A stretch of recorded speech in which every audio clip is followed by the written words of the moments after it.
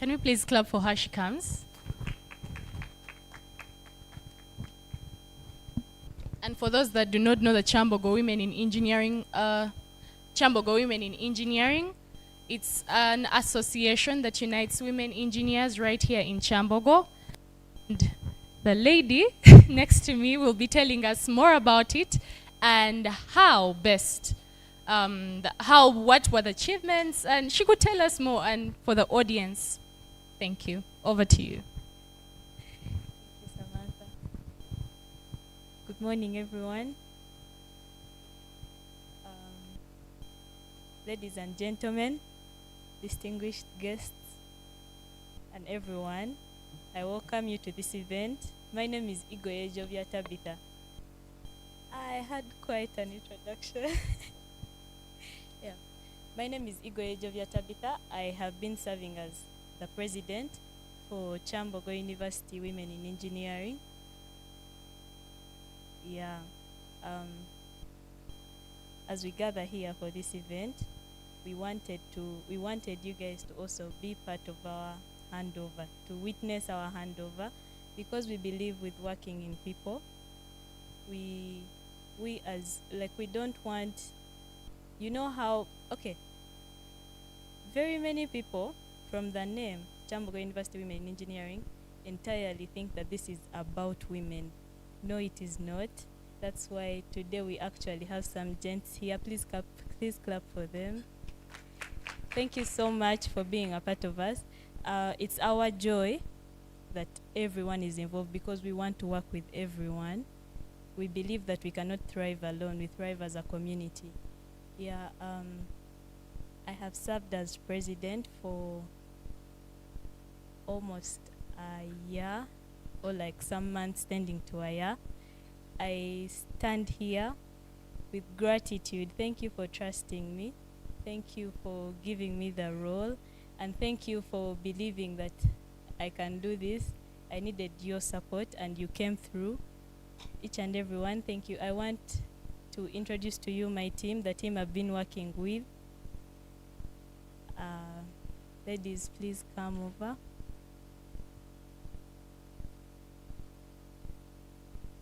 Yeah, you can clap for them as they come.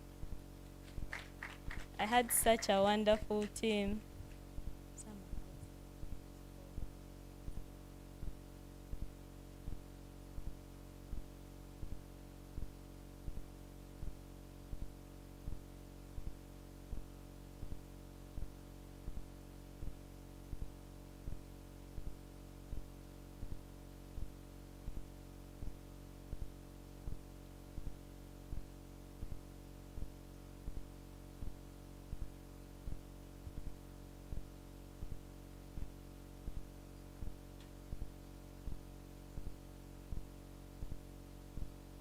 Okay. Yeah, this is part of the team. Yeah, and also our patron is on the way, but we have our deputy patron around. Let me ask her to come over as well.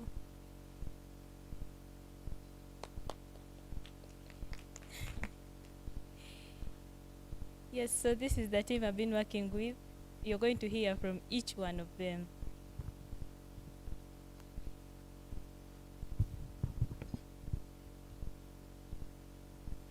I'm Naiga Nabira. I've been the counselor. Yes, good morning, everyone. I'm Kiza Susan, and I've been the department coordinator of mining, chemical, and petroleum. Good morning, everyone. My name is Grace Kevin Namatende, and I am the project manager for the Kyambogo University Women in Engineering. Good morning, everyone. Caroline Turamwe. I've been a representative, biomedical and mechatronics department. Thank you so much, ladies. So we have the new team. The ladies right behind us. I don't know why they're standing behind, but since they are new, I think they should be here. But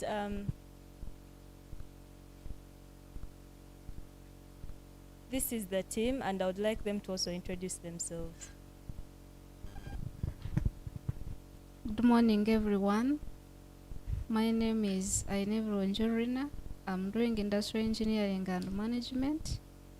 And on the new cabinet, I'm working as a deputy public secretary. Good morning.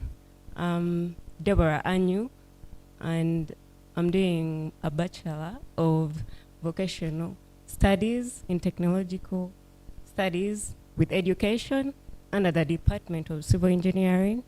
And in the new cabinet, I'm the Publicity Secretary. Thank you. Good morning, ladies and gentlemen. I'm Wafana Peace Mary, doing Electrical Engineering Year 1. I am the Departmental Coordinator for Electrical and Electronics Engineering. Thank you. Good morning, ladies and gentlemen. My name is Kemcha Patience, and I am pursuing a bachelor's degree in Mechanical and Manufacturing Engineering. And I am the Departmental Coordinator of the Mechanical and Production Department. Thank you. All protocol observed. Good morning, everyone. My name is Katwesi Jeruth. I'm pursuing a Bachelor's of Chemical Engineering, and I'm the Departmental Coordinator for Mining, Petroleum and Chemical Engineering.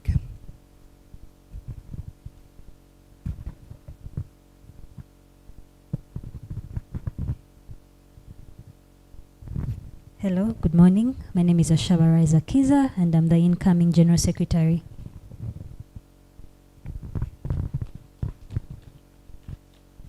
Thank you so much. So right about now, we are going to receive our certificates. Thank you for coming. Okay, so I'm going to read their names, and our Deputy Patron can hand over. Yes. So Igoe Jovias Tabitha.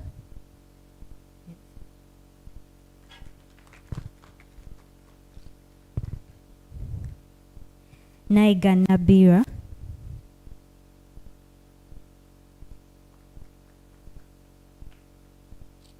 We have Kiza Susan.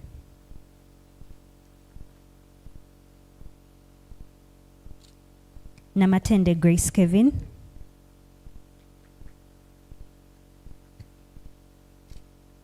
And Carol. Yes, sorry.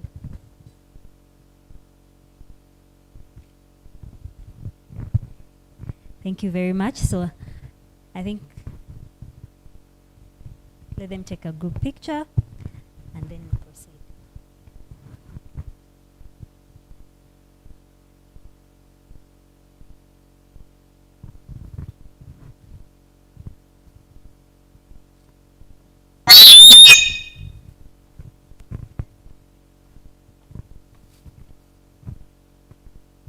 Okay. Yes, thank you very much.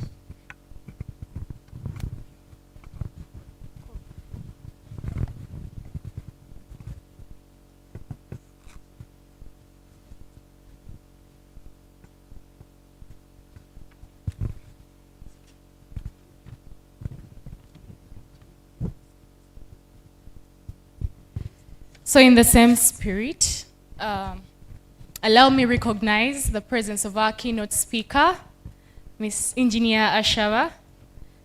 You're welcome to Kyambogo University. And in the same spirit, allow me also recognize the presence of our PRO Kyambogo University, Mr. Ruben. Thank you very much. And also our guests. Thank you very much for coming through. So in the same spirit, I request that we move slowly to the back to have breakfast and get this going so that we start off with our first panel and the opening remarks. In no specific order, we can just move. It's being served at the back. And for those that want to ease themselves, there is an entrance from, when you just move out here, any of our guest ushers will be able to direct you, but they're within the building, and the ladies, it's to the extreme right, and to the gents, it's to the extreme left. So please feel free to use the different areas of convenience when you can. And we have 15 minutes for breakfast, so I request that we get going. Thank you.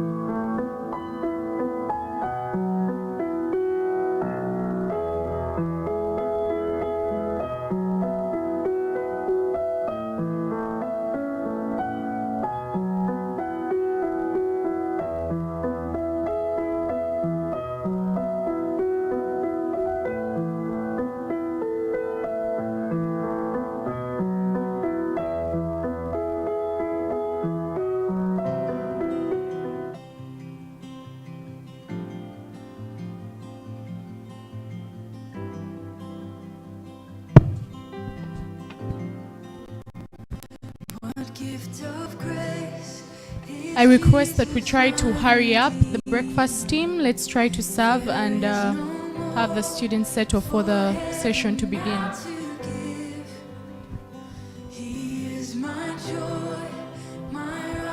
Let's try to keep time, try to keep time.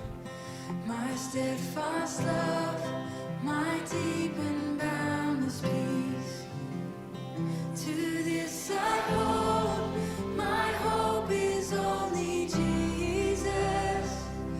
For my life is wholly bound to His. Oh, how strange and divine, I can sing all is mine, yet not I, but through Christ in me.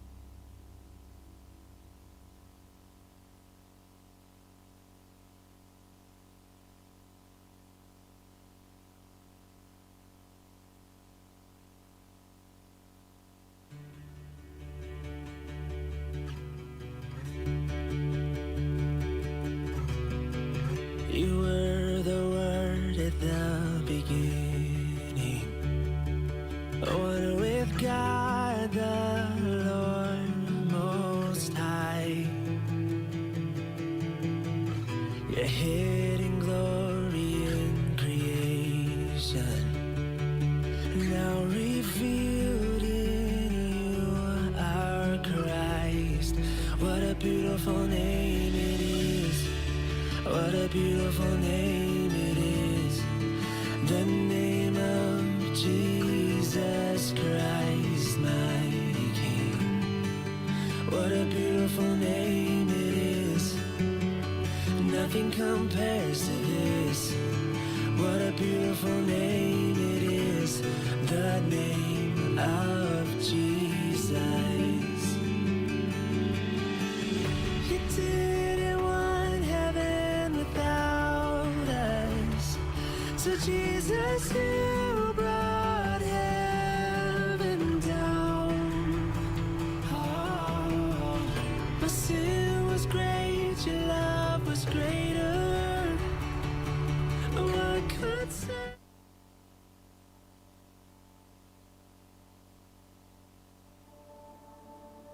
You were the Word at the beginning, one with God the Lord Most High.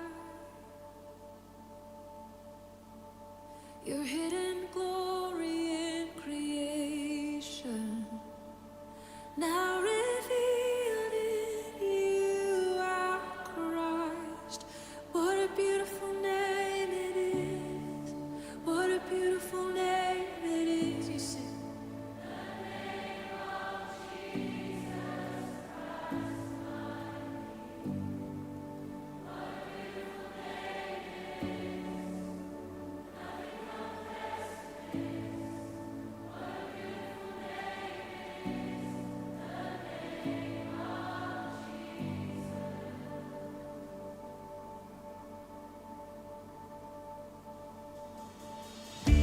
You didn't want heaven without us. So Jesus, you brought heaven down. My sin was great, your love was greater. What could separate us now? What a wonderful name it is. What a wonderful name it is. The name of Jesus Christ, my King. What a wonderful name it is. Nothing compares to this. What a wonderful name it is. The name of Jesus. What a wonderful name it is. The name of Jesus.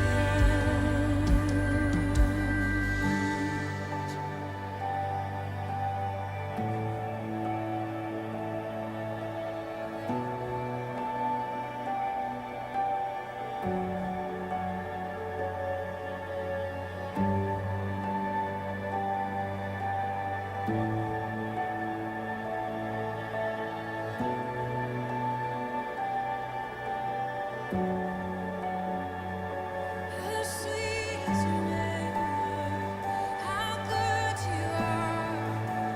We love to sing of your name, Lord. Love to sing of who you are. Death could not hold you. The veil tore before you. You silenced the boast of sin and grave. The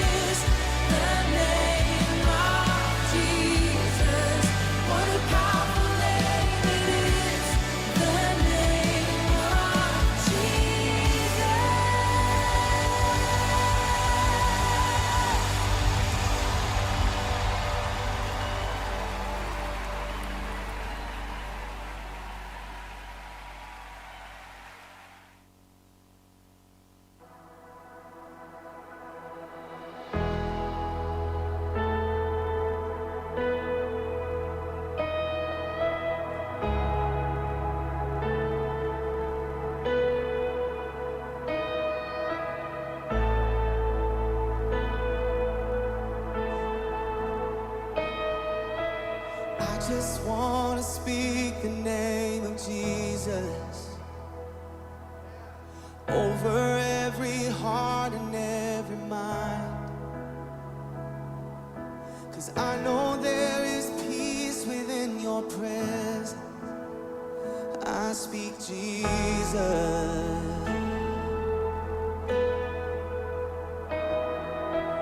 I just want to speak the name of Jesus till every dark addiction starts to break, declaring there is hope and there is freedom. I speak Jesus. Your name is power. Your name is healing. Your name is life. Break every stronghold. Shine through the shadows. Burn like a fire.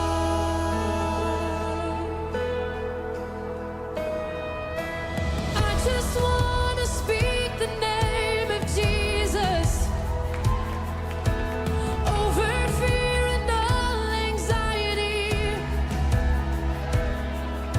to every soul held captive by depression. I speak Jesus.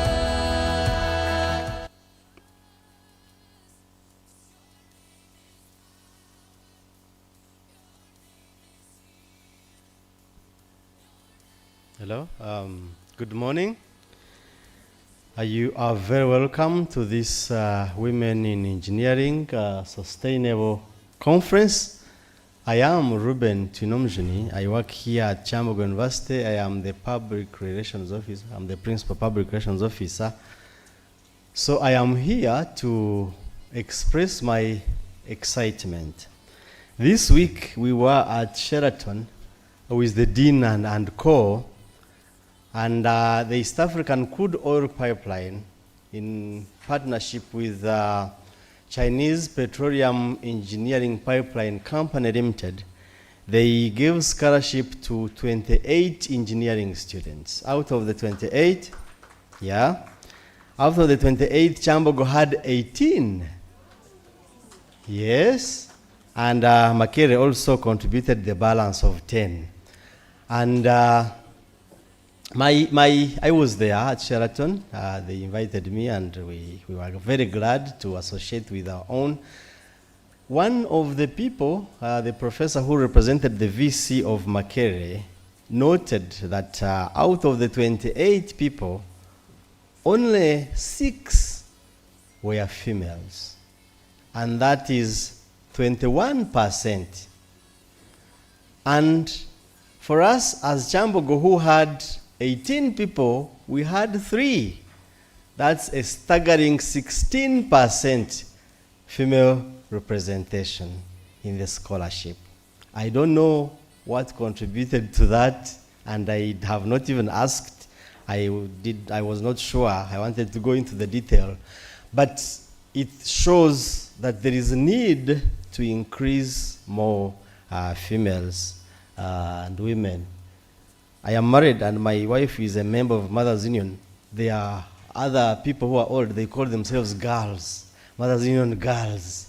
And so because of that, I'm used more to girls than women, but I think the younger want to be women and the women want to be girls.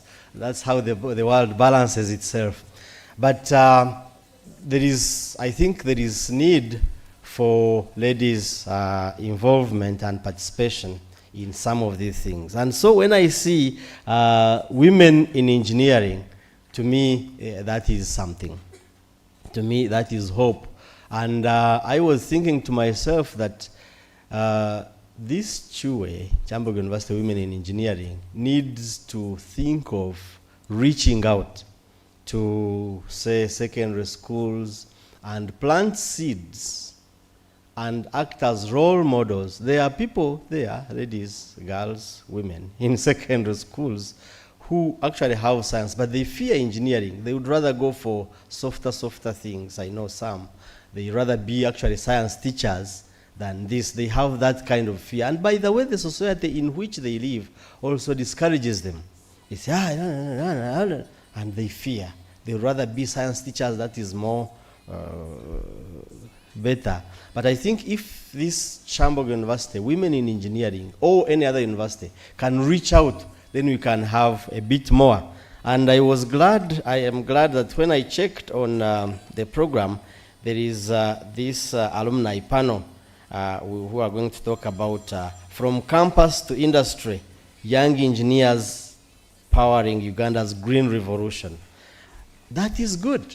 People who have been here, who have gone through it, and who can speak and show for sure that it's possible.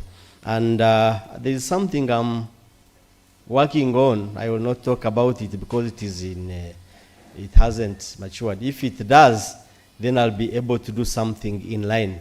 I discussed it with someone a while ago, but if it matures, then I'll definitely look for the leadership of Kyambogo University Women in Engineering, who will link us to these alumni and other people to see what we can do as a university, as Kyambogo University, for example, to reach out to secondary schools and have our foot there and plant a seed that we can benefit from. And I'm glad that although it's organized by women in engineering, I see men in engineering, and we saw some other people from some other fields like accounting and finance. For me, I'm from communications. I just came. I'm not good at anything mathematics. When I was in the secondary school, chemistry and physics and other things for us, we were allowed to cut them. I cut them at senior 2, and I didn't have them. Mathematics, of course, was compulsory. I struggled with it. I would get like 7%, then they would help me and say, you have 9. I would not have the real 9. It would be less than 9. And so, but we are all here. And I was joking with Dean from agriculture. I said, for you in agriculture, what are you doing here in engineering? He said there is food engineering and production engineering that needs food. So we all work together and we need to support each other. For me, on my part, for me, anything that happens, I look at generally as a university. How does it impact the university? How does it portray the university in good light? And so for me, everything, I see it in that line, in that sense. I am really glad that we have this organization that we can work with to do a bit more, to encourage more people, and to put our footprint in making sure that we have more girls. For me, in fact, I was looking at girls in STEM, science, technology, engineering, and mathematics, extending beyond engineering, but also including other science fields. So you are all very welcome, and I'm personally glad to be part of this. And I told the people who invited me that my contribution will be to sit here and pick what I can pick, and by the end of the day today, this story about this conference will be on our university website.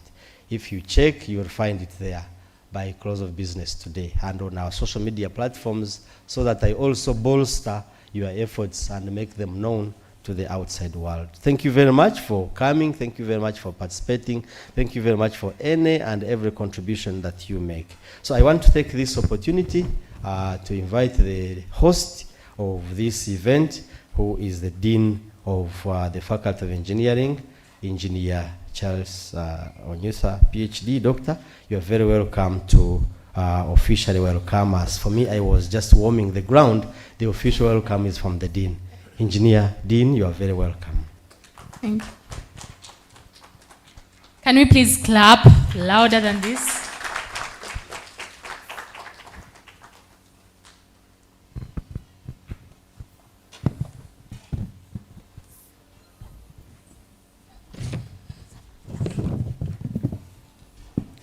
Yes, standing on a protocol that I am very sure has been already observed, and I insist should be observed.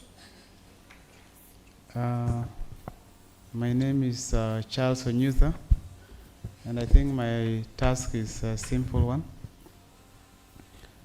to give you a welcoming remark. Well, this conference is organized by Kyambogo University Women in Engineering, and This association was launched last year on 1st November 2024. And it was on that day that we had our first conference, the Sustainable Engineering Conference 2024. So this is the second one. And I want to express my gratitude to all those who participated in ensuring that this conference takes place in your various capacities, starting with the organizers, especially the Outgoing cabinet. We thank you very much. And with us, I think there are more who are going to join. We have a number of companies. We have representatives from the Ministry of Water and Environment, have Uganda Industrial Research Institute, we have Uganda Breweries Limited, Ministry of Energy and Mineral Development, Uganda Electricity Transmission Commission Limited, Uganda, we have the Electricity Regulatory Authority, we have Makerere University, Women in Energy, seeing Bureau Veritas, and many other more. I want to thank you very much for coming. We are going to have a very interesting panel sessions that I know many of you will benefit in one way or the other. And I'm urging all of us to be attentive, to participate in your various capacities, so that at the end of this conference, you will not be the same, I mean, in terms of how you have come, knowledge-wise. And with the support we got from the industries, and how we are planning, also next year, I think, we are going to continue the same, but to widen and bring on board different interesting areas, because now we are dealing with Industry 4, the Green Revolution within Industry 4, but of course we know the Sustainable Industry 5 is already also on board. Industry 4, of course, dealing mainly with the automation, and in Industry 5, say maybe next year we want to look at the interaction of the automation with the human. So I think I want to welcome you all in your various capacities. Feel at home, enjoy your stay here, participate, and make use of your presence here to also enrich and inspire those who might be looking up to you. Some of you are already professionals. We have engineers, we have people who are professionals in agriculture, energy, climate, so that we can inspire a number of those who are here. And I hope this is also online. Those who are attending online can also benefit equally. I once again welcome you for this, and we can go to, I think, the next session. And as I end, I want to welcome Professor Bosco for the opening ceremony remarks. He's a key person when it comes to such an event. He has shaped so many of us in various ways. I think he's the right person for us to listen to. He is the director from the Directorate of Research and Graduate Training. He has stayed here, I think, for quite a while when it comes to the teaching and learning. Administration-wise, I think he has done enough, but those of us whom he has trained, we are also standing here. I'm hopeful he's not tired. He's still trying his best to ensure we all stand on our feet before he can leave us to continue where he's living. I want to welcome you, Professor Boa Bosco, so that you can come and give us the opening remarks.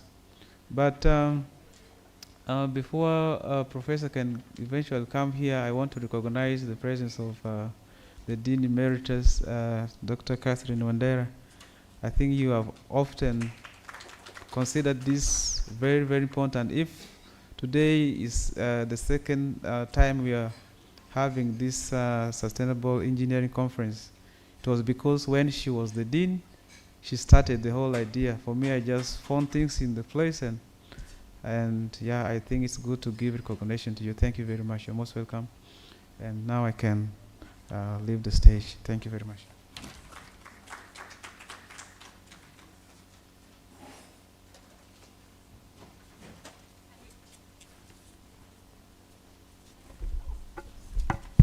Can we please give Prof another round of applause? And also the Dean one more time.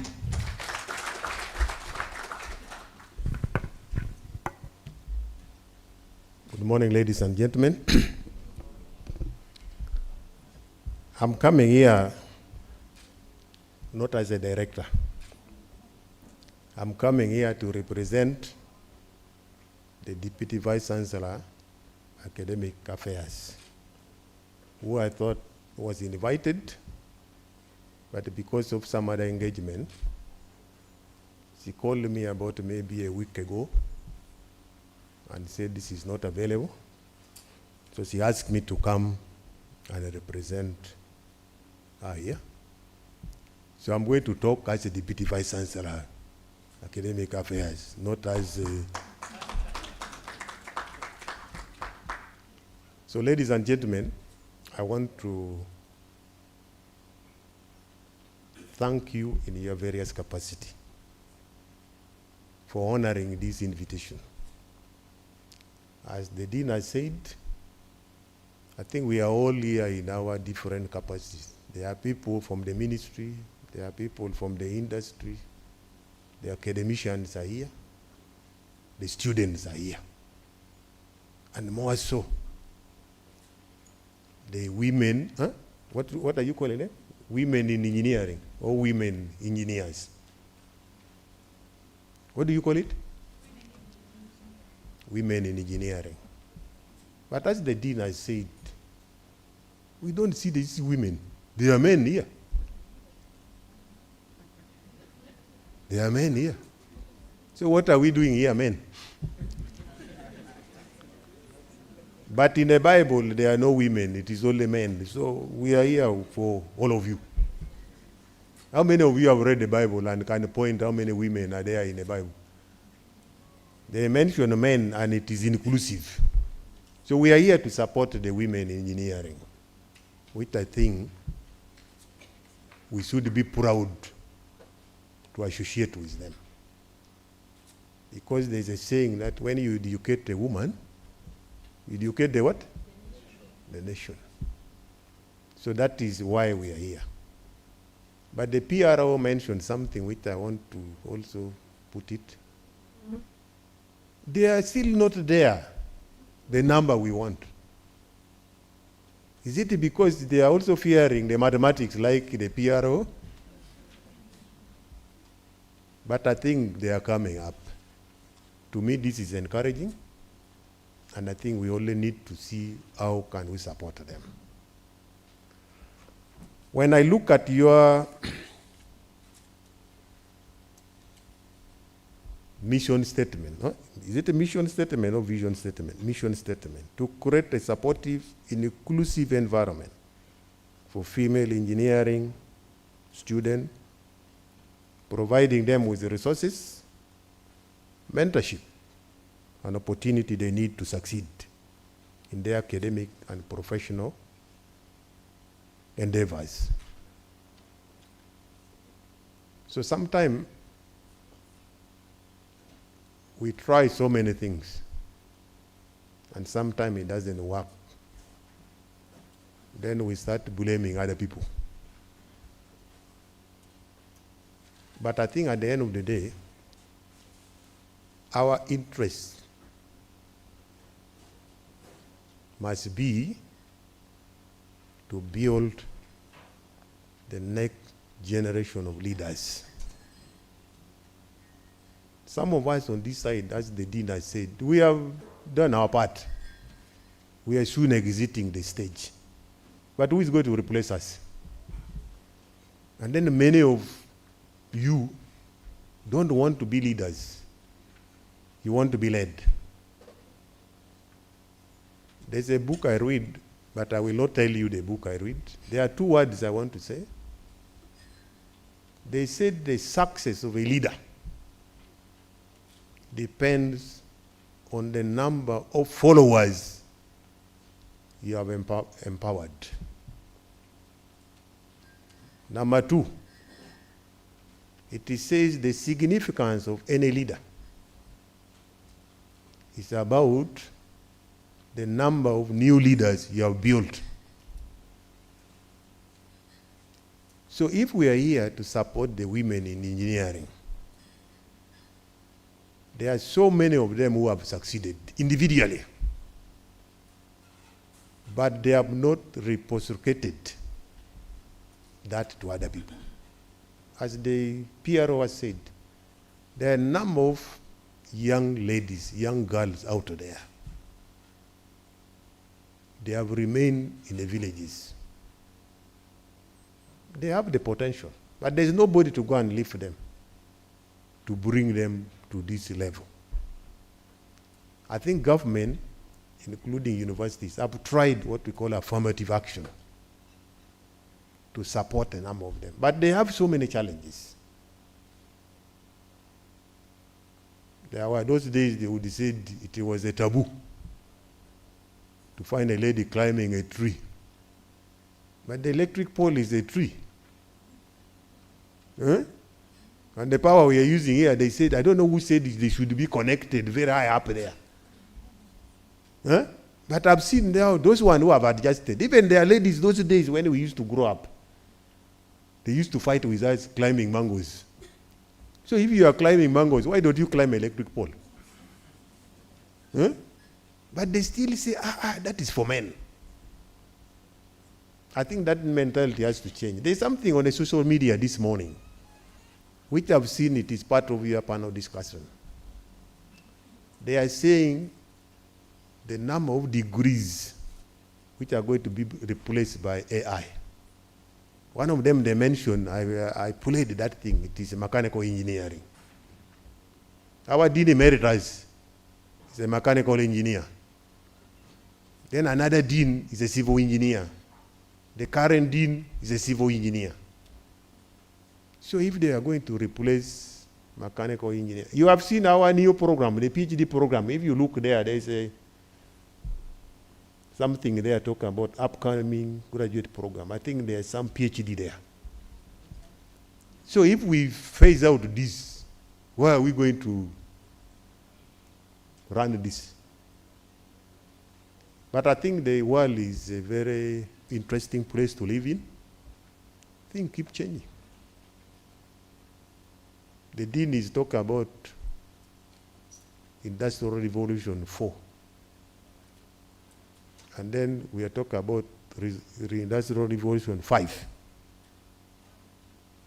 So every time we have a phase, when you are in that phase, contribute what you can contribute. Then when you get phased out, the other people take over. There's this word sustainability. I don't know whether it is the same sustainability we talk. My background is not from this field. But they used to teach us agricultural engineering, which I did something. How to power a tractor, how a tractor can help you to carry goods. The first driving skill I learned was driving a tractor. Not so? So when you look at those kind of things, we now find there's a time for everything. When you find in yourself in this Revolution 4, what we want you to see is what can you contribute. Then when your time comes, you get phased out. But life continues. Otherwise, we would not be here. And life is not going to end because you have gone. No, life will continue. But what we want to see happens is the environment which can make life easy for all of us. The Christians who are here, before Adam and Eve sinned, life was very easy. But when Adam and Eve sinned, and the sinning was from the ladies, that lady there. That only lady is the one who brought us the problem. So we were cursed, said from today onward, everything you do, you must sweat. This is part of the sweating. And when we said, they said, you sweat, you eat from your sweat. Not so. So all of us are here because we must make a living. We must support people we are supposed to support. In the university here, our task is very simple. To make sure we train you to be a better person. I was in a class this morning. I told the student, I said, if you cannot be better than me, then I've not done a job. Because you should excel. And then when the people ask, where did you study from? When they mentioned my name, he said, yeah, I think that guy did a good job. But when they say, but that one, we thought he was serious. You will have diluted me. And yet my name would have gone very far. Now they say, but that professor. Now all of you start dating professors. But we still remain relevant somewhere. Not so? Because we must do our work. The industry people is here. They must also do their work. And we work together. Academia, industry, collaboration. I think that's why many of you are here. And some of you have put a lot of your resources to support this occasion. And we don't take it for granted. We thank you for that. And I'm sure we are going to continue. As the dean put it, I think this association was started about 2-3 years back. Many times they said some of this thing does not see the next birthday. Now you are 2 years. We can say happy birthday to you. Not so? Oh, you guys, why not giving these guys flowers? Where do you grow up? There are no birthdays in your places. Give these guys flowers because it is a success. 2 years, and I'm sure they have their issues they are going to share with us. It has not been easy, but there we are. And we hope next year it is going to be better. We shall go and celebrate in Sheraton. Not here. Not so. Because here you are sitting like you are in a classroom. Some of you sat in those kind of things long time ago. And now you are wondering, couldn't they find a better place? But the good thing, there's a green carpet here. We were here with the dean and other people on Wednesday here. These guys, instead of a red carpet, which we knew, theirs was a white carpet. Today is a green one. Is it because the theme is green? Yeah? Green growth or something? Yeah, sure. If you look at the Uganda Green Growth Development Strategy, 2017, stroke 2018, 2030-31, they have really focused what you people want to do. One of them is agriculture. The PRO was not being honest. When I found people lining up here, he was asking my boss, who is the dean for agriculture, said, what are you doing here? I said, the people are lining up because of food. And we are the one who produce the food. Not so. You can have all the engineering, but without food, I'm sure you collapse. Not so. But in a way, we all need ourselves. What sustains all of us is the environment. But some of us are destroyers of the environment. When we destroy the environment, other problem comes in. Climate change is there. When you look at what we are supposed to contribute to, we are working towards Vision 2040. And Vision 40 has clearly outlined what we must achieve by that time through what we call the National Development Plan. We are now on NDP 4. I'm sure When I ask these engineers, some of them will say they have never heard about it. I want you to come here on Wednesday, those who will have time, because life is a complex thing. We have a PhD student who is going to defend our PhD on Wednesday, next week. She's talking about an ideal wife. You have heard? The PhD is about an ideal wife. And then they said it is from Proverbs 31, somewhere there. Not so. And then she's saying she's contextualizing it in the current world. Why am I going there? The life we live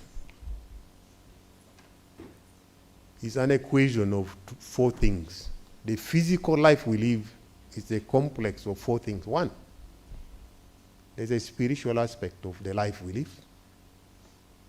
The second one is an emotional part of it. Then the other one is the mental part of it. Many of our students here have mental breakdown because of the circumstances where they found themselves. Maybe their background, where they come from, and even within the environment here. Maybe there are certain things we should have provided as a university, we have not provided. And then you find they cannot move forward because of those challenges. But we are all here to support ourselves. What can we do to help these people? Because if we cannot help these people, I keep challenging people, the engineers, I want you to help me here. I said I was not a better person like the PRO said, but there were people who really help us to make sure we are what we are because of them. Can we extend the same? Because many of us have reached that leadership level, but we don't want to go back to underlift the one we have left out there.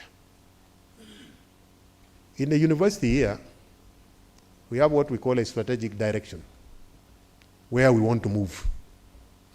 And there are about 5.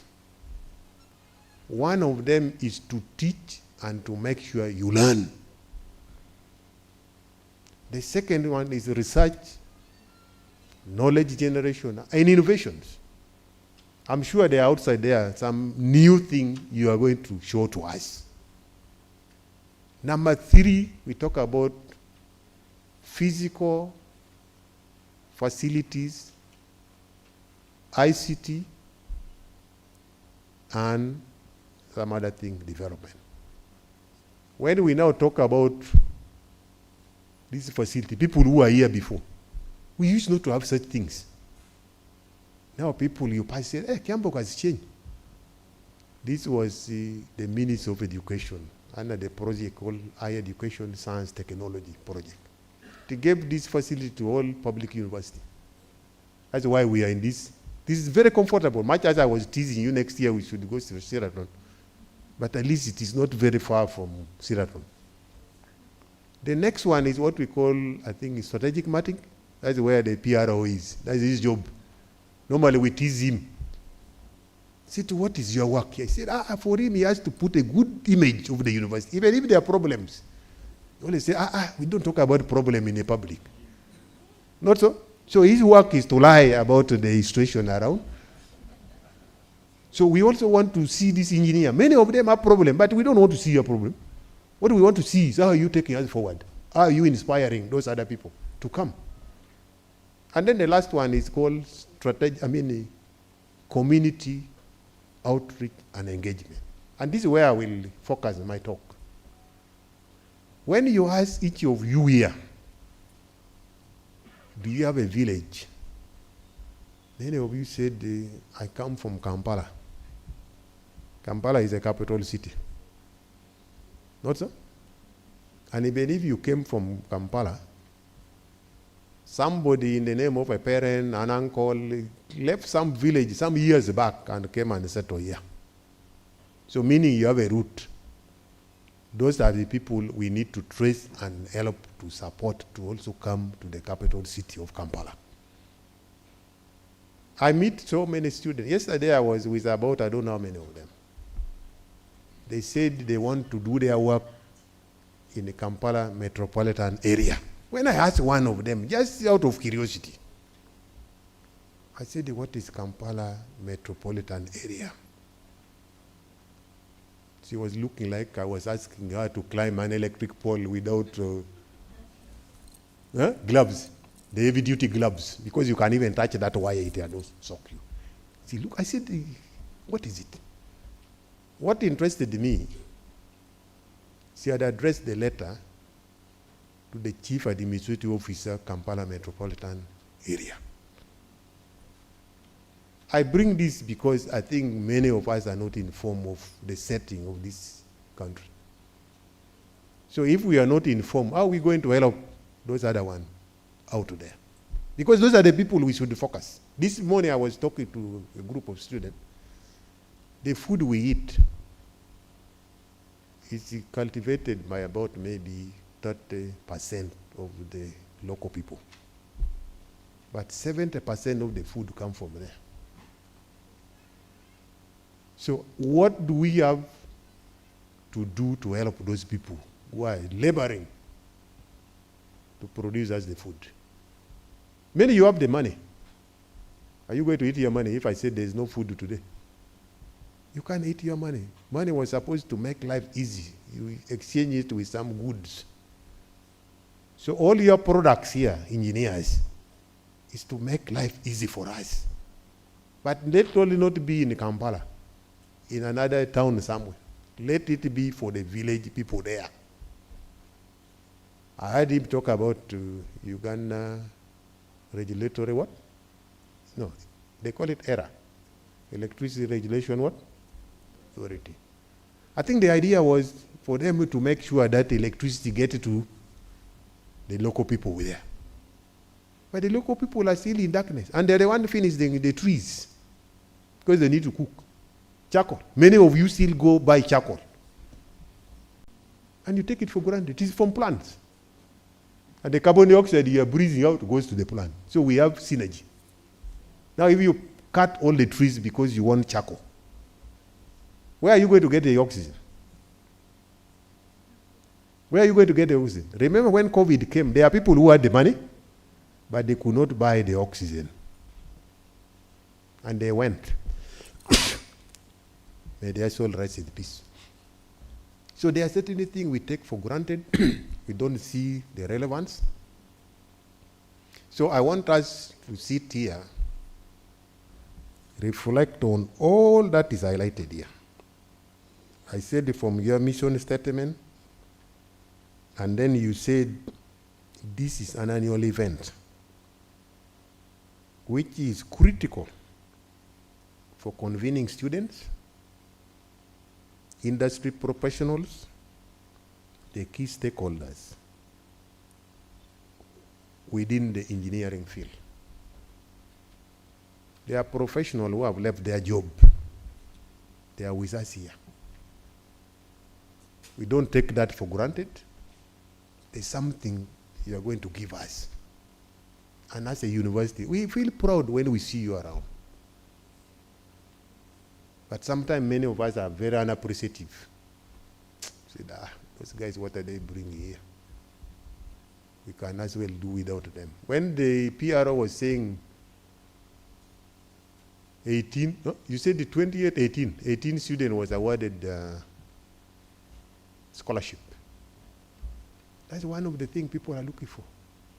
So if somebody can invest and say we are giving you this, don't we clap for that? I think that is a plus because there are students there who are so needy. Their parents cannot afford to pay an engineering course. But somebody say, here we are. And then we just sit there without even appreciating this guy. That clap to me was not good.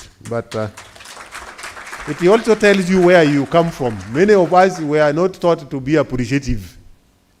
We take things for granted and we have that spirit of demanding. And that's what is failing many of us. We take things for granted. We can't work. Always demanding. No, life is not like that. You must make sure you appreciate the little people give you. And then, of course, these are the things they also talk about confidence building. Some of us are too shy. We can't talk, can't express ourselves. I'm sure if I pick one of you by random to come here and say, I was not part of the program. Why are you not part of the program? We are all here to contribute. Why can't you talk? But when you find them out there, you can't manage them. But in the public here, they cannot talk. We want to see role model. Dean Emeritus Engineer Wandera. She was with us as a dean. And now we have only, I think one dean two deans who are female. One in social sciences, art and humanities, one in special needs. But the good thing, the top managers, what we call university managers, there are a number of them.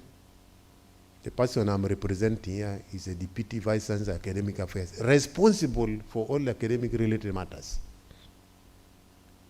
Academic registrar is a lady. The university librarian is a lady. The dean of students is a lady. So the lady, women engineering, isn't that an inspiration enough for you to also want to be in that position? Because you are saying, even this one is stressing me. If you get stressed now, what about by the time you get half of your life? You will be so tired to even know your name. Not so. And then some of you are so smart, said, for us, those are things, you leave it for other people. Who are those other people? The other thing which is killing all of us, balancing work-life. There's also another book I've read where they said you become an enlightened manager. When there's work. When there's time to go and play.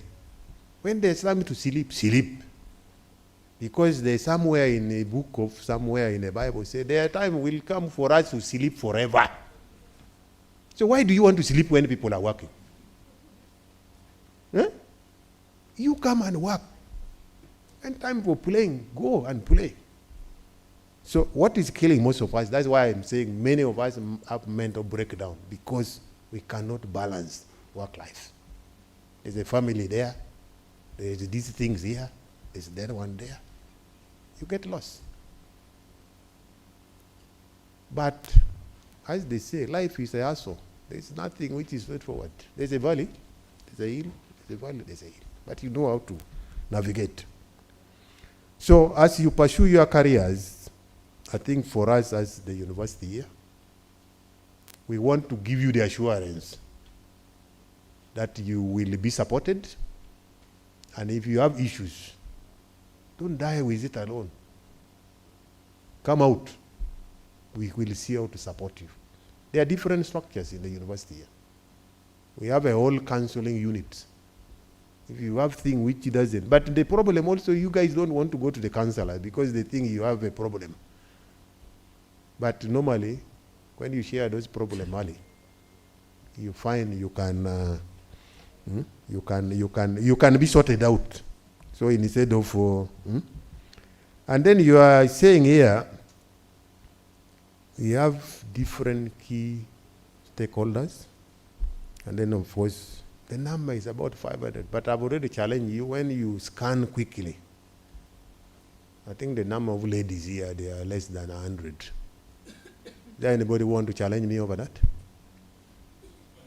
There are few, but you said your expectation, you want the number to grow to 500. Go and look for those villagers, those village girls who are dropping out. By the way, they are sharp. But the environment where they find themselves cannot allow them to come here. Can we agree that part of your activities should go to do career guidance? out there. Make these guys identify themselves with you. And then they said, when we come to Kyambogo, we are going to find a supportive structures. Whereas the women in engineering are there, we'll help them. But sort of that, we will talk, we leave what we're going to talk here, and then when they ask you, what was the resolution of that that conference? I was there, but you think I was following. So ladies and gentlemen, sometimes I tease people that I'm not a pastor. But when I start talking, I think I can make all of you get transformed and you will always want to come to my church every Sunday. So as I said,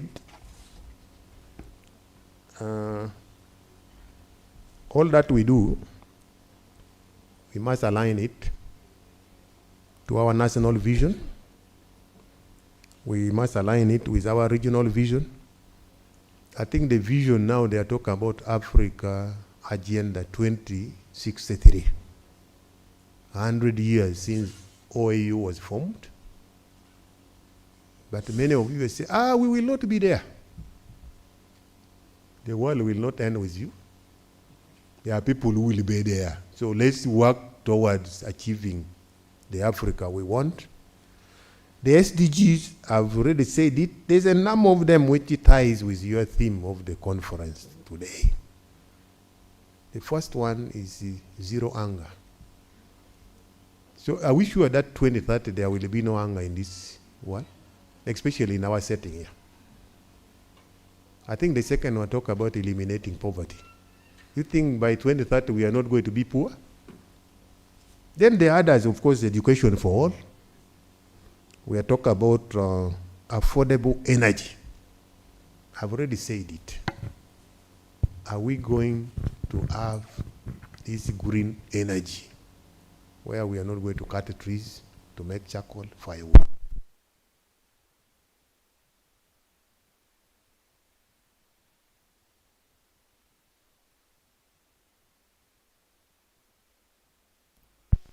Out with the technologies which doesn't make us stress ourselves. Many of us still use &O to cultivate. &O will not take us anywhere. We are now, I don't know how many years since the old Stone Age, but we are still on O's. And the O now is a quarter O, not a full one. And you think that one will grow food enough to feed all of us? When they're saying we are going to be 9 billion very soon. And the other thing, of course, we talk about climate action. What are we doing to do? Because I think we talk about the green growth strategy. The idea there, they want to transition to zero emission and then reducing what we call the greenhouse gases, at least by 28%. You think we shall get there? So ladies and gentlemen, I think I've already told you, when I start talking, I may not stop, but I've seen a number of panel discussion, which is going to address a number of issues. The first one, of course, I've already hinted it. They are talking about empowering the engineers for a sustainable future. They are talking about from campus to industry. When you go out there, things have changed. The notes you have been cramming here is not going to work. You must adjust and fit the system. That's why sometimes they send you for internship. I used to supervise students for internship. You know what they would tell me? They said, we can do it from here. If you do it from here, you have not seen the work of, they call it a wall of work. But they will do it around. You say, we can do it from here. No, you go there and see what the environment look like. We are talking about the green revolution, of course, green technologies, and a number of other things. So I think with this, I want to thank all of you. And then I want to wish you a very fruitful discussion and to wish you in advance that you have a safe journey back home to your respective places. Tomorrow is a weekend. You will find time, go and relax tomorrow. On Sunday, go and praise the Lord. Huh? Our Muslim brothers, they are praising today. Go and praise. Tomorrow there is SDA. Go and praise him. Because that's the life we live. Not so? But these days, our young generation says, why waste time to go to church? There's nothing. For us who were brought up that way, we still believe there is something we're going to look for in the church. So with all this, I want to thank all of you for coming, and I want to declare this workshop, this conference officially open.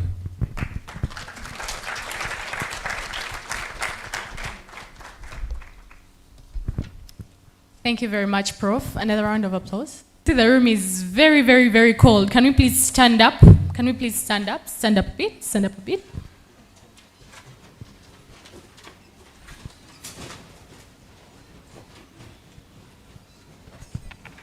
We're going to do a simple stretch so that we energize for the keynote address and the panel that's coming up. So, any volunteer, or I should do this myself? A volunteer? Some people that do gymnastics here? Engineers. Oh, thank you. Here one. Hi, everyone. Yes, my name is Deborah. I'm a mechanical engineering student at Makerere. So the simple stretch that we are going to do, we are going to spell the word coconut with our bodies. Yeah, so you just stretch to C, O, C, O, N, U, T. Yeah, so we spell again. C, O, C, O, N, U, T. Yeah, we give it a speed. One more time, faster.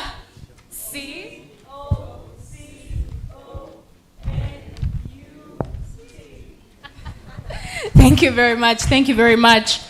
Indeed, the Prof has highlighted quite a number of issues, and it's quite interesting to see how, the young people are getting involved. The women, I didn't notice that we had more gents than the ladies in the room. That's, that's a shock. But also my one question to Prof would be, how can the young people be part of a just climate transition? And without wasting any more time. Yes. So now we are going to get into the very heart of our theme. And we know our theme is sustainable.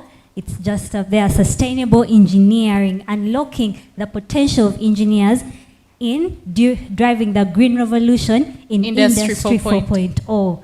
Yes, and we're going to start with a keynote address from Engineer James Ashaba, the Principal Engineer of the Ministry of Water and Environment. So let us clap for him as he comes to give us his address.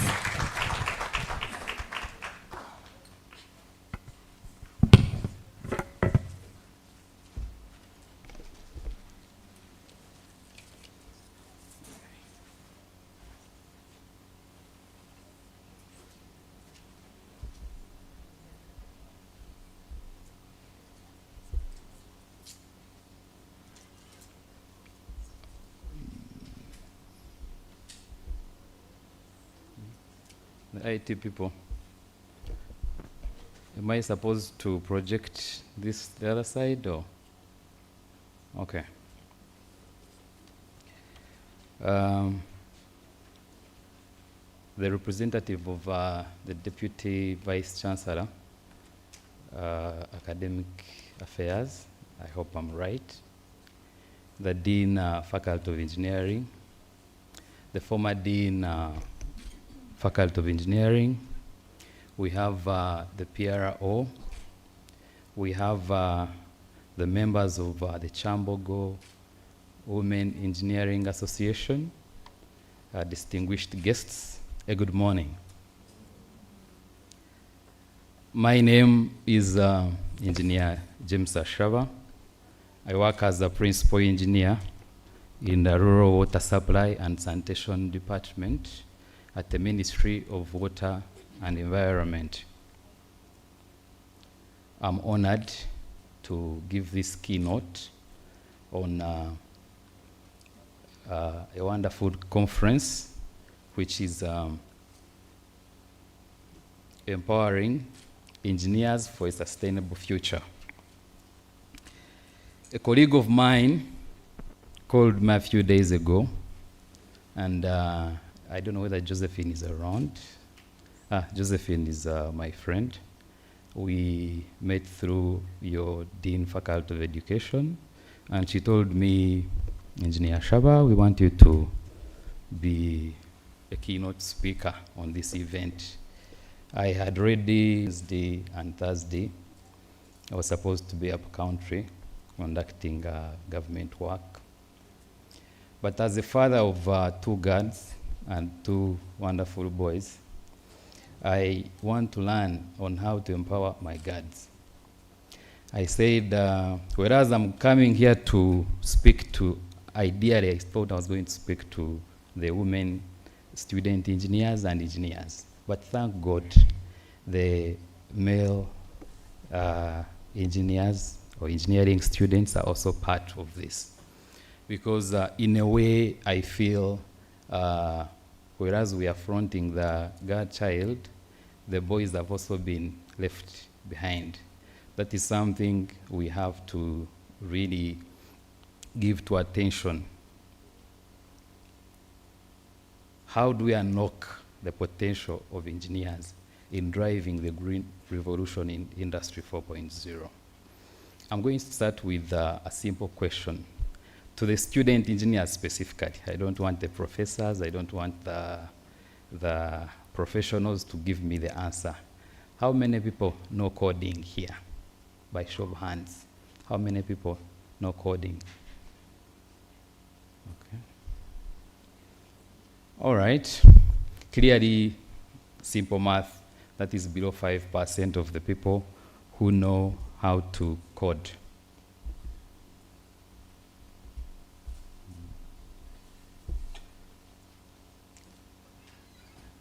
Albert Einstein said, we cannot solve our problems with the same thinking we used when we created them. I'm going to go back to the 20th century, mid 20th century. We had the first green revolution. And during that time, of course, the world was facing famine, the population was expanding, and in Asia and Latin America especially, famine hit them so hard. So the green revolution starts in agriculture. And the whole idea, the focus was to increase production and productivity. So what did they do? They had to bring in pesticides for controlling weeds. They used fertilizers. They looked at high-yielding crop varieties. Machinery started then.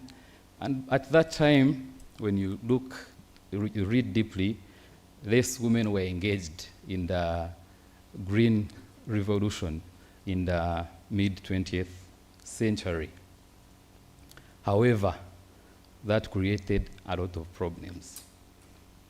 We have a lot of pollution in our lakes. Even, I think that is eminent in this country. Whereas it happened in the mid-20th century, we are still facing the same challenges of pollution as a result of concentration on increased yields. Now, here comes the green revolution in the 21st century. We are just a few decades in Industry 4. How do we approach it? Are we going to have the same thinking? Certainly I wasn't around during the mid-20th century, but maybe the director of research and graduate training by then could have been there, maybe, maybe not. And now we are going to approach the whole green revolution, the Industry 4, differently. The essence of this conference is to look at the integration of green and sustainable practices with advanced digital technologies. We have AI, artificial intelligence, we have Internet of Things, IoT, we have animation and robotics, and then we have big data. I'm going to give you a scenario. I did my master's in water and sustainable development at Delft Institute of in the Netherlands. And all my life, over a decade, I'd participated in piped water supply system. I wanted to diversify. So I wanted to do something related to agriculture. And during my research, I was looking at how you can use zinc to improve crop water estimation. So the first visit, I got a site. Some of you know Wageningen University. So I was doing my research at their lab, and it's called the Farm of the Future. There are quite a number of that farm. With my Ugandan thinking, when I went to the Farm of the Future, I was astonished, because to me, with the Ugandan thinking, it was the farm of the past. What I expected is not what I found. I expected heavy machinery. I expected a lot of inorganic fertilizers running. I expected complex systems at the Farm of the Future. But for them, they went through the green revolution in the 20th century. They have seen the demerits of driving the green revolution without sustainability in mind. And now they are reverting back to the basics. When I look at the Ugandan context, are we ready? If I can ask some of us, are we ready? Members, are we ready for the green revolution in Industry 4.0?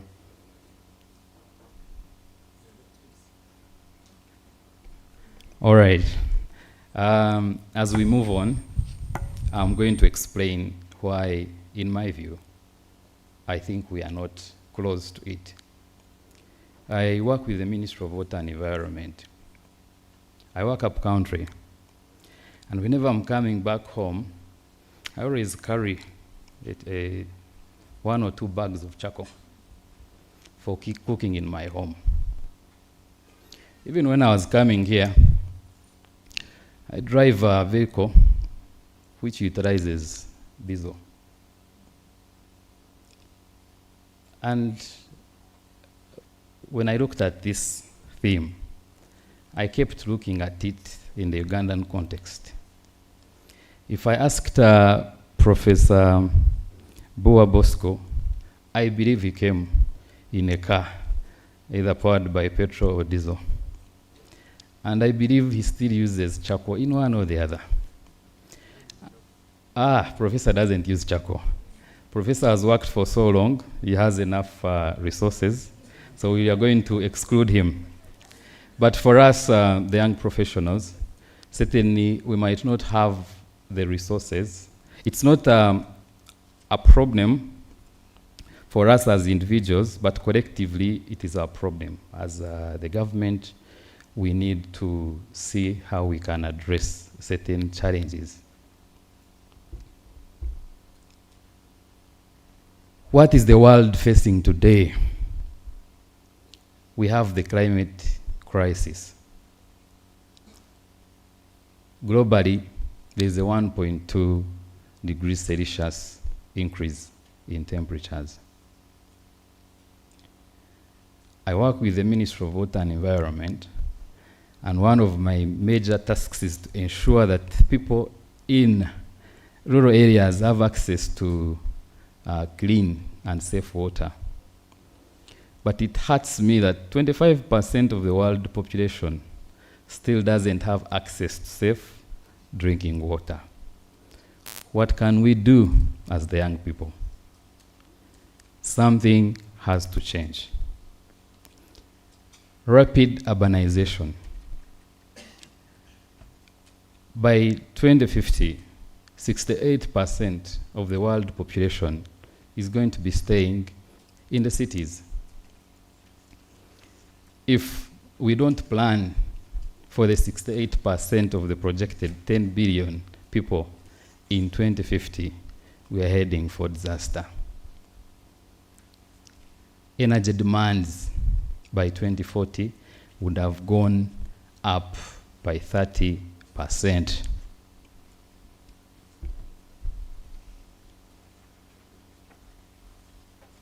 Now I'm going to go in detail on why I'm here, empowering engineers in driving the green revolution in Industry 4.0. Why the engineers? Engineers are problem solvers. If the engineers today concentrated on their work, gave it attention, we wouldn't be having the challenges that we have today. Engineers are problem solvers. Talk about infrastructure, we have roads, water supply, we have sanitation, the building industry. All the problems that we have at the moment can be solved. Innovation. Developing clean technologies like renewable energy, sustainable transportation, and waste management. As a young professional, when I joined the Ministry of Water and Environment, I started with the department which was more into operation and maintenance. And every system I visited across the country, I think I've been in any corner of this country. There isn't any place I haven't been to. We used to look at operation and maintenance, and of course the energy component is key for the small scale water supply system. By then, the source of power was mainly generators. And we know the emissions that they emit into the environment. I can tell you today that there is a shift. Over the last 5 years, the systems I've designed, or the systems I've supervised, are utilizing the green energy. We have solar energy being utilized in most of the systems that we are constructing in the water supply systems. You can clap for the Ministry of Water and Environment. However, there is still more to do. Are our systems efficient? During the rainy seasons, I always leave my number behind when I'm constructing systems.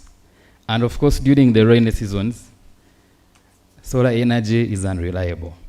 But as the young engineers, what can we do? What do we need to do to ensure that the energy packages we are giving to the people can sustain life across the entire lifespan of a project? And again, on innovation, are we doing enough? When we look at the research that we are doing, Dr. Charles Onyutha, when we look at the research we are doing at the undergraduate level, postgraduate level, is it good enough? Is it solution-based? Is it looking at the problems we have in the modern age? My professor, one of my professors back at Delft, when I was picking a research topic, when he heard I was coming from Uganda, He told me a story of the students he has supervised from Uganda. He told me Dr. Harrison Mutikanga, quite a number of people. So he told me, I've had a lot under non-revenue water, and I want to learn more about non-revenue water. But I remembered every colleague of mine I talked to who has done the postgraduate studies in Uganda, Kyambogo, Makerere University, you cannot miss non-revenue water. And what are we learning? Every researcher wants to do non-revenue water. Some people even do basic design. You're designing a water supply system. What are you innovating? And I'm even ashamed that as government, we even hire consultants to design simple piped water supply systems. These are systems which are supposed to be done by third-year students. Honestly, if we have students who are doing civil engineering, if you do your water resources, you do your hydraulics, what is so hard that you cannot design a water supply system? I give work to most of the doctors and professors. Lately, I don't know what is happening at the universities. We have an influx of professors and doctors doing private consultancies. We give them work. But which people do the work? The young people. The big people here, the likes of Dr. Charles Onyutha, are taking the money to do basic work. But this is work which can be done by us as the young people, and we incorporate in the sustainable solutions. Engineers are the builders of sustainable society. We have to be the leaders in the green revolution. Whether you're the environmental engineer, whether you're the mechanical engineer, whether you're the civil engineer, you have to take part in this.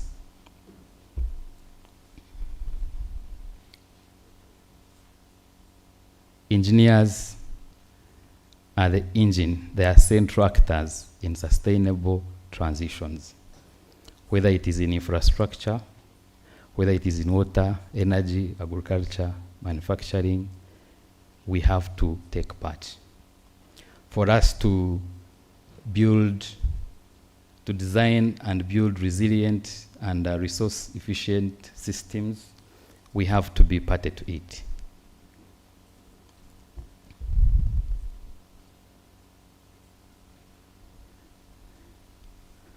The Industry 4, which is the Industrial Revolution in the 21st century, has provided us with quite unique tools. When AI, at the onset of the AI enrollment, I was amongst the people who thought AI wouldn't help us a lot. But over time, we are seeing that AI is increasing efficiency at a high level. In Uganda, apart from students who are using it to do their research work, I do not know the areas where we are deploying AI. For us to have smart energy grids and mobility, predictive maintenance, real-time analysis, and process optimization, AI is key. Internet of Things. I'm a farmer, honest, and I learned quite a lot while I was undertaking my master's. I was using in situ soil sensors, picking real-time data. I was using the electromagnetic induction technology to map out the spatial variability. I also added remote sensing into my research. I learned a lot. And when I came, I started with my farm. I wanted to replicate the same on my farm. But I have challenges. I want to pick images, but the images I have are quite old. I have people on the farm who do not understand spatial and temporal variability. When I tell my workers at the farm that you have to give a crop an amount of water that it needs, they do not understand. For them, when they wake up in the morning, they irrigate. How much? When? It's not their concern. Imagine if I had a system that is so interconnected, like I had in the Netherlands. I controlled my irrigation using a phone. Because we have IoT, we can have all our devices connected. I don't need someone to schedule my irrigation or to man it. These are the tools that we have. The people who are going out might find it hard to adopt to these tools that Industry 4 is providing and subsequently Industry 5. But as the young generation, I strongly believe we can incorporate this into our work. Whether you're a professional, whether you're in academia, wherever you are, these are tools that you can bring in. We have automation and robotics. You'll be amazed. I visited one of the farms in the small city of Delft, 100 acres, over 2,000 animals. It's being manned by 2 people, only 2. Start from loading the feeds, taking them to the feeding area, supply of water, salt, cleaning, milking, everything is by robots. And now they are combining quite a number of technologies to improve efficiency, which will lead to production and productivity. Some of the farms have run away from the inorganic fertilizers. We know the challenges that come with the inorganic fertilizers. That's why I've told you, in a way, we are going back where we came from. We have big data. Without data, you can't do much. One of the challenges we have in Africa and Uganda in particular is lack of data, and data that you can rely on. But we have systems. I believe we can build on good systems, and we pick data depending on whatever field you're in, and we optimize our systems. We can talk about the impact of Industry 4 and green revolution on sustainable engineering.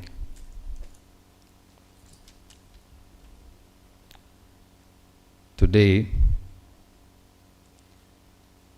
I was supposed to start, I think, at 9:30 to give my keynote at 9:30. They later told me it's 10.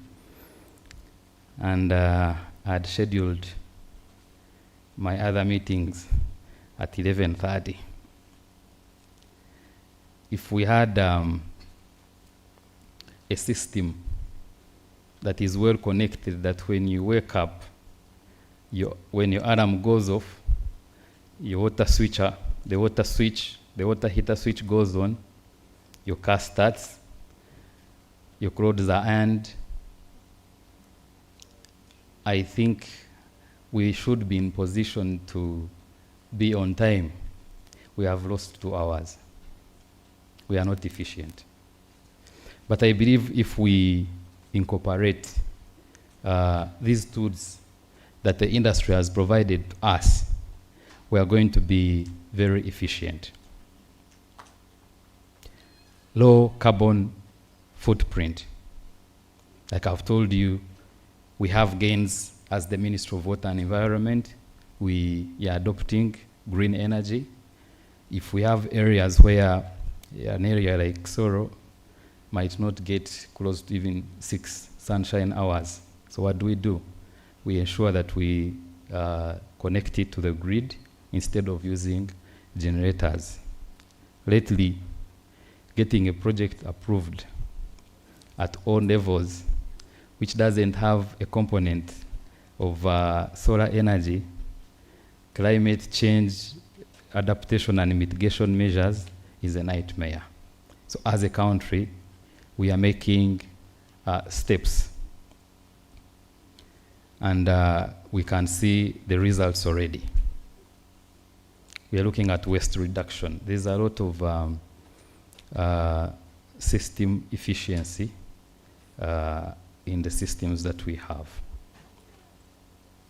We have the circular economy. I see a lot of recycling and reuse in most sectors across the country. Those are the gains. And we need to build on the gains that we have to be better. The case studies and examples, I've already talked about the solar-powered water supply systems and rural electrification projects. In the Ministry of Water, we have energy. Agriculture is also doing the same. At a global stage, we have smart cities. We have Singapore. We have Copenhagen. Those are the classic examples of how the developed world is adopting the green revolution in the modern era. Skills for sustainable engineers. What do we need? Technical expertise and innovation. The Director of Research and Graduate Training, as entities, we need to work hand in hand with the various institutes so that the young engineers, the student engineers, the young professionals are incorporated into the work that we do. A few years ago, I happened to travel with my accounting officer, and we were talking about how our research in Uganda is not solution-based. We research on things sorry, that don't help us as a country. I heard the professor talking about a nagging woman. I am interested in looking at the thesis or dissertation report for that candidate.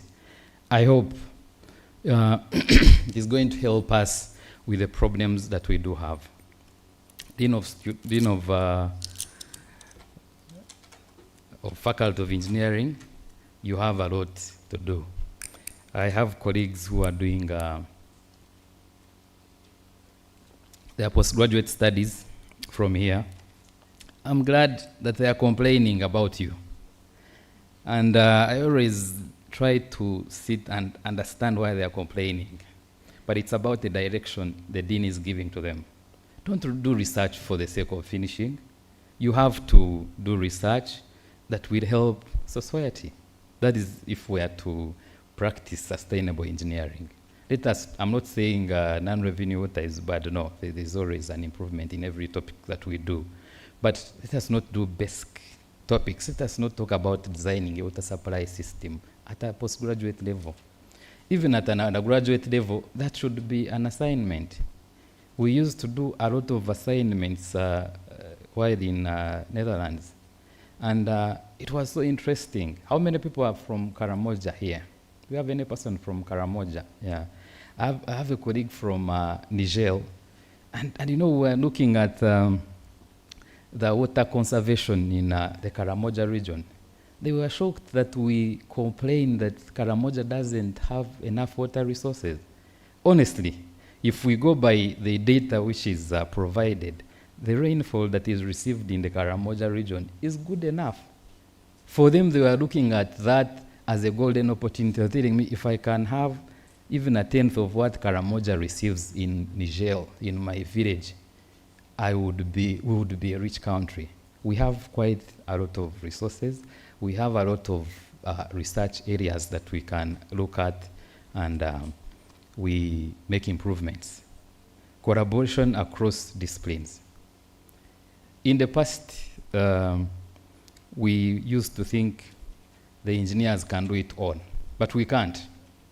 We have to work with other disciplines in order to have sustainable solutions. We need a nexus approach to implementing our projects.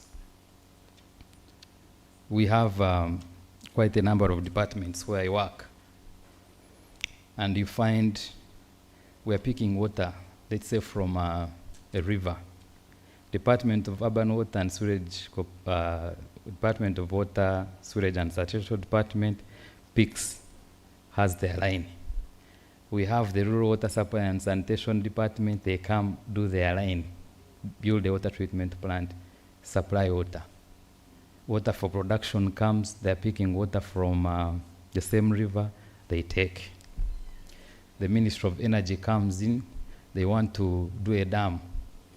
Sometimes they even dam upstream and the people downstream, we struggle. And then you have agriculture also coming in. They want to do a development. I'm not speaking bad about my country, but I'm talking about reality. We are a disorganized country. We need a nexus approach to project implementation. We need to work together at the institutional level, at the individual level. We need to harmonize and come up with sustainable solutions. Ethical responsibility in decision making, I'm not going to dwell a lot on that. We need adaptability to the new technologies in a changing world. My first assignment in Delft was to analyze data, hourly rainfall data spanning over a 50-year horizon. I will never forget that night, because I spent close to 18 hours out of 24 trying to use Excel to make sense of my data. The following day when I was in class, people had graphs. They had analyzed the data, made sense of it, and asked them, you people, I didn't sleep, I was working hard. How come you have results before me? So that's when I got to know that people were using coding, they're using programming languages like Python, there's C++, there's R, and they were ahead. In Uganda, we do basics. We need to really adapt to the new technologies. When we were doing our research, we used AI for the right reasons. If you don't have time, you just pick your graph, throw it into, do we still have ChatGPT? Or DeepSeek, or whatever you use, and then it gives you a quick analysis, and then you sit down and make sense of what machine learning is giving to you. We need to adapt, but we need also be critical in whatever information we are getting from the new technologies. How do we prepare for the future? I'm going to run through. Sorry, I'm taking much time. We need to keep learning. We have new technologies, and the Director of Research and Graduate Training talked about how mechanical engineering is going to be phased out. 5 years ago, I'd gotten a partial scholarship in the UK to do water and waste treatment. And I remember one of my directors asked me, you man, where we are heading, your expertise in designing water and wastewater treatment plants is limited. And I can attest to you now, I don't even need to do a design. I don't need to spend a whole night scratching my head on how to design a conventional water treatment plant. We have the compact systems. What do? You get the suppliers, give them the water quality parameters, and they give you your water system in just 30 minutes.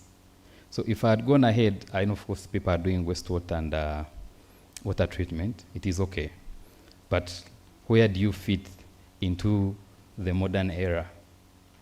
Mechanical engineers, where do we fit into this revolution in the 21st century. Pursue research and innovation in sustainability. I've talked about that. I will not talk much about it. We need to network and engage in cross-sector collaborations. There's a lot that we learn. Me coming here, I've learned and I'm still learning one or two things. We need to leverage Industry 4.0 tools that I've talked about for the local solutions. When we get scholarships to go abroad, I remember Josephine, I used to meet her whenever I would travel to Belgium. We always get excited when we get scholarships by these developed countries. But one thing we should always ask ourselves, are they being generous or they are using us? If you go and study, Charles was in Belgium, I believe, for some time. I don't know whether he did his master's and PhD. You look at people trying to use you to solve their problems. When I finished my MSc, my topic was new in my institute. And my professor then, she was the vice rector, she told me, James, I have a topic for you to proceed at the PhD level. And for personal reasons, I couldn't take up the offer. I told her, give me 3 months. But I can assure you, it's now 2 years. I've not gotten back to her. And I think last year, I also got a call from my co-supervisor to do the same. They said, we gave out the first one, but there's a second opportunity in line with what you did. Still, for personal reasons, I can't go for further studies. But what am I trying to tell you? People are using us to solve problems in their worlds. We also need to start here at Kyambogo University, Makerere University, and do research that solves our problems. Whites are not going to come here and solve our problems.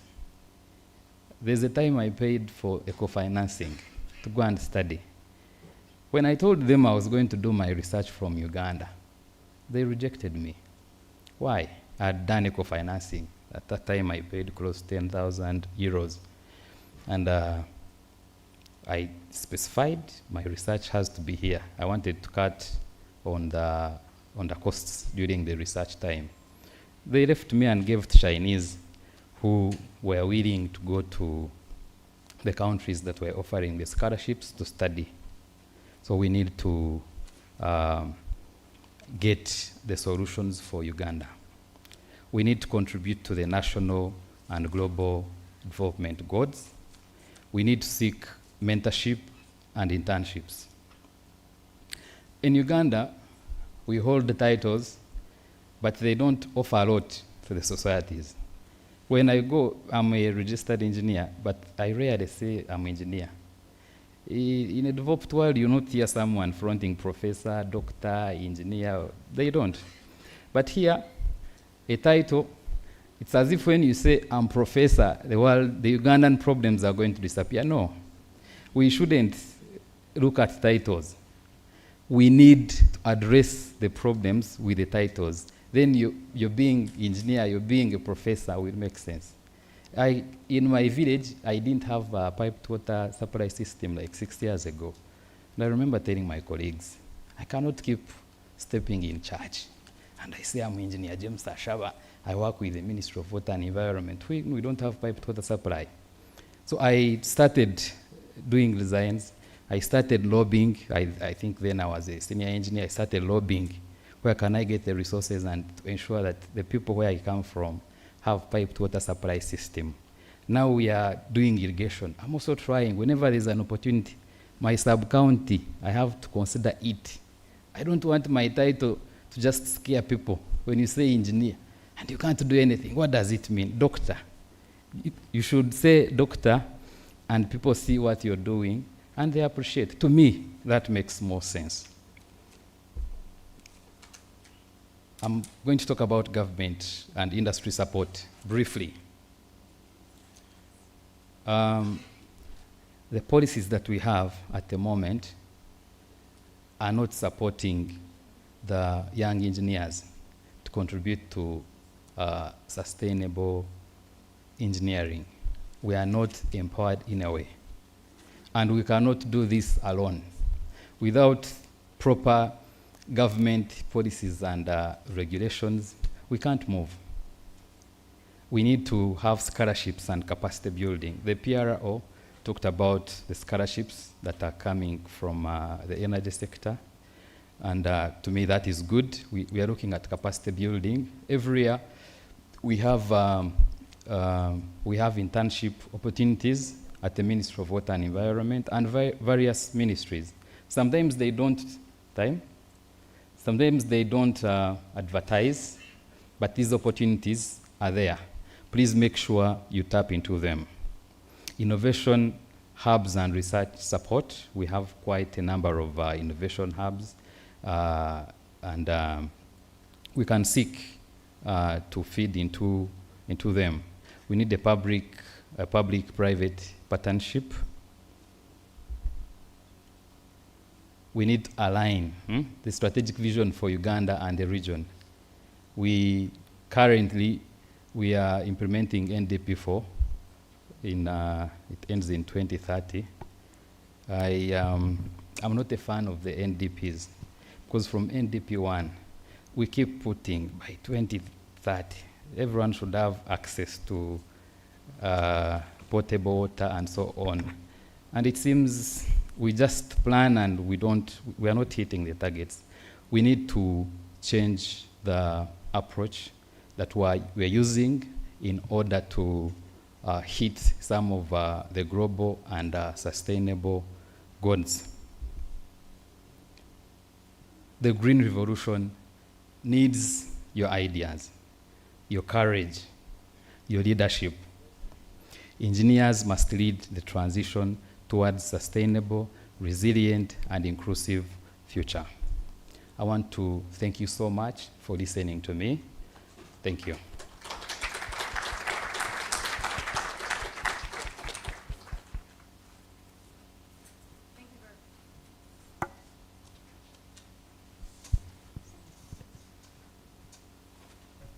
Thank you very much, Engineer Shaba, for that. In fact, my highlight is do research that favors our country. And yeah, without wasting any time, allow me invite Engineer Ziria. But I think before she comes, right at the heart of green sustainable engineering, when we talk waste to energy, when we talk green solutions, water, we must talk about energy, renewable energy, which is why Engineer Ziria is relevant right after Engineer James Ashawa, Yes. because she's the CEO of the Electricity Regulatory Authority. And she has a heart for women in STEM. She has a heart for women in engineering. She has a heart for renewable energy. Yeah. So friends, let us clap as we welcome her. The people at the people at the forefront of achieving sustainable development goal number 7. Engineer Ziria, thank you. Hello. Are you there? I wish we could have managed to spread this so that the young ones nest in, so that we are able also to listen to you. But duty calls, and yet this is equally our responsibility. So it is inevitable that we have to speak to you, but our heart is with you.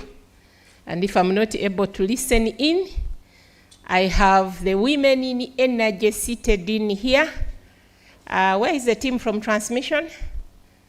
Transmission, Uganda Electricity Transmission. They were announced as sponsors, but I have Amina in ERA and Ephraim. Those two are from ERA, Electricity Regulatory Authority. Amina is the editor behind the Women in Energy magazine, and she has carried some. So energy is a blessed sector. led by women for the last 2 decades, and we are just beginning.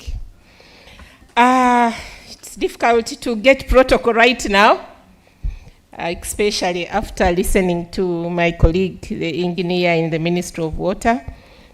But also I have to recognize the leadership of the 2 universities. We have the DVC academic from Makerere. We have the dean, current dean, Faculty of Engineering, the former dean. We have my supervisors at Policy Ministry of Energy. They shouted them out. Hi, thank you for being here. You make us proud at policy level as we continue not only to champion a reliable, affordable electricity for sustainable development, but also as we walk the women in energy talk. They are distinguished women from various women in engineering, women in energy, amidst us. It is a blessed week. Before I started for here, I got an invite as a special guest at the Women in Engineering Africa dinner happening tomorrow at Speak Resort Munyonyo. Please participate in that activity. Every small bit matters. Our colleagues from the media, ladies and gentlemen, it is now good afternoon, I believe.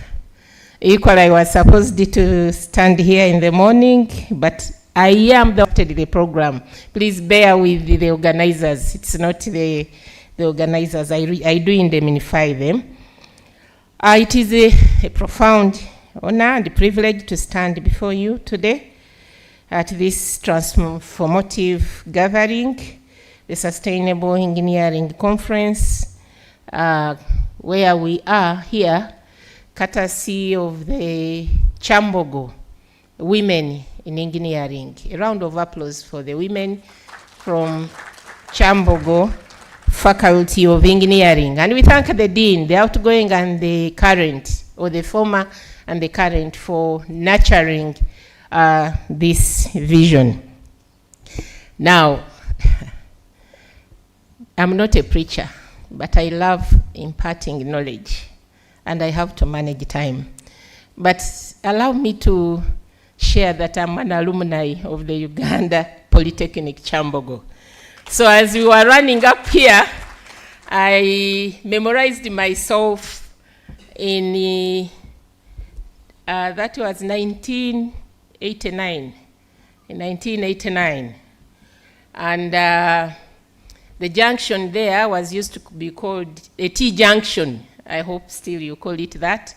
Characterized by bushes on both sides.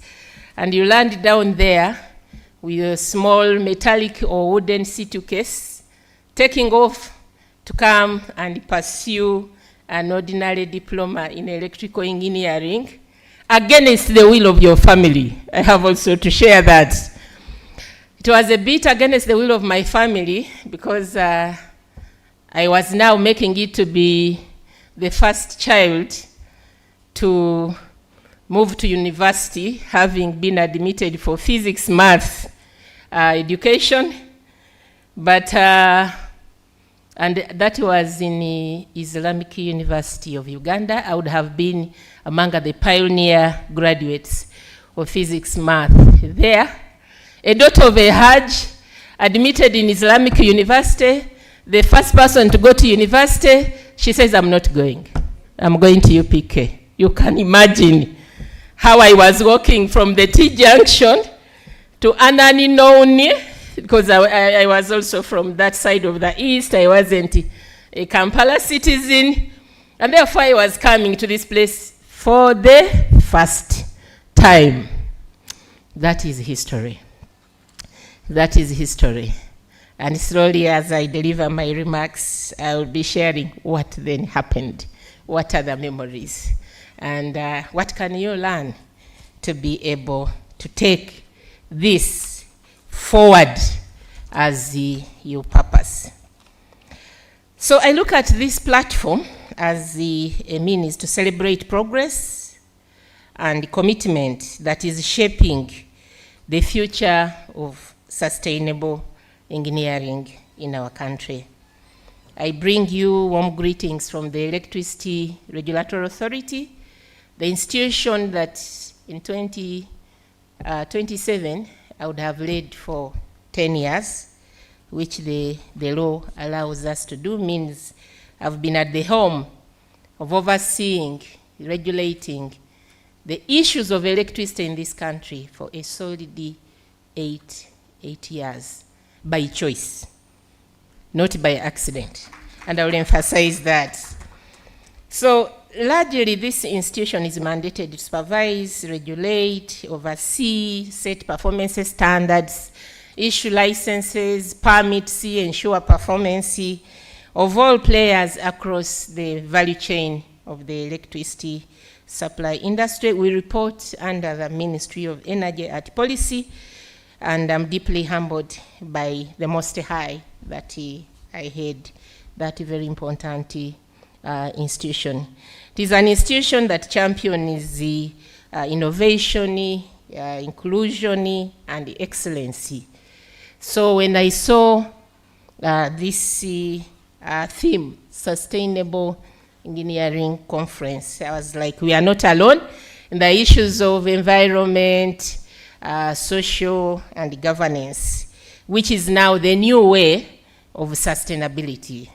Before we had the environment, and each country had its own environmental standards, and we wanted to lift this to a global level where we can all use the same standards to measure, and therefore we moved from environment, we moved from social impact to now ESG, including governance. So success and growth is a personal choice that each of you has to make. I made mine. I've shared you a little bit, and I'll keep sharing with you. But it's a choice. It's a choice that you have to make. Life is fundamentally about choices. The decisions you make today will shape the professionals, the innovators, the leaders you become tomorrow. And my call is that you choose wisely, choose boldly, and pursue your choice to the top. I've done mine, and I'm growing. I'm keeping on growing. I have shared that I arrived here in 1989, and it means 1992. I graduated with an ordinary diploma in electrical engineering, and came back in 1992, and in 1994, I graduated with a higher technical diploma in electrical engineering. And in 1996, I started my BS in Makerere in electrical engineering, and we are the Y2K graduates. In the year 2000, we proudly graduated, and computers never clashed, and went back in 2002 and pursued my master's in electrical engineering, and I graduated, and I did the MBAs in leadership, and I graduated. I'm now doing my research for my PhD in Makerere. So you can make it, irrespective of where you begin.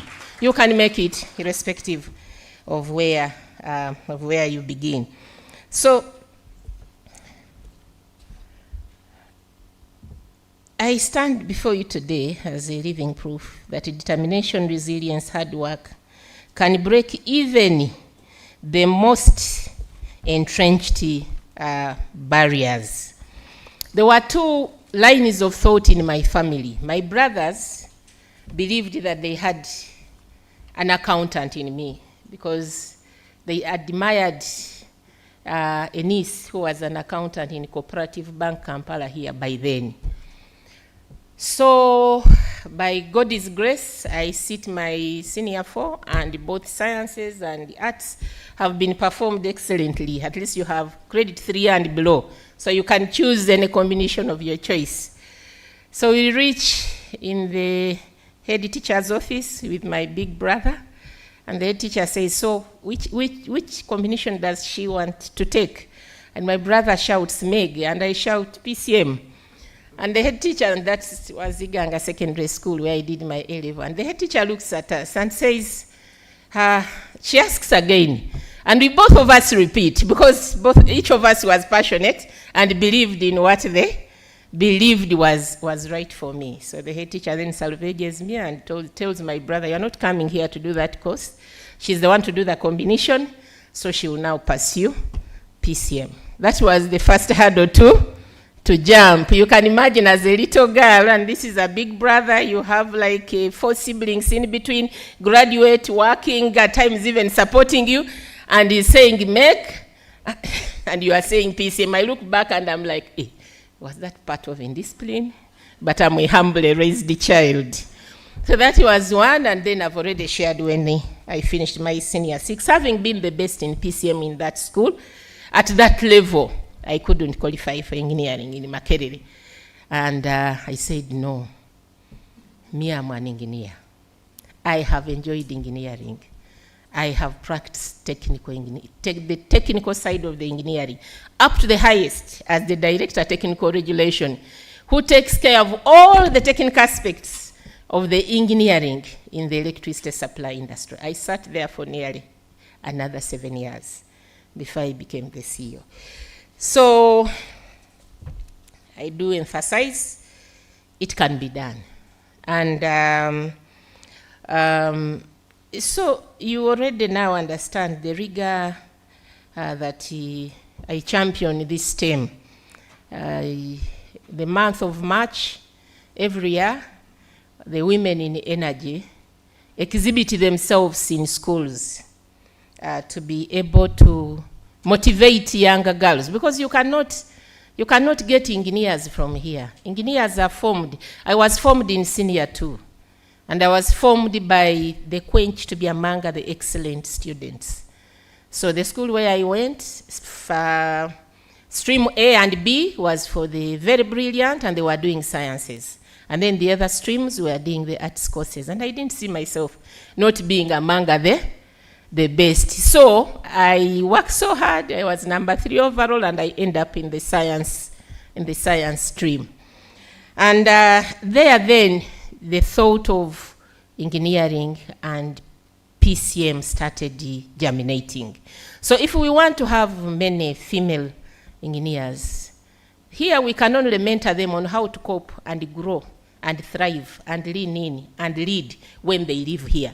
But if we want many, we have to harvest them on the journey to making the choice, the combinations that they choose. And again, I've shared previously that every child starts speaking, learning from their parents, especially the mothers as they breastfeed. They learn 2 things. They learn to call the name of their mom and their dad. And after that, they learn numeracy. As we breastfeed, we teach children to count 1, 2, in our vernacular. So we learn numeracy at an early age, the way we learn A, B, C, D, A for boy. So it is all well up to primary 3. Now, when they reach in primary 3, the teachers start confusing them, and they start perceiving numeracy as a difficult subject. And some of them, they encouraged, and in PLE, they perform well. That is why most of us here got first grades in PLE. But after that, because we didn't nurture between P3 and P7, when we leave them to go to boarding schools, they make their own choices. And by the time you are in to intervene, it is a bit too late. So if you want to nurture and increase the number of female scientists, technologists, mathematicians, engineers, we have to start low. And I invite you to partner with us. Every month of March, all women in energy, including our minister, we get out of offices and we traverse. So far we've traversed 70 schools, focusing on the mission to ensure that we demystify STEM and we attract girls to taking the combinations that will lead them into engineering. So then what then happens is the people who discourage you actually eventually celebrate you. I also wanted to share that in many family functions. As he said, we don't introduce ourselves as engineer so and so, but they are quick to remind you. They believe you are not mentioning that you are an engineer, maybe because you don't want to be asked to extend power there, maybe, you know. So you want to hide in the... So they are the ones to remind you, please, you introduce yourself as a mother and a wife, and they say, no, she's the engineer, she's the head of this. So the very ones who may not be encouraging you at this stage will be willing to celebrate you. Indeed, my dad, before God called him rest in peace, he was very, very proud, very, very proud of his daughter. So there are opportunities, and they are diverse, both in the social and the corporate environment. I've already shared that we have this WIE is now contagious. We did start it here in the Ministry of Energy. Then by the time we know World Bank came in and started funding Women in Energy Africa chapter. And then we have Women in Engineering, then we have women in engineering in the various universities. I want to demystify that wearing, we call them kasuku to climb the pole, is not difficult. I did that. Going in the ceiling to do the opportunities. Some of them are similar to what he shared, internship opportunities, but also we have the graduate skills development program, which funds about 100 fresh graduates. 60% are engineers and 40% from the other humanities. And he did share that we work together. I need a lawyer to draft the terms and conditions of a license. The accountant who are on the social medias you saw, when the transmission company was vetting the Uganda Electricity Transmission Company funded. We also funding research in the area of, and that then speaks to, when you have research that speaks to the needs of the country, you will not lack the funding. You will not lack the funding. The funding will be forthcoming because your products will be going directly into solving the current real problems.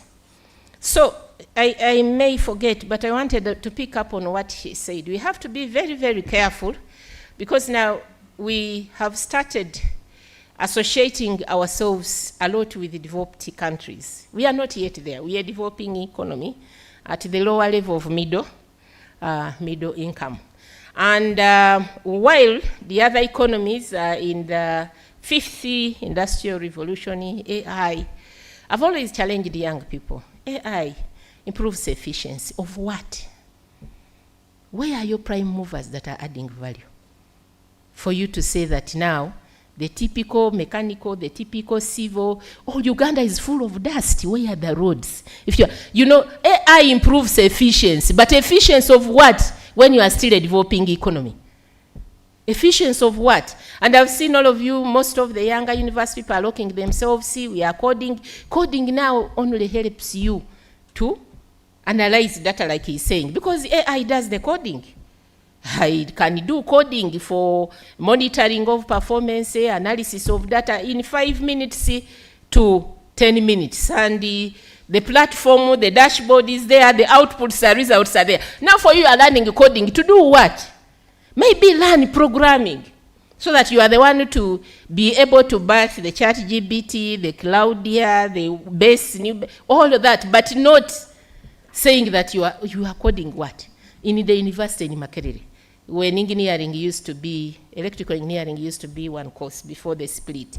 Used to do Bachelor of Science in Electrical Engineering. Here it used to be Diploma in Electrical and Electronics Engineering.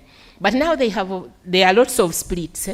The one course birthed computer, birthed ICT, birthed software, birthed hardware, so many things. So you must be careful on where you are putting your effort, so that I'm a promoter of the original engineering before we add on efficiency using AI. Because we are talking about PDM. What is PDM? value addition. How are you going to add value? How are you going to store in the cold facilities and then use AI for energy efficiency, energy consumption to manage, as he's saying? But before you manage the farm, the grass has to be grown, you know. The animals must be there. So that area, we are not there. And you know, we are being swayed to believe that now we must all move into AI. Yes, to improve efficiency, but we still need the prime movers. We still need the mills to add value on cassava, on maize. We still need the harazi, because we are still a developing economy and an agricultural economy. Once we have those, then AI can come in to perfect the processes. Then, yes, robotics, but yes, robotics works with the machineries that are actual effecting the transformation. Mean of value addition, you know, agricultural value addition. Before, so let's not move with the wind. Move with the wind, because I've seen mechanical engineers, electrical engineers, civil, who have packed their degrees in this developing economy to sit in their bedroom and get some 50, maybe 100, and at times $10,000, and they think that is where sustainability is. Please, we are still a developing economy. He has shared with you access, grid connected is at 30%. The mini grid, solar home systems off grid, another 30%, meaning the national access stands at 60%. Now, 40 people are still asking for being given access to clean energy. You are in AI. You are in AI. At least smart grid, but still there must be grid. We are not yet there to use the air and ionize the air and then be able to transfer the electrons. I still need the wires to reach the industrial parks. I still need the wires to reach your villages. I need improved welfare of society, having delivered a reliable, equality, and an affordable electricity. Now, once I do that, then your AI can monitor, your AI can come in to organize it, to govern it, but I need real transformation. So as we go AI, let's not give up on the actual transformation. And in our sector, again, there is a lot of promotion of off-grid, mini-grid, solar home systems, which is very good for improved welfare of society, because the rural, they need lights, they need the socket, they need the radio, they need the TV, and that I can power with the solar, rooftop solar. I can see with the solar home system or a solar antenna.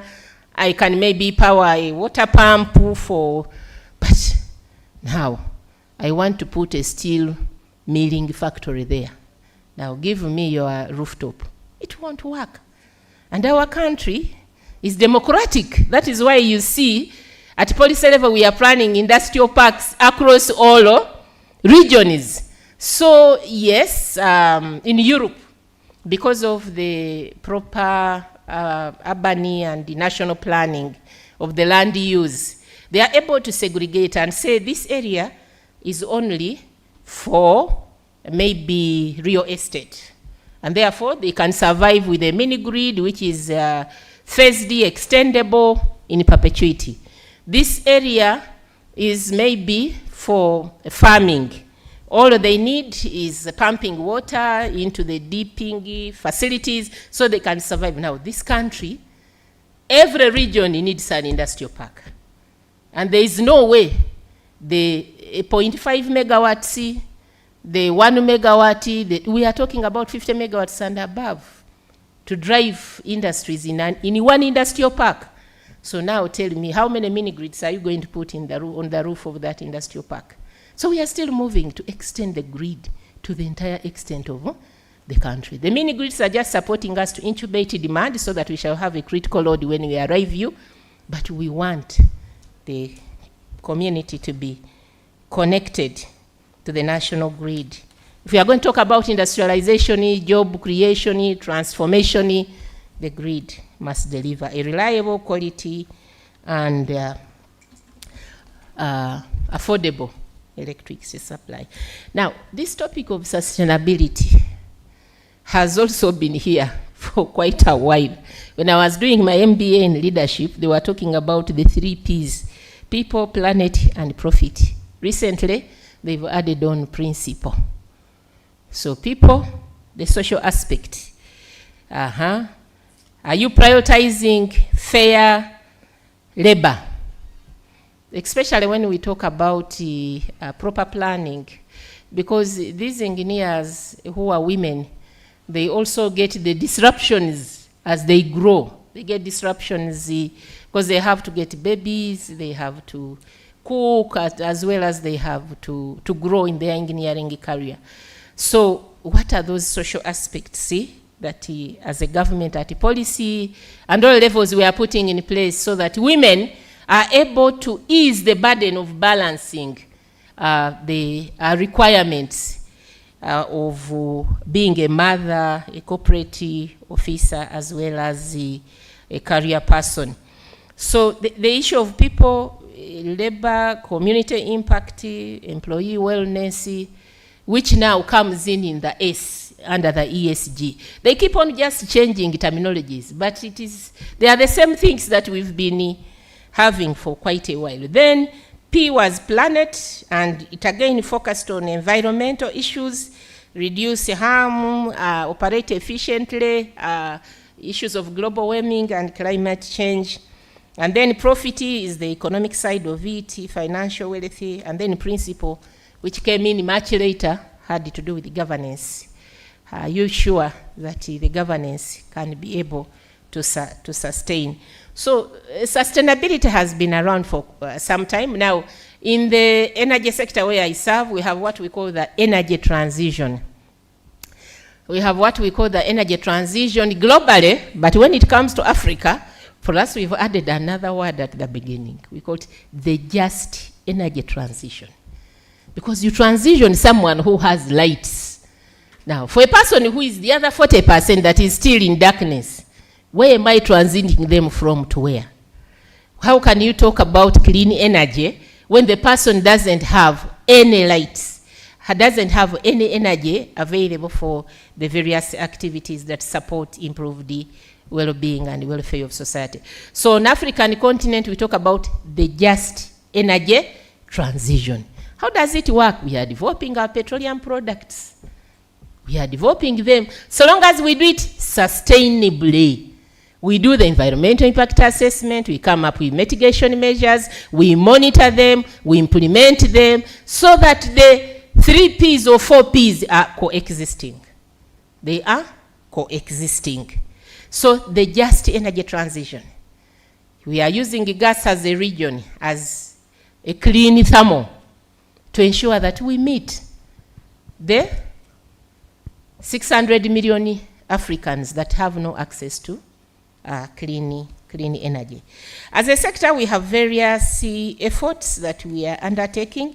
We already were able to launch the strategic map for the Uganda energy transition. We launched this in December 2023 to ensure that we modernize and expand the energy sector, but in a way that takes care of the people who will come after us. Because sustainability means use the resources today in a way that the future population is also able to depend on the same Mother Nature.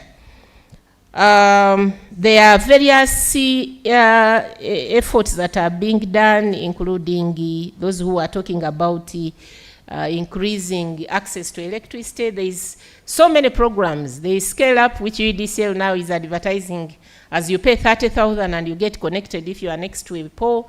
There is densification, there is intensification, there is densification. There are various programs that we are undertaking, running with the achieving access for all. By 2030, it is just 5 years from now. But from our benchmark, countries that have made a difference, they didn't have to take 10 years. So long as government focuses on that area, you are able to achieve. The NDP4 gives us a target of 70%, but as a sector in the energy policy, we are looking at achieving 100% by 2030. So I know we are running with the time, but it is important to appreciate. I want to encourage and appreciate the girl child in this room and invite you to join me in this journey of influencing, of motivating, of attracting the younger girls to choose STEM. Why? Because if we are not in the boardrooms, if we are not on the table where decisions are being made, if we leave only the male gender to be on that table, then they don't know the pain you go through. They don't understand. There is a senator in Kenya. She was trying to detail the pain of menstrual health. And the other members, the male members of Senate, came for her. They say, we know what you go through. And said, pardon me, when I get anemic and I'm hospitalized, do you understand it? When I struggle, do you really understand? So I'm just emphasizing that if both genders on the table, then balanced decisions that are able to work for improved welfare of society are made. It is very difficult to think about a breastfeeding room when you don't know how it hurts to abandon your baby who is crying for your breast, and yet your supervisor at work is equally asking you whether you are the first mother on the globe. Why do you have to come late? Maybe you want to focus on your marriage and your motherhood. But if this mother who has gone through the same process is designing an office building, then he understands that no, I need a breastfeeding room. Because mothers, if I put in an effort to hire a nurse, mothers can come even with their bottles, with their feeding and everything. I only need a nurse or two to make them comfortable, knowing that when people are stretching for break tea, which everyone anyway good does, she can go and breastfeed. When people are stretching for lunch, she can go. In the interim, she's bonding. In the interim, she's nurturing. In the interim, she's feeding a brilliant brain who will be an engineer. Now, we don't do that. We arrive here, we wonder why our children are not those ones who were babysat by our mother who are not working. So, I want to thank the faculty. It is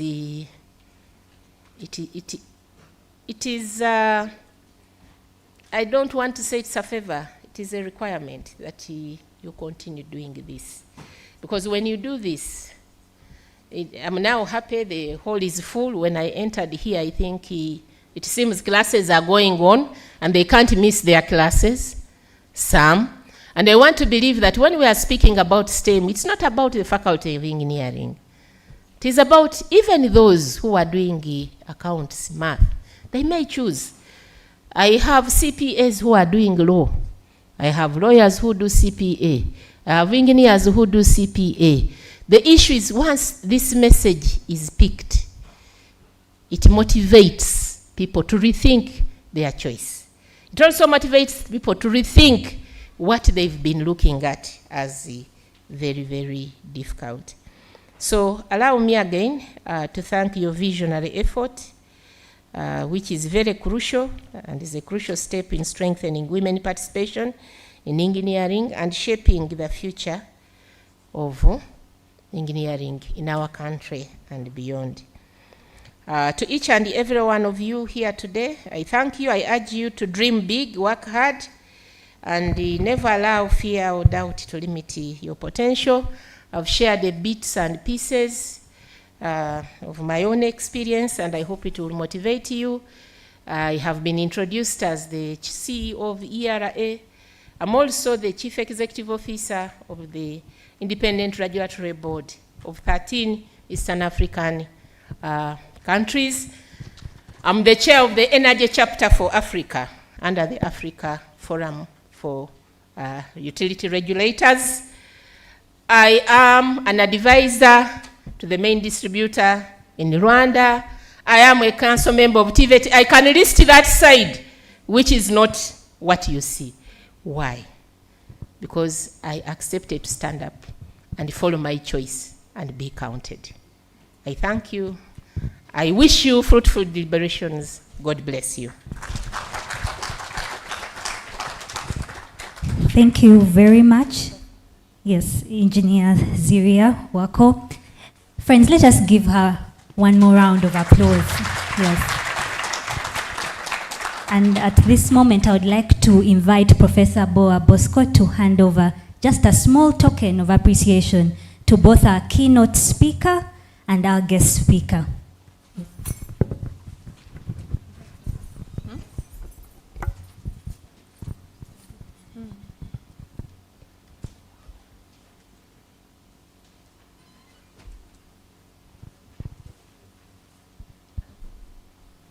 Engineer Shalva and Engineer Ziria, kindly welcome. Yes.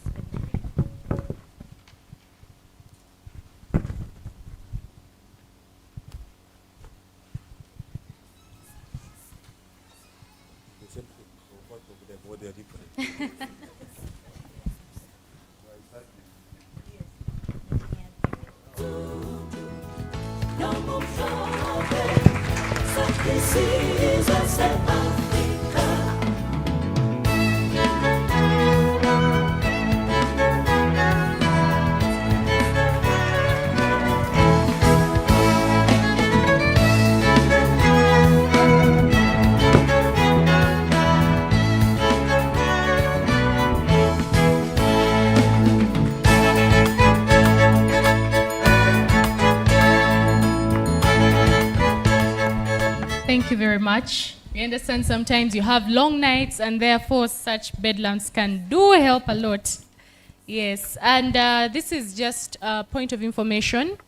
If any of you wants to ease yourself, you can please use this door and any of our guest ushers will direct you to the places of convenience. And just in the tent outside here, we are supporting different women in business. So feel free to look through the products that have been displayed and purchase some of these. Yes. So, apologies, but where is Amina? This is Amina, not me.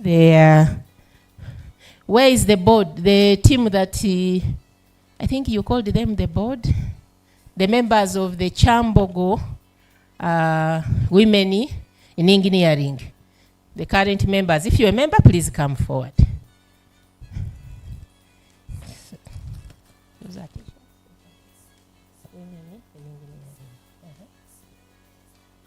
So I have some t-shirts here. We use them usually on the, as we move out to sensitize the girl child in schools.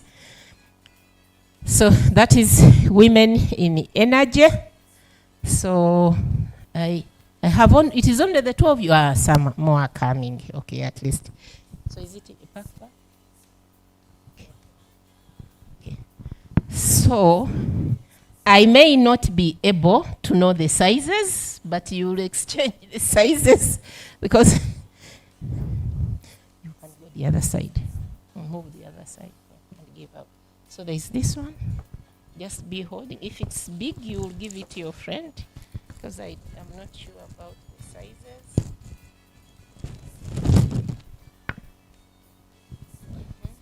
Some we launched the Youth in Energy Summit Uganda. So some t-shirts have the tag Youth in Energy.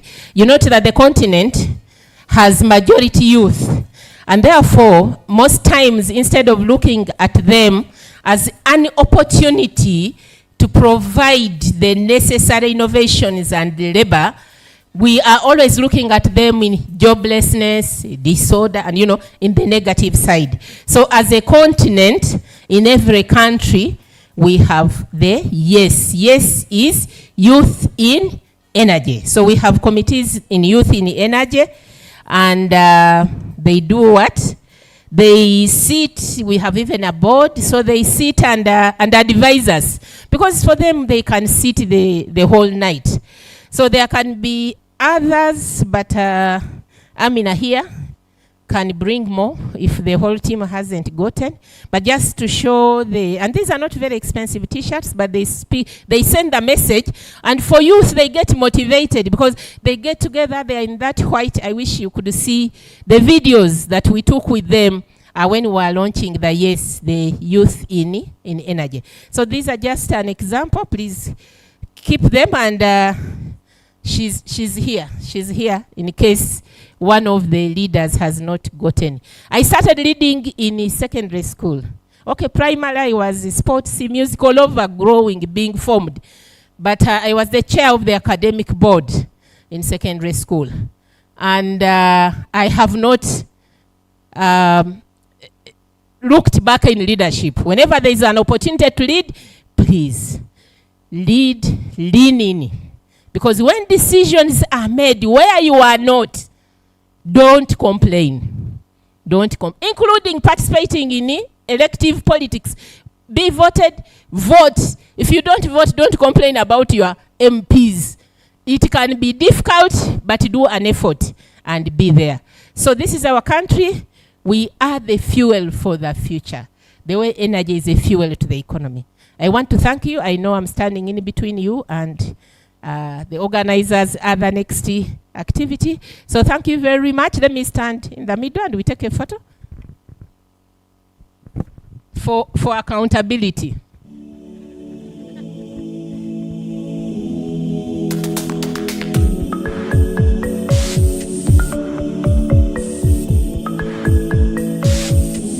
It's not about the colors on the surface.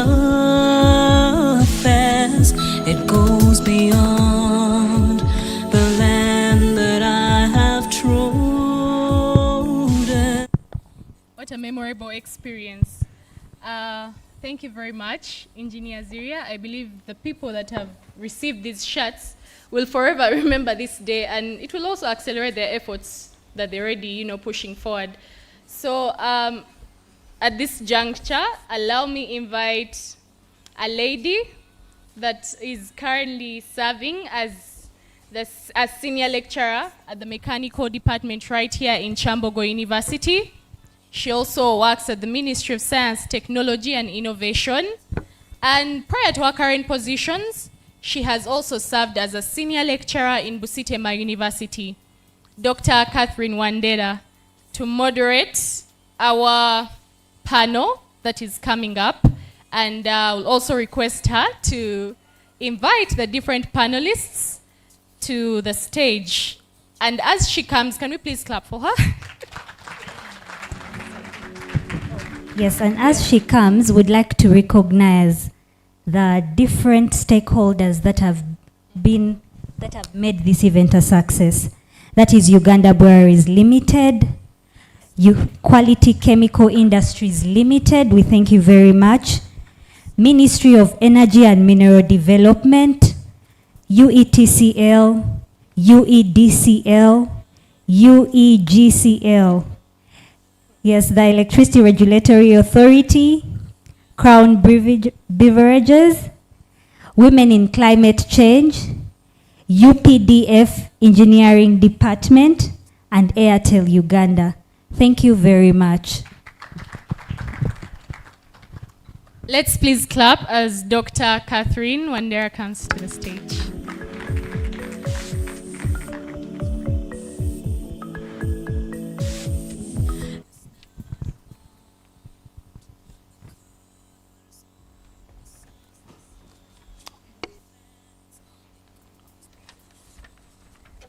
Good afternoon, ladies and gentlemen. I'm very glad to stand before you this afternoon and to see that so many of you have turned up for this important event. I want to extend this event by inviting you to even a larger event that is happening next week. Uganda is hosting the Africa Engineering Week, starting on the 14th September to 20th September 2025.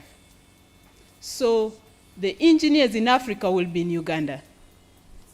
The event will be at Speak Resort Munyonyo, and you are invited. I believe you have had so many webinars, you've attended them, you have seen on TV so much talk about the Africa Engineering Week.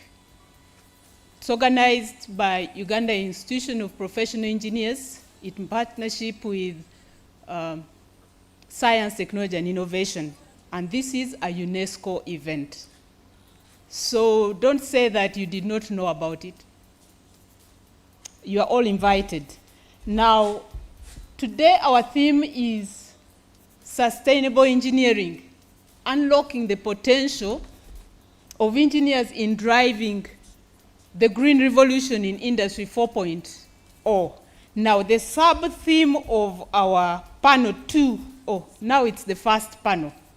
The organizer will explain why we are coming first before the second, but we are happy to open the panel discussions. Our theme, the sub-theme of this panel is Engineers and the Green Revolution. Engineers addressing green technologies. Now, our goal is to examine the role of engineers in advancing green technologies, and that constitutes the development of innovations in green technology, strategies for advancing these technologies into application, and of course, examining the socio-economic impact. We have heard that our research is moving in all directions, but not targeting our issues. But now we want to examine what we are doing, and for the student engineers to look into where they will enter into this green revolution. Oftentimes, and largely actually, our economy is a consumer of technologies. But universities are centers of excellence for development of new knowledge. And new knowledge only comes to application when it is something useful in form of a technology, a product, a process, a system. And when you talk of sustainability, even when we talk about being an African, an agricultural-based country, in agriculture we have issues of being affected by changes in the climate, but also being generators of what contributes to a change in the climate. When you look at livestock, even we enjoy eating meat. According to the effects on the environment, the cattle that give us meat contribute methane that is significant to the environment. So what are we doing about it? How can we harness the energy and also stop the negative effect on the environment? So in this panel, before wasting time, we need to discuss deeper when the panelists come. I have very important people, and I would like to thank them for joining the university in conducting such discussions, because without you, it will just be like those academia, they don't know what they're doing. So Quality Chemical Industries Limited, we have Ms. Sarah S. Musumba, who is the head of the ESG department. She's joining us for this discussion. You're welcome. And take your seat. Next, we have Engineer Gideon Mukoka, the Principal Aeronautical Engineer at UPDF Air Force.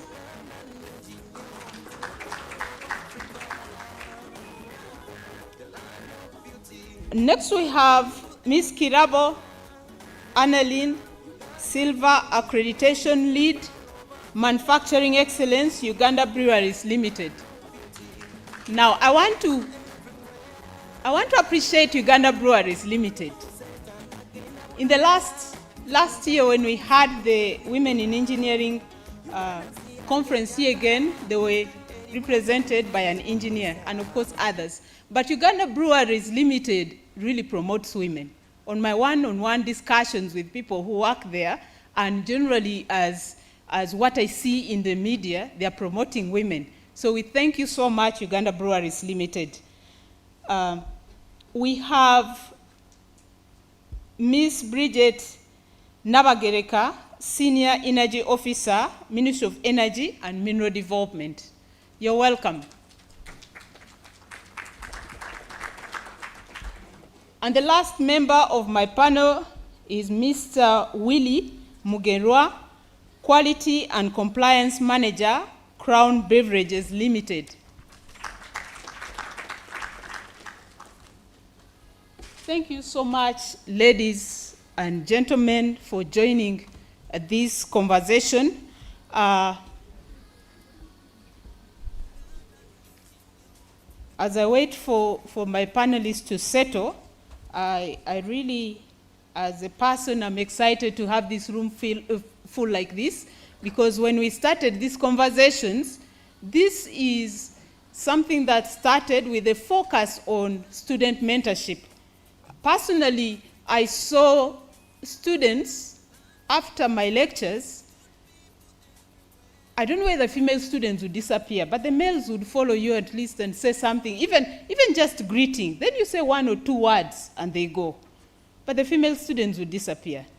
Then on some occasions, when they would come to my office, they are speaking like they don't want to speak, and then I thought that there is something to do here. But generally, also both female and male, because today actually we intend to speak to all, both gender.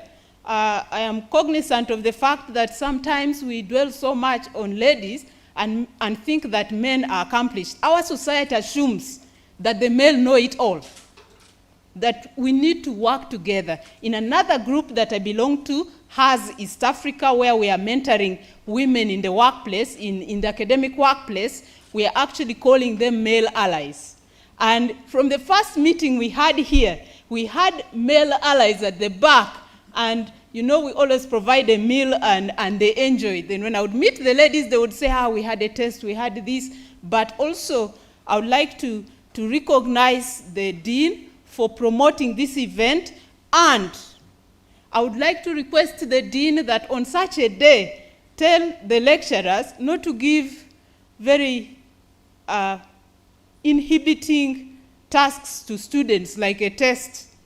At least let us have a good day together as engineers in development. So my panelists, you're welcome. And as our topic goes, we want to see the role of engineers in addressing the green technologies. So I would like to ask all of you to give highlights of the most transformative frontiers of green technology that are being advanced in your sectors, in your industries. I would like to start with Ms. Sarah Musumba. Thank you. Thank you. I'm from the pharmaceutical sector. We manufacture medicines. Specifically, we manufacture anti-malarials, antiretrovirals. Now we're expanding our basket to sickle cell medicine, like hydroxy. The thing about pharmaceuticals, the sector is undergoing such serious transformation. Why? Because there is a demand for the pharmaceutical sector to align with the global development goals. And now we all know that the pharmaceutical sector contributes 4 to 5% of the global greenhouse gas emissions. Now that has put a lot of spotlight on the pharmaceutical sector. So there are certain innovations that are really booming in the pharmaceutical sector. One of them is green chemistry. There is that question on how green the chemistry in the pharmaceuticals is. What do I mean by green chemistry? for every API, active pharmaceutical ingredient, every solvents that we use in the labs, the question then is, how safe are those for one, the persons actually manufacturing, people, and two, for the environment in which we are in.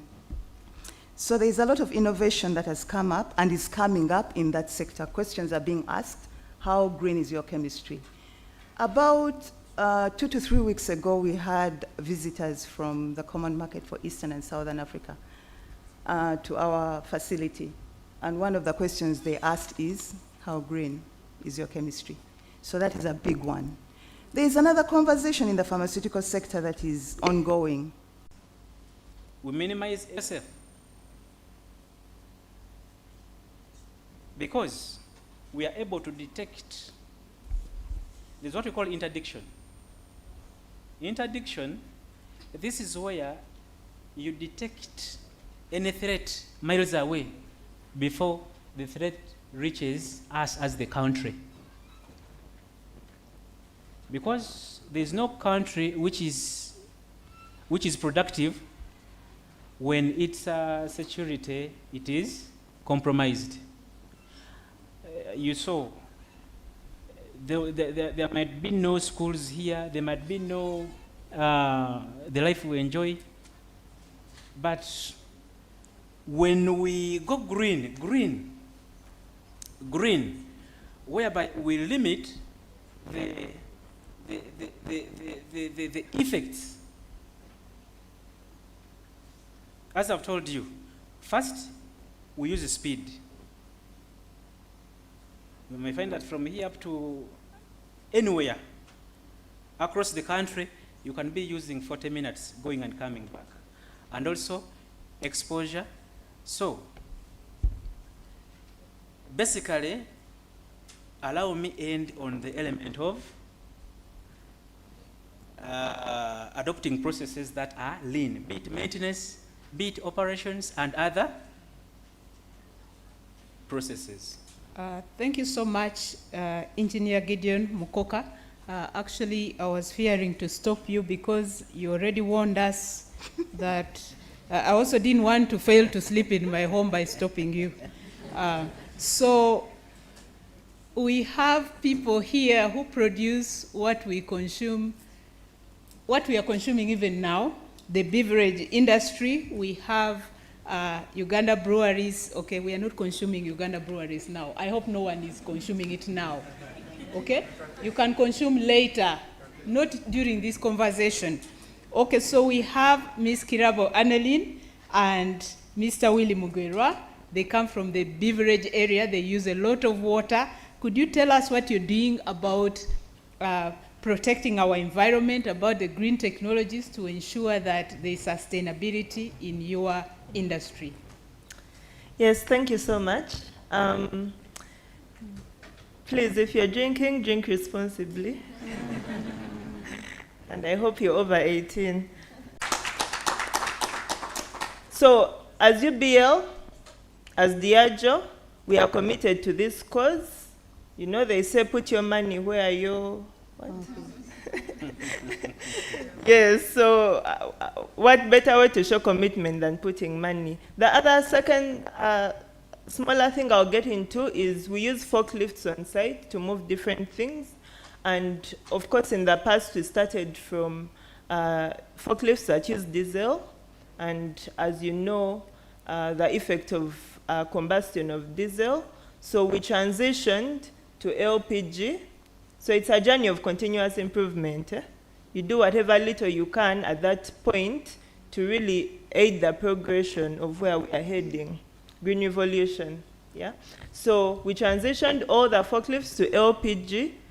And as we speak now, we already have forklifts that are fully electrical that we are using on site. So it's a journey of continuous improvement, really just trying to be better in all the decisions we make and to be able to aid a sustainable environment for everyone. Yeah. Thank you so much. I would like to inform my panelists. We've carried out demonstrations on how these new technologies can be used to effectively and reliably improve the food security, but also be more effective compared to the other options that were available. Coming to the third option, we have adaptation to e-mobility. That is also undertaking that we have been undertaking for the last 1.5 years. That is transitioning from vehicles that are using fuel to electricity. I must say this is gradual, because on the other hand, we have also discovered oil. But so those are the things that we have to take into account. But also we have seen the benefits. It's a gradual process. It's mostly been picked up by the two-wheeled vehicles, that is the motorcycles, because to date we have about 140,000 motorcycles.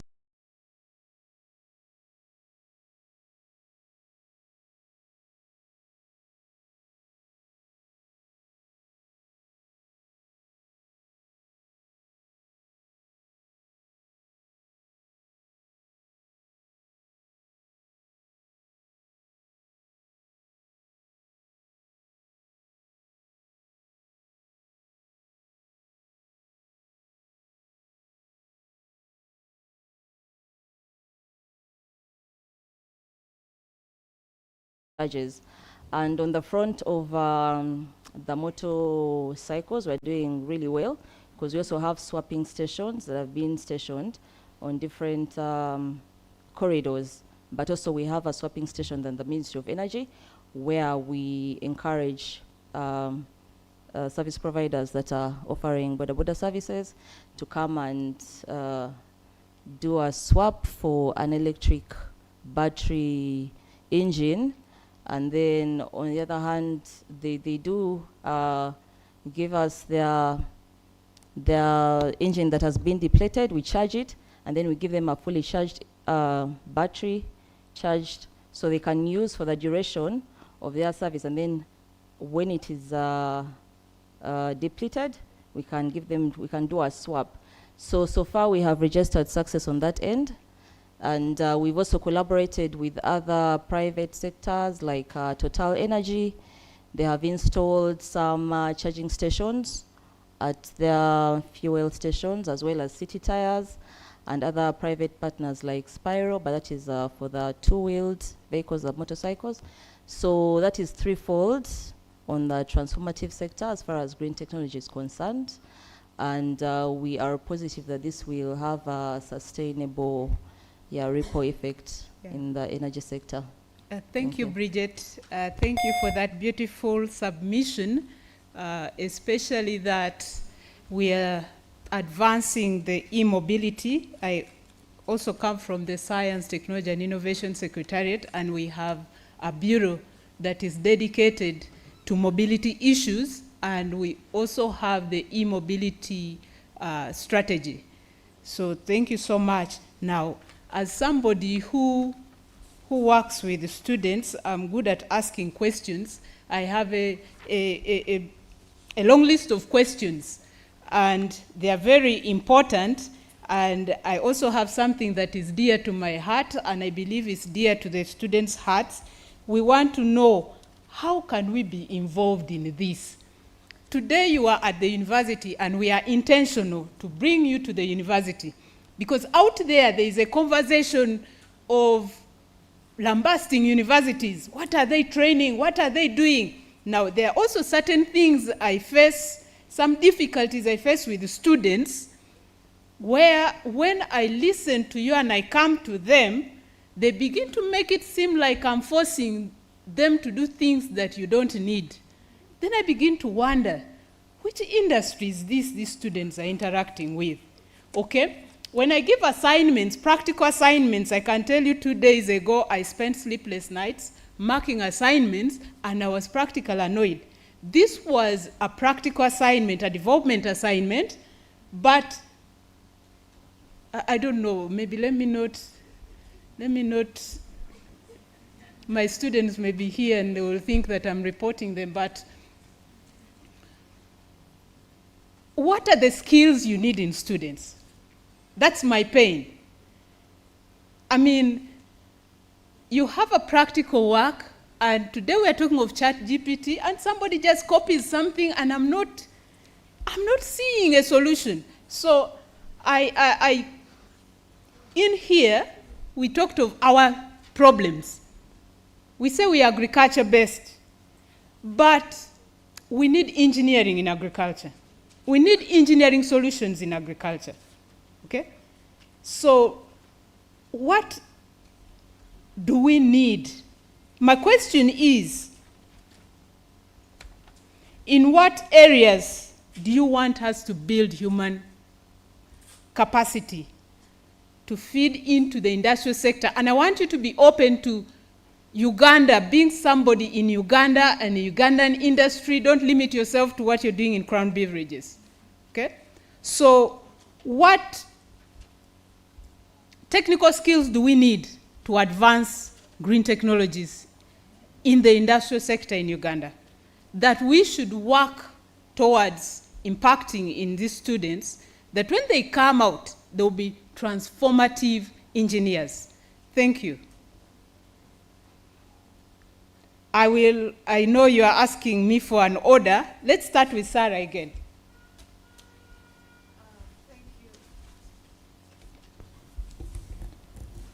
And my timekeeper wants me to be precise. I allowed you liberty in the last question. Let's have just a couple of minutes, each of you. I was very brief and to the point in the first session. Yeah, so maybe. Thank you, Engineer Kathy. So to answer your question directly, especially as in relevant to the industrial sector and the Ugandan setting. So at Quality Chemical Industries, being an industry that is in pharmaceutical, we are very key on the technicalities. So we have seen so many students, even from Kyambogo, come through our graduate trainee program and our internship program. Very good. They come with all the technical expertise, all the knowledge.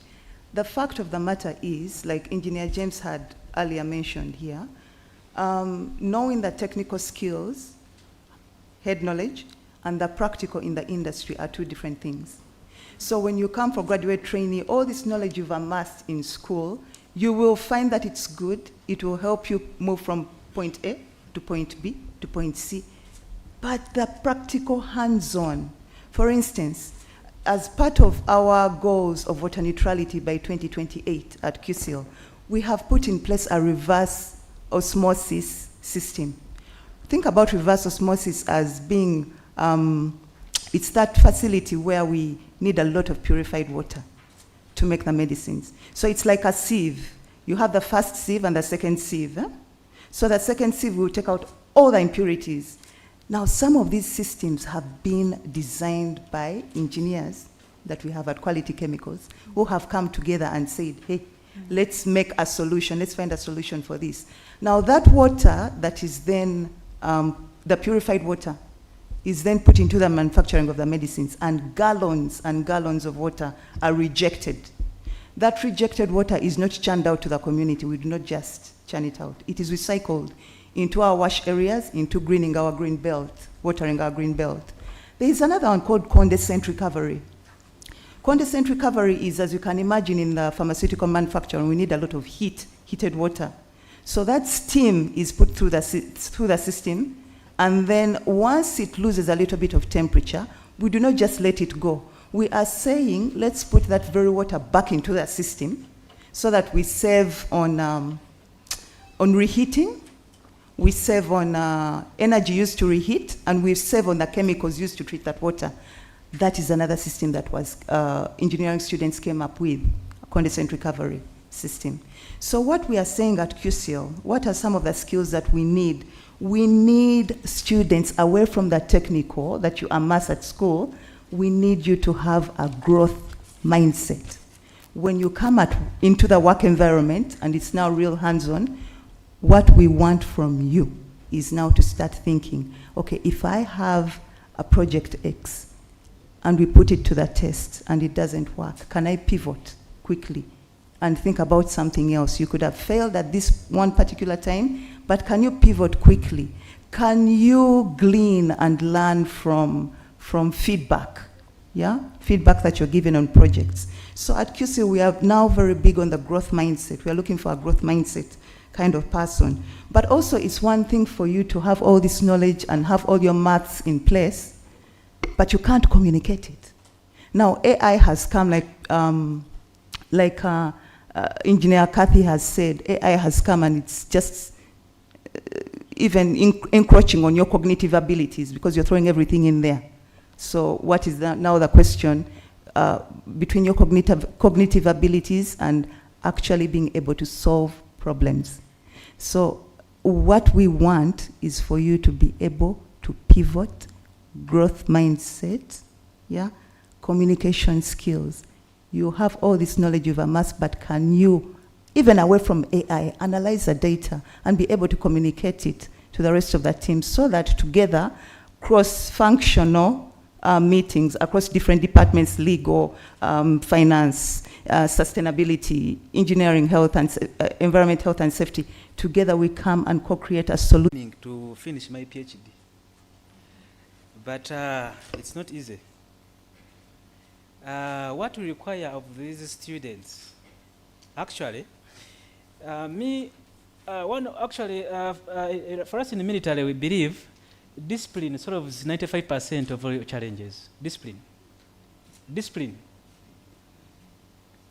Knowing what you're required, how to execute it, and when and how. Now, I don't know whether I'm lucky or unlucky. I was put in charge of training graduate students in 2 defense systems. Like, because I remember in my career I was given education. I ran away, I did mechanical engineering. Now education is, it is, you know, an appointment. So I've so far dealt with the students. These are mainly from also Kyambogo. We have a lot of students from Kyambogo, and they are bright. They are bright to the extent that I can't go to class. I first read before facing them. They are bright.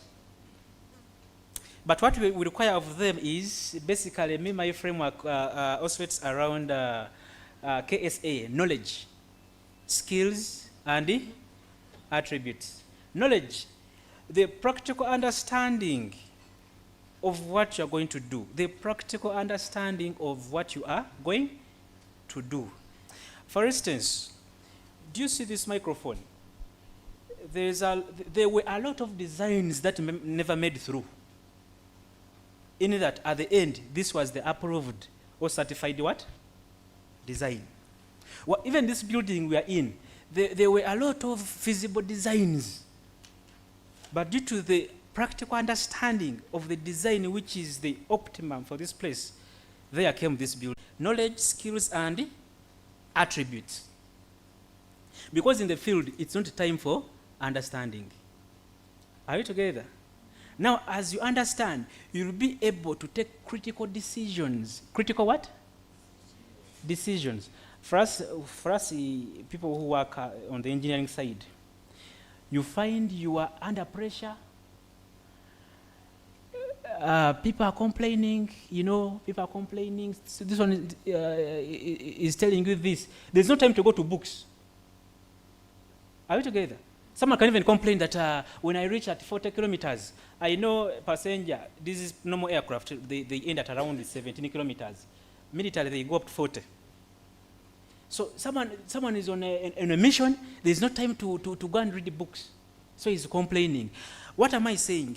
For us... Gideon, you didn't negotiate like Sarah. Sorry. Can we have, I appreciate your contribution. The timekeeper is on my case here. Can we hear from Kirabo? No problem. Yeah. Okay, thank you. Just to respect our moderator, I'll just talk about one thing. For me, it's innovation, and I'll speak from a general perspective. Yeah. So, while we are here, still in school, doing research, doing all those things, just the ability to innovate, come up with things that are applicable for the normal Ugandan, as the speakers earlier mentioned, how useful is the research you're doing? Is it applicable for the normal Ugandan? I know when I was a student, I was very ambitious. I was just thinking of what Isaac Newton and Archimedes and all those people did. I wanted to build an airplane, what a lot of things, yeah, which is very exciting. I mean, that's why some of us did engineering. However, what really is does the Ugandan need? And there are so many issues. We have so many problems. So there's a lot of opportunity here right now. But how are you letting yourself innovate? And from the university perspective, I just want to emphasize just leaning into progress over perfection, yeah? When you're doing your project, it's not that it should be the most perfect and change the world and do all these things, but what have you added to what was already there? Because that's how innovation works, right? As you say, this microphone was not the first iteration, but you build onto something that's already there, and in the end, it's a ripple effect of a big revolution, yeah? So think about it. Instead of thinking of building the most perfect thing out there, think of what small thing can I add on to it. And I'll just give a small example. In 1997, the first hybrid car was put on the road, Toyota Prius, right? So there are so many issues, short batteries, very expensive. Someone would think it's not feasible. It's not a feasible solution for us. But years later, we are here with even charging stations, you know. We have electrical cars, Teslas running around. Many of the vehicles on our roads right now are hybrid. So don't despise the starting point. What I must say is that the opportunities are all over us. In the areas of greenhouse emissions, for example, now I'm going to point to problems, and now you engineers will think in reverse.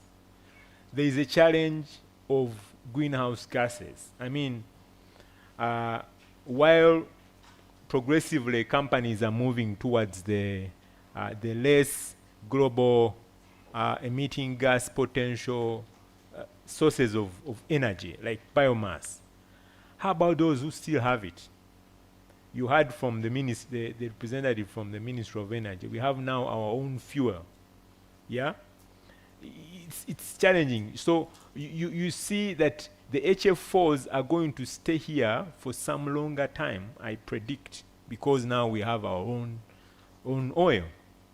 So the problem that engineers in this room need to take as students is how are they going to develop equipment that are going to mitigate that in terms of the boilers. We are also, this plastic has become a problem. Okay? Recently I was reading in Brazil, they have a returnable 2-liter bottle that is making about 10 trips. And there's a QR code, yeah, to enable them know how many trips it has made. These are wonderful innovations. So, to the engineers, is be critical.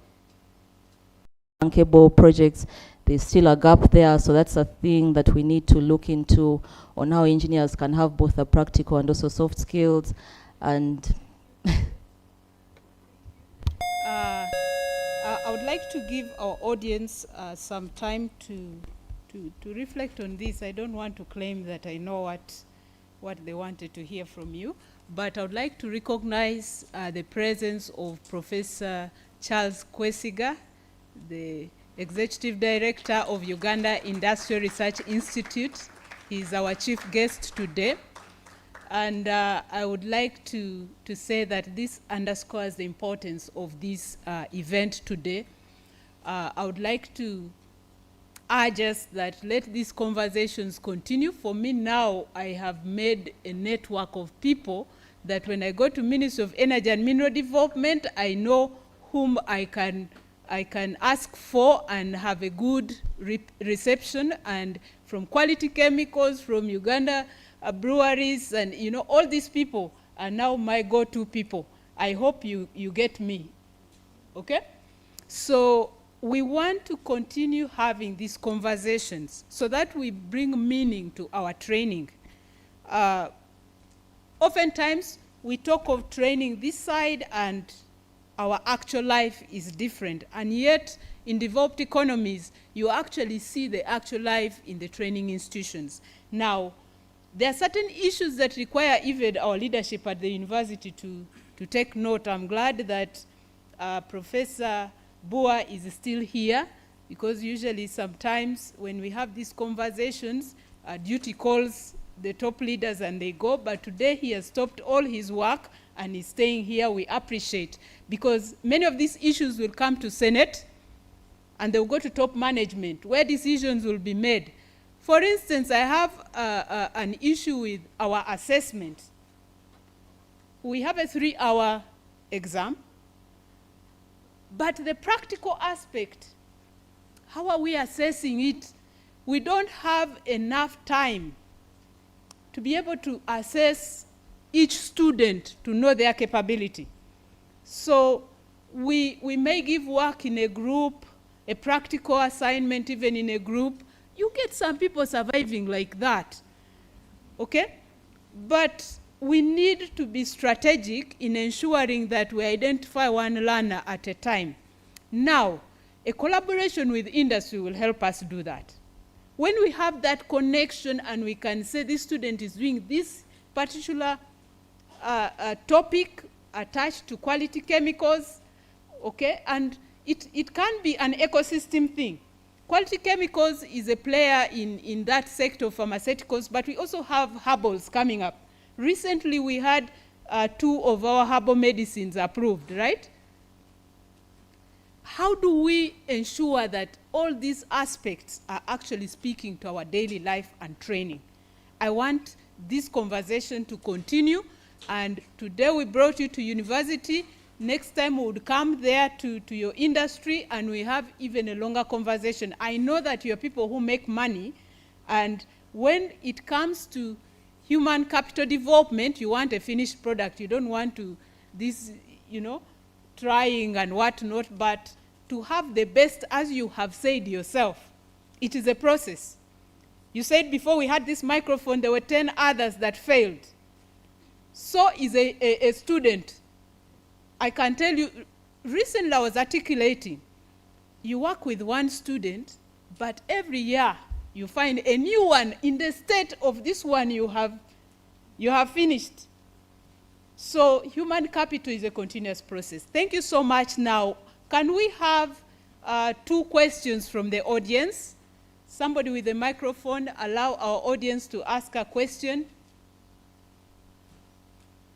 And I request we keep it brief.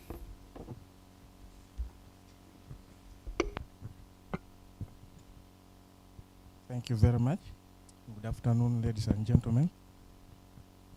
I'm Opit Bernard. I work with Crown Beverages Limited, but I'm also a student here doing my master's. My question goes to the panelist from, I think,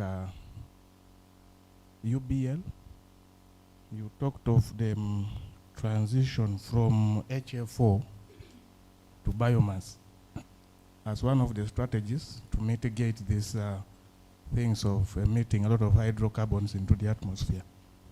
However, with that, yes, on one side we are cutting costs as a business, but when we come to biomass, the commonest fuels we use are wood shavings, coffee and rice husks, of which coffee and rice husks are always seasonal. I have experience in boilers. I've been in the maintenance of boilers for over 3 years with the Fresh Dairy before I joined Pepsi. So aren't you going again to put a lot of pressure on our green vegetation and natural vegetation? Because we run 24 hours every day.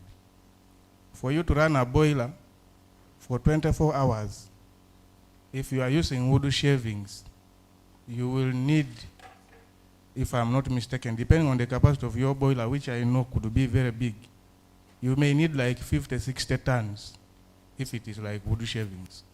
Aren't you going again to affect us on the other side? And I think that is something that you need to think of. Thank you.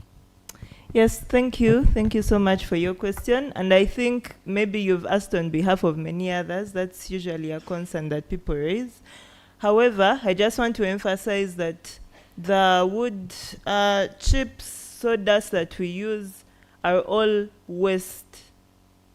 They are generated from waste. We don't go and cut trees to get this biomass. So the waste from the furniture stores, the waste, anything waste like that has cellulose in it is what we use. Of course, to get the actual ratios and everything, we have to optimize and see what is more efficient, but we use only waste, something that is not going to be used for something else for our biomass boilers. Hope that answers your question.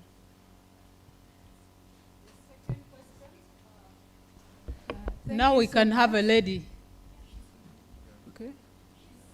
Oh, yes. Oh, please, go ahead. Thank you so much. And everyone here. For me, I have a question, and it goes to a person from the Ministry of Energy. We've seen like the recent development on the energy sector in oil exploration and mining. And I'm wondering how the country will balance exploitation of those fossil fuels with their long-term goals of transitioning to clean and sustainable energy, when actually we know that oil is not a clean energy. And also, I have it in mind that given the costs that we are using to drill and do other things, also the petroleum wastes on the soil and environment, it means the money that we will achieve from that, we'll again use it in solving those problems. So how is it helping us? Thank you.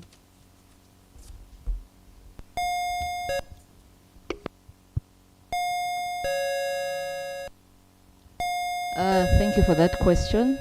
So as answering the last question, I was going to talk about cross-cutting issues which go into environment and climate change.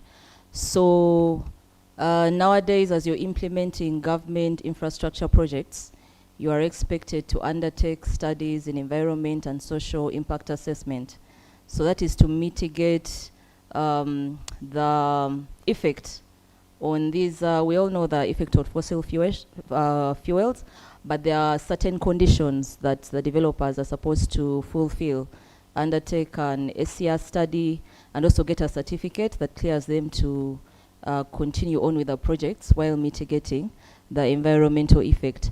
But besides, fuel has very many uses besides being used in transportation. I know that there are more questions there. Please forgive me, forgive us. There is not enough time. There are two other panels that should have conversations today. Thank you so much for your participation in this panel. We are really glad to have had you here, and I believe this is going to be a continuous process. This is not the end of our conversation.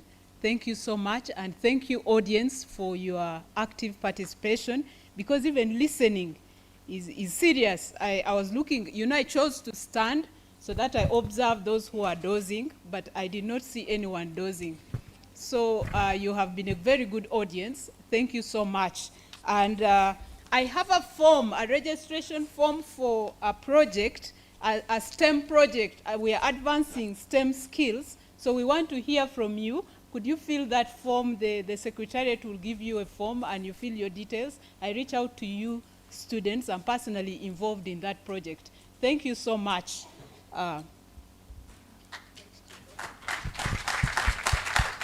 Another round of applause, please. I think we shall have a photo. Panelists, don't run away. Yes.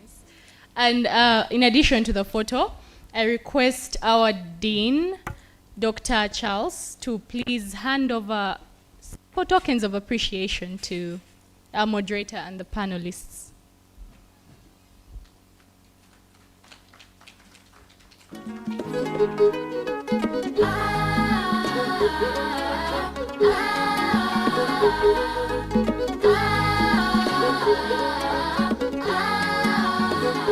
Uganda Nujinyo, the pearl of Africa, the land of beauty, good people everywhere. Yes. Uganda Nujinyo, the pearl of Africa, the land of beauty, good people everywhere. Let's try to make this brief.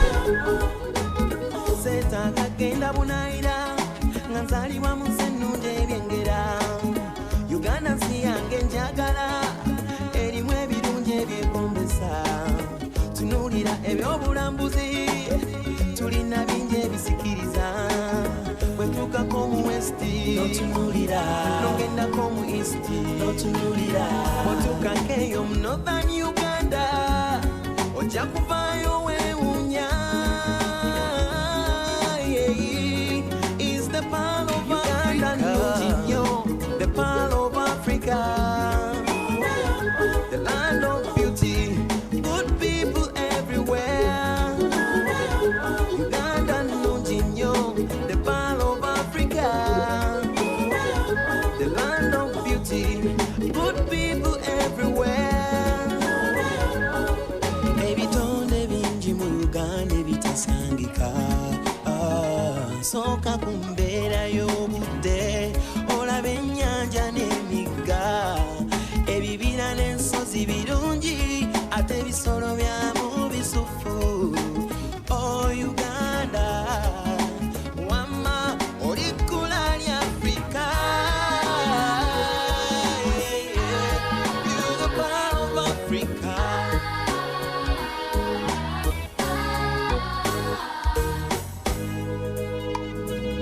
Uganda Nujinyo, the pearl of Africa, the land of beauty, good people everywhere. Uganda Nujinyo, the pearl of Africa, the land of beauty, good people everywhere. Thank you very much. And I would please request Dr. Charles to please invite our guest of honor to give his speech.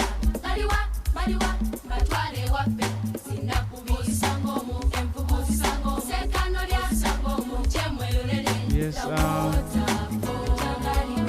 from the look of things, I think we have been expecting the guest of honor, and we have him here with us. My role is a simple one. With us is the Executive Director, Uganda Industrial Research Institute, Professor Charles Kweska. We humbly welcome you to give us the speech. Members, can we give him rounds of applause as we welcome him? Thank you very much.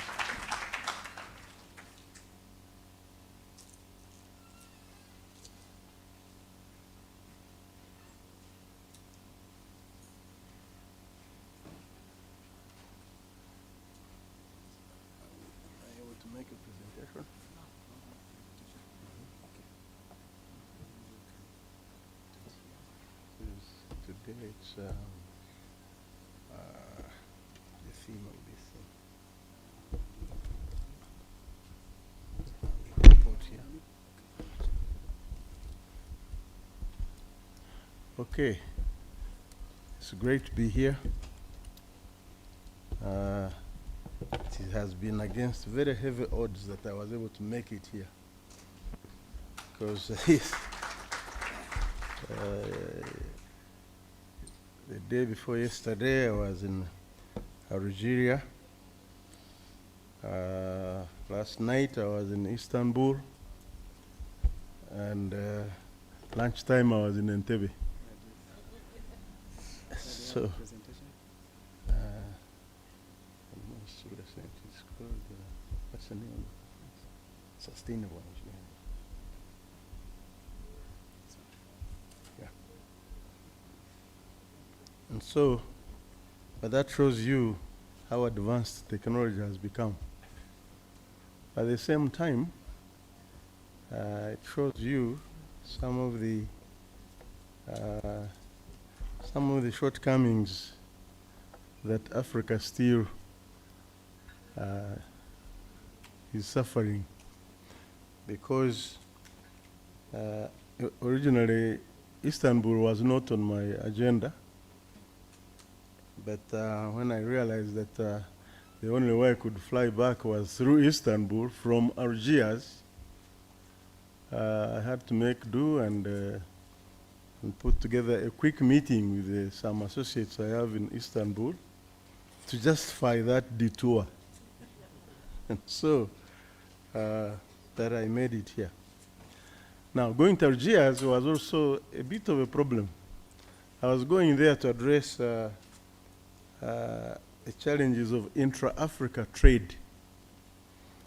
But how do we talk about intra-Africa trade when we can't even connect by air from one country to another within the continent? You are better off flying to Europe first, then coming down south from Entebbe. I find that a bit daunting. Then the geopolitics of it. When I was trying to arrange my trip, I had a challenge, because it was a last-minute kind of arrangement. It's very typical of Ugandan things. And then I go to look for a visa, and they said, "Oh no, you have a diplomatic passport, so you don't need a visa." So that's good.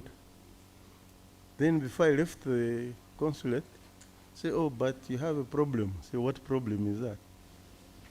Said, "In your passport, there is a stamp showing that you have been to Israel." I said, "So what?" So Algeria will not allow you on their soil if they have evidence that you have been to Israel.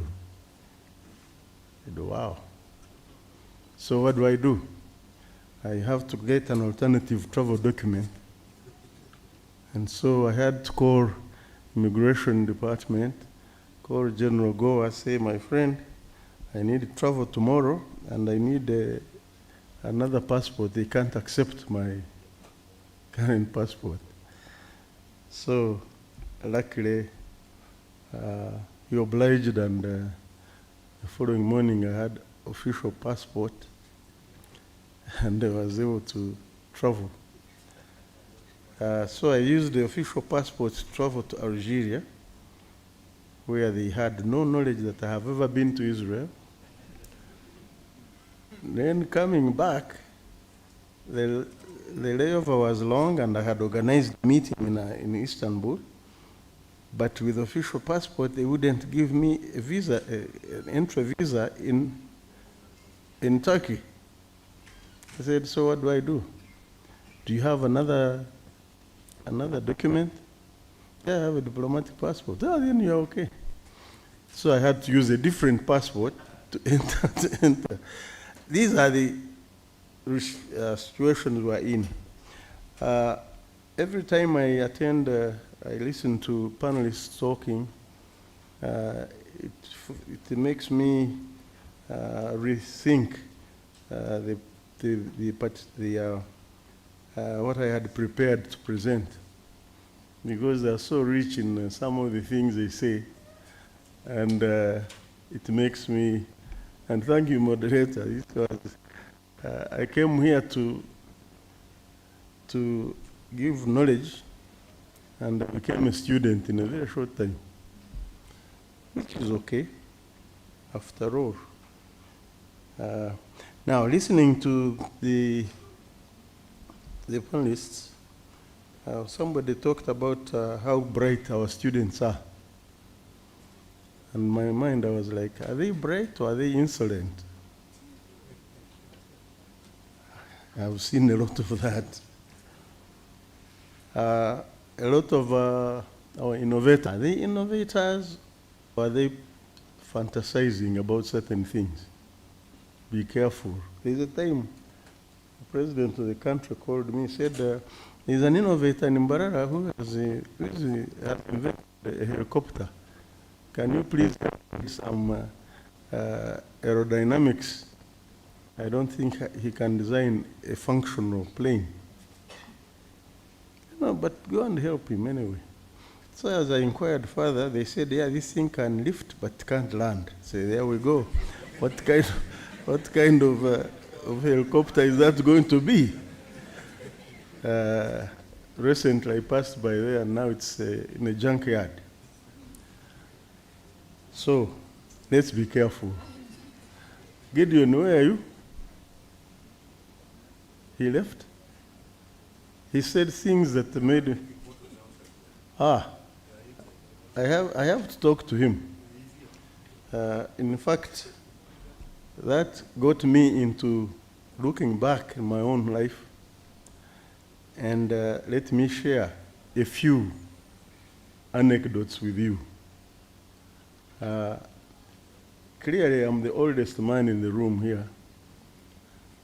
Gideon, where do you serve? I serve in the Air Force. Air Force. Okay. In Entebbe? In Entebbe, but currently I'm in charge of training the graduates from universities into the defense high-tech systems. Are you working out of Lugazi school? We use the training grounds. We have there's Nakasongola, there's Russia. We have a training ground there. We have in Entebbe. Okay. Soroti Gulu. Okay, we need to talk. Okay. Now, that got me into thinking about my own beginnings.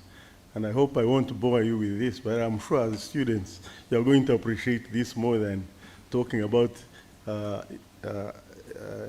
intelligence, artificial intelligence.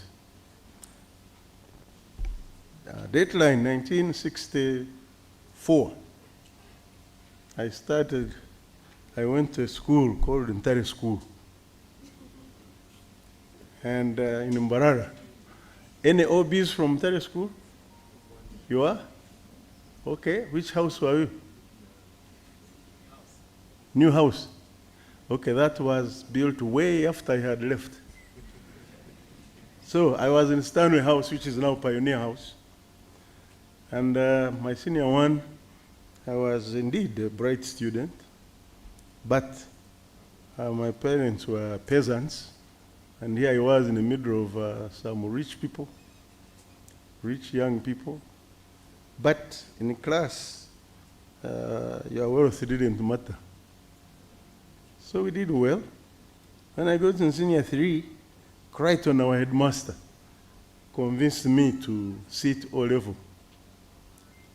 And I was reluctant, but then my math teacher, who was from the Netherlands, offered to pay my tuition and pay for the exam fees. I said, what have I got to lose? So I ended up, me and 3 other adventurers, we sat and read textbooks using the syllabus because we could not be in senior 3. They were taking their time. We couldn't be in senior 4. They were way ahead of us. It was not until mock that people realized we were serious, because I beat them thoroughly in mathematics.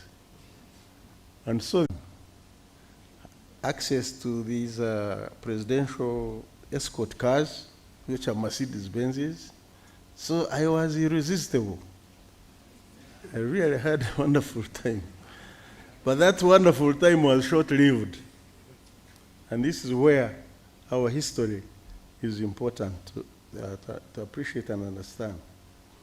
On the 25th of January, 1971, Idi Amin staged a coup d'etat, overthrew the government. Amin had seen me at the Visitor Academy when he was commander of the army, and we had met a few times at official functions, but I didn't know that he had some strong feelings about me. And so 10 days after the coup, I was in Ruzira. So I turned 22 in upper prison and suffered in Ruzira for, well, not really suffered. I was, no, there was nothing to enjoy. It was a psychological torture where you are in a cell, get up in the morning at 6 o'clock, they give you porridge, then stay in the cell until about 11 o'clock. They take you out for exercise. The exercise is line up and squat for about an hour, and then have something to eat, back to the cell. 4 o'clock is sabu, exercise, dinner. By 5 o'clock, you are in the cell. You have already finished with dinner. Now for the next 13 hours, you're just there. And that's why even today, I have a phobia against darkness. I don't turn off my lights. Even when I'm in a village deep where they don't have electric power, I have lanterns to make sure that there is light in my room. I read myself to sleep. That is the country that we have come, we lived in. 11 months after after 11 months in Ruzira, then I was handed over to the military, and they took me to a prison at Mutukura, at the border of Tanzania. And there, it was clear why we had been taken there. We had been condemned. And so, out of 625 detainees, only 64 of us survived. The rest were executed in Uzira, in Mutukura. And yours truly was among the 64 who survived. So I came out, and then I was on the run for a couple months. My entire school OBs, including Kategaya and other people, they took good care of me. I was hiding in the Bugorobi flats for 2 months. And once in a while I would come out here. There was a colleague of mine from entire school who used to teach at Nabisunsa Girls. So sometimes we would come there under cover of darkness. Anyway, after 2 months of hiding, working on my escape.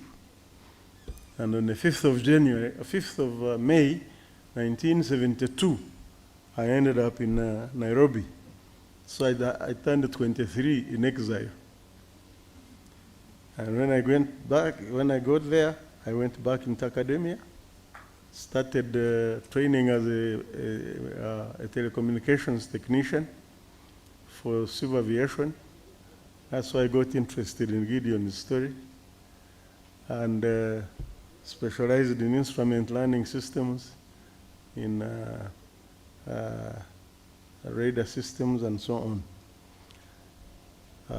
I got married to a Kenyan girl there and settled. Then, 1976, about June, Amin's boys came calling, and I had to escape again. But this time, I managed to get a scholarship from Geneva, and on the 17th of January 1977, I landed in New York and started my career as an industrial engineer. So, life was coming back. And I was in a hurry. being in New York, I was very lucky that the state of New York would also give bursaries, even when I had a scholarship. If you maintain the 3.5 GPA, then they give you an extra bursary. I said, okay. So with that money, I called my wife in Nairobi, said, look, you took care of me when I was hiding from Amin's agents. Now it's time for me to take care of you. So I took her I brought her to America, and we lived happily ever after.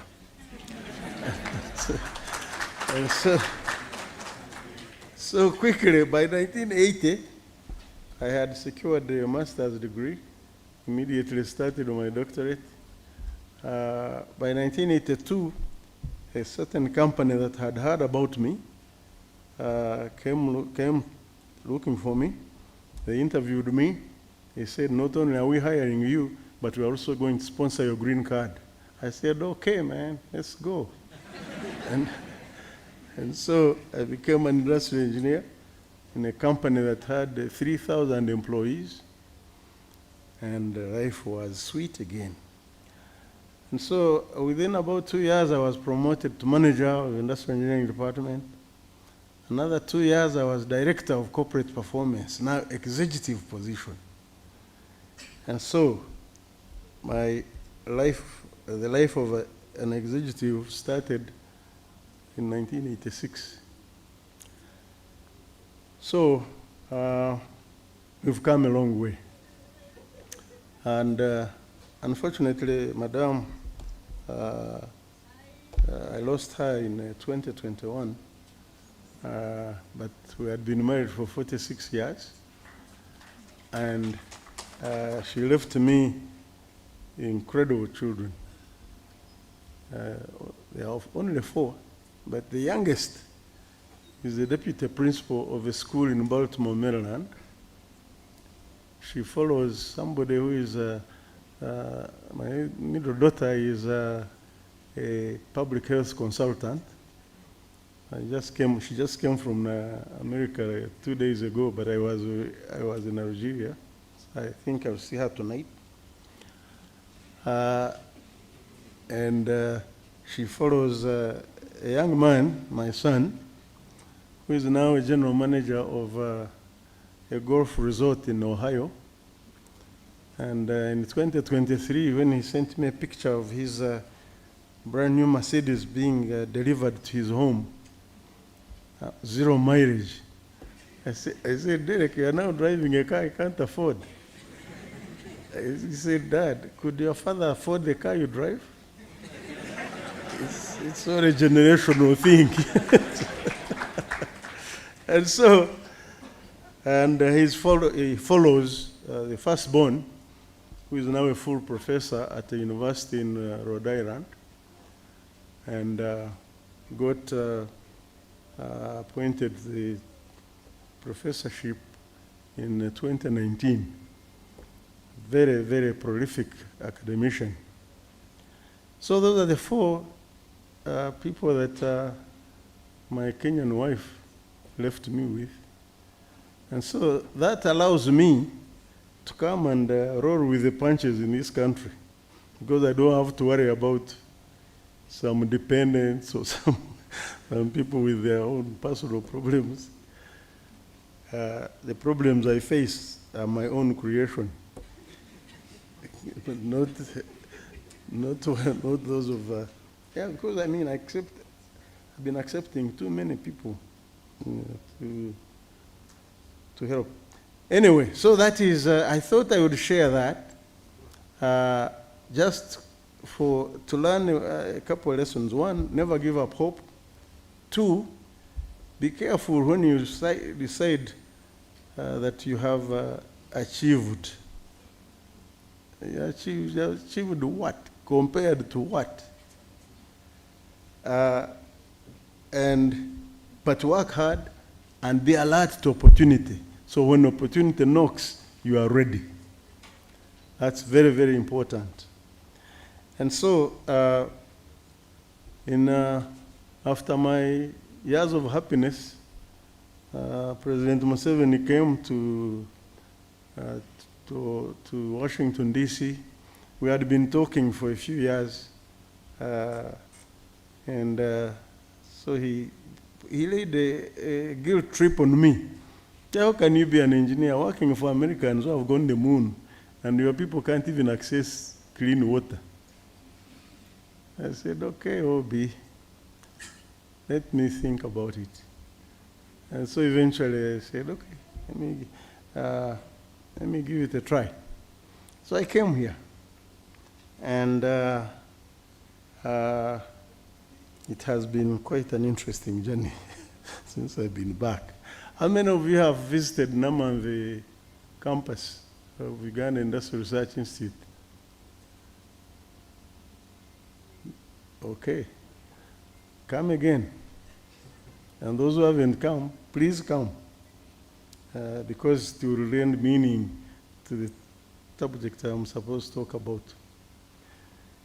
So, upon coming back, I realized that as a country, we are very slow at adopting technology. Even when we adopt it, do we adapt it to our environment? We have a problem there. The inadequacies of infrastructure were talked about, and we don't seem to be moving close to where we should be. There's a time I decided, let me take leave. And I go home, to my country home in Kawali. I wanted to spend 2 weeks there. But the second day, there was no power, no internet, no hot water. I tried to use the alternatives I had, but then the solar power, which was supposed to be a backup, ended up being the main source. So after 2 days, I said, I'm sorry, I spent the rest of my leave somewhere else. And that affects the whole country. Unfortunately, the whole content is not very different.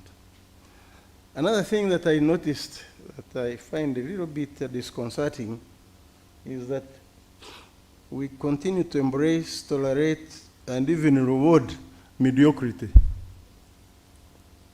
We must stop that. And I probably elaborate on that a little bit. Now, back to the subject matter. I'm here to talk about sustainable engineering. And I want to start on a historic note. There is this innovator, inventor, scientist called Michael Faraday. He did interesting things, but this was in the 19th century. Actually, 18th century, beginning. Yeah, 18th century. And he did incredible things as a scientist, but that was then. Today, we are talking a whole very different language. The science of Michael Faraday, the science of Isaac Newton, the basics may be still the same, but the technologies we're talking about are artificial intelligence, blockchains, virtual reality, biotechnology, robotics, 3D printing, the Internet of Things. Are we teaching any of these in these engineering schools we have? We must think hard about that, because that's modernity. That's the direction we're taking. We can't run away from that. And so, interestingly, the life I've told you, when I was in entire school, we were tortured by using logarithm tables. And as I went higher, they introduced a slide rule. I had to adopt the new technology. As I left the slide rule, they brought a programmable calculator. I had to change that. By the time I was in university in America, they were using computers. But even the computers were not real time. You'd write a program, submit it, 24 hours later, it comes back, the result says, line 12, syntax error, do it again. And you do that, I don't know how many weeks, just to do a simple program. But then, in a few short years, we had real-time programming, and I had another interesting experience there. My first computing was a required course, but the class I was in, being engineers, we had to study Fortran, programming language. But these Americans already had access to computers. Me, I'm looking at this thing for the first time. I didn't even know how the job control language is placed in the deck and so on. But I suffered initially, and because of racism, most of the white boys didn't want to deal with me until they realized that I was better than they were. Now they became my friends. And so, but within 2 years, I was teaching Fortran. So be resilient, be determined. I can assure you, by nature, we are very intelligent people. And so, so that's how. Now, a practical example again. Uganda Industrial Research Institute, when I came there, it was a disaster. But we quickly turned it around, and it became a center of excellence. But I still had problems, especially in our chemistry laboratory. We have equipment. Every time it got a bit out of shape, I would end up with calling a technician from Cairo to come and repair it, repair, service, and so on. I thought this was ridiculous. Then I started a project where I said, okay, instead of you flying in physically to do a diagnostic, let's do teleconferencing. My guys are bright enough; we can dialogue on through teleconferencing and solve the problem. But eventually, you have to come to Manufacturing and Industrial Skills Development Center at Namanve.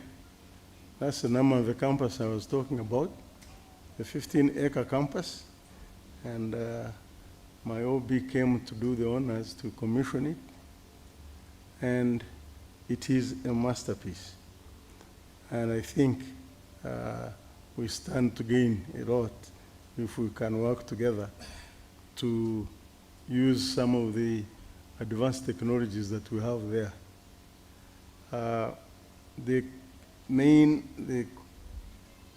thing, the objective of this center, after some years of struggling with the Nakawa campus, I realized that the issue of technology, the issue of human capital, skilled people. I had some conversation here we're listening to, issue of skills. We have to,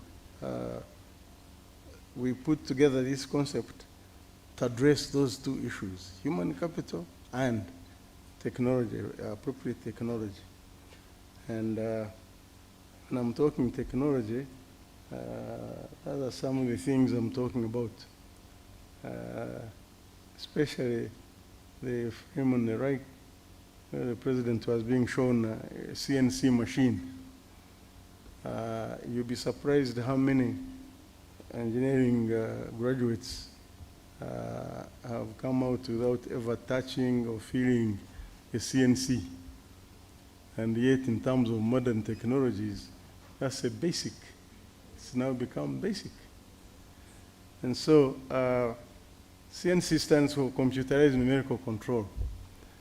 And there, you don't need a machine operator.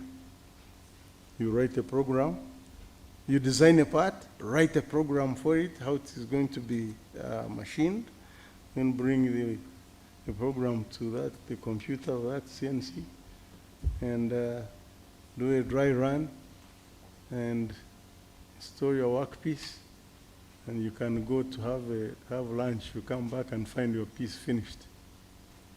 And so, again, you're welcome to come, even do a seminar or two on how these things can be used. Besides this, we're also heavy in PLCs, programming logic circuits. And so recently I challenged some my staff. I have a glucose sensor that I wear all the time, and it's paired to my computer, my handset, so I can tell any time of day what my glucose level is. But that sensor lasts for only 14 days. After that, I have to call Dubai or UK or some other foreign country. The latest ones I had, I got them from Malaysia. Yesterday, one of the things I did when I was in Istanbul was to make sure that I stock up, because you can't find the sensors in our local market. So I challenged them, I say, but what is here that you can't make? And now they are prototyping sensors for purpose of monitoring things like glucose, hypertension, and so on. It can be done, and together we should work together to make it happen. Avoid at all costs a project, something I call the bridges to nowhere. That's a real picture I took in Cape Town, and they were supposed to build a flyover, and they built, then mid-air they stopped. I don't know why. So now instead of being a flyover, it is a tourist attraction, because everybody is asking a question: what happened? And so, and you look back, how many projects have fallen by the wayside because of that, because of such scenarios. Once you get started with something, finish it. You start on any project, really. I'm going to leave this presentation with you so you can read more about AI in industrialization. What is AI? What is AI and ML, machine language? Examples thereof, challenges in industrialized countries, in developing countries, successful women entrepreneurs, because I kept, the invitation I got was from women in engineering. And I can assure you, we can share a lot of experiences and observations about how successful entrepreneurs, some of them are women. See, success is not gender biased. You know, I have a little thing in my office that says, success is not for the few who choose. No, success is not for the chosen few, but is for the few who choose. And there is no issue of gender there. And so, suffice to say that it can be done. We must move from where we are. Let's not be satisfied with the state of affairs. When politicians talk about issues like GDP is on the increase, and we have tamed inflation. Yes, from economics perspective, maybe. But really, what is the quality of life of our population? What is the quality of life of our infrastructure, of our people? What is what are we doing about our infrastructure? So, I will be happy to engage you more and answer questions if there are any. And please, thank you again for inviting me. I'm really happy to be here. And it was a touch to go, because by last night when I was in, first of all, by the way, these countries, some of them are worse off than we are, but they put on a happy face and you think they're okay. Because at least for us, we have natural endowments they don't have. The survival here is very easy. Now, thinking out of the box is very important. I have a small farm in Ntungamo, and then, but getting power there was a problem. So one time I stood by that hill where my farmhouse is. But with all these natural endowments, we have wind, we have sunshine. Why am I suffering with the power? And so I quickly picked up a windmill and a few solar panels. Now I'm self-sufficient in my power needs for the farm. So think out of the box sometimes should be important. We still blame the colonialists about our shortcomings. I think that's overdone. The problems are self-created. But the mindset of the older generation, in 1994, I did the biggest achievement of my life. I invited my parents to come to America to visit me, because they had gone through some very rough times, especially during my incarceration, to sit at home and not sure whether your son is dead or alive for that long. And then when he comes out briefly, he has to, again, stay in hiding and eventually run away to another country. So in 1994, I agreed with my wife that I should host them in my new adopted land. And now this is where the colonial mindset is really a problem. So my mother is sitting with me in the living room, looking outside. Says, "Son, are those the owners of this house?" I said, "No, the house is mine. I had bought it about 9 years prior." And she says, "But they are cutting grass." I said, "Yeah, they are workers." She says, "But they are white." I said, "You mean white people can't work for money?"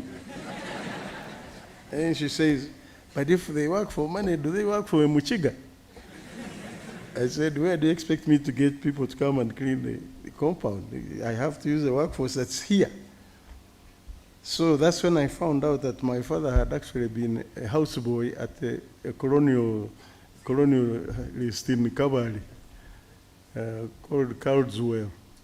But the Wachiga had adulterated his name. They called him Mukanzikwera. And but that's the past. We've had independence since 1962, for heaven's sake. We are running out of excuses, because all it takes is address the relevant issues, apply the knowledge you pick, and everything will be, because if I can live here and be a manager in an American, in the country of America, and do so well, the issues of racism notwithstanding, why can't we do the same thing in our own country? I thank you very much for listening to me.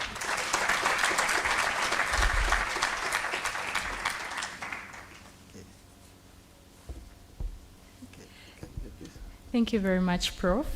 And before you leave, this is a humble request. I'm requesting Professor Bua to please come and hand over appreciation to you for showing up and also giving us this knowledge.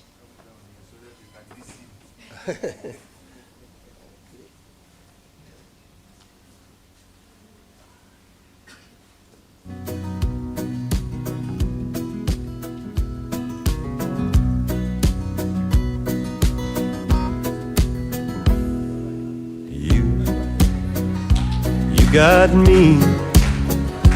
We got something everybody else can see. Me, I got you. We got a good thing, honey, you know we do. Friends, they all know, 'cause we can't help but let it show. Smiles, we can't hide. We got something just too good to hold inside. We don't need no money, honey, you and I. What we've got together, money just can't buy what we've got. There's plenty of. I got you, you got me, we got love. So, time is fast spent, and it's about that time we had some lunch, something to energize us. I'll request someone to please first help direct our guests to have lunch, and shortly after, we shall have the students. Each of you will present a coupon at the back where lunch is being served, and I request that we keep this within a space of 30 minutes. So let's try to be fast, and let us have a prayer before we break off for lunch. Dear Father, thank you for today. We thank you for the food that you've blessed us with. We thank you for those that have provided it to us, King of Glory. I pray, Heavenly Father, that whoever tests this food may be blessed, and may you bless those that have prepared it. In the mighty name of Jesus Christ, I've prayed. Amen. Okay, so the ushers are going to direct us in accordance to protocol. And in the meantime, I'm going to invite Miss Patience Katulinde, who is the packaging team lead of Uganda Breweries Limited, to give us a testimony for, a woman in STEM. What does it feel like, and anything else she's going to add to that as we prepare for our panels. Strictly 30 minutes for lunch, so we shall try to keep time as we get the food and eat. In the meantime, please let's clap for Miss Patience Katulinde as she comes to the stage.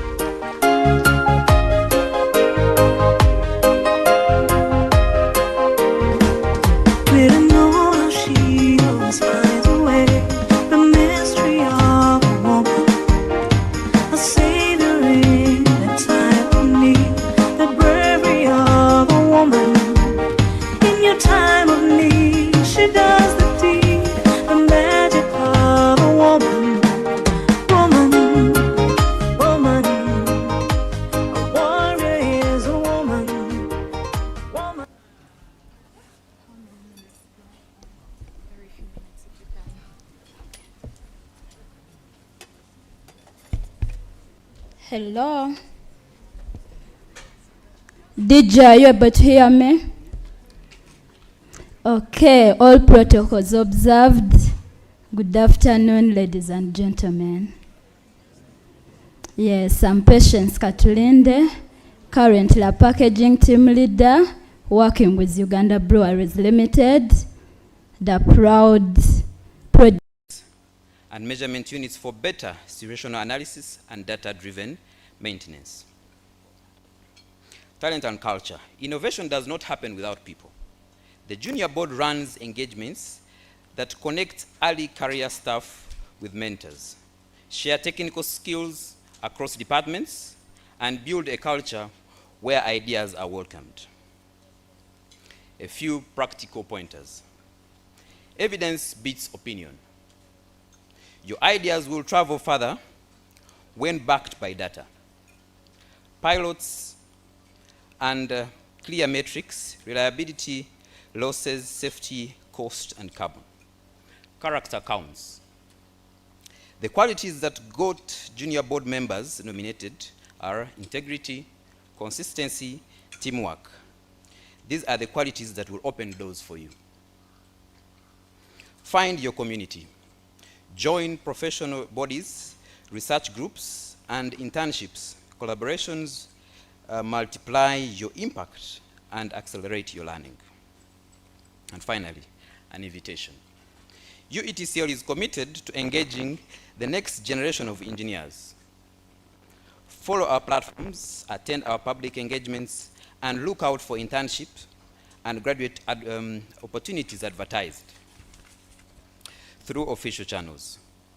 When you work on a capstone research project, think about how it could solve a real grid problem.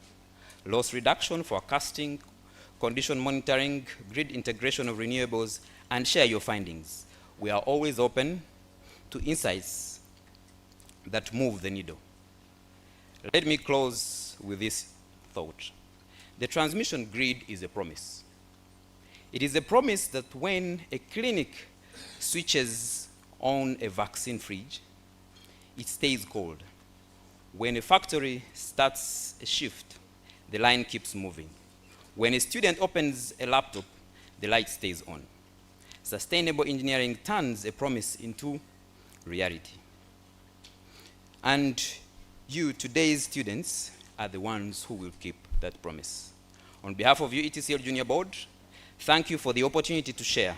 We look forward to partnering with you as we transmit for transformation, reliability, sustainability, and together. Thank you so much. So allow me at this point to display. I think I don't have the control button with me here for the display.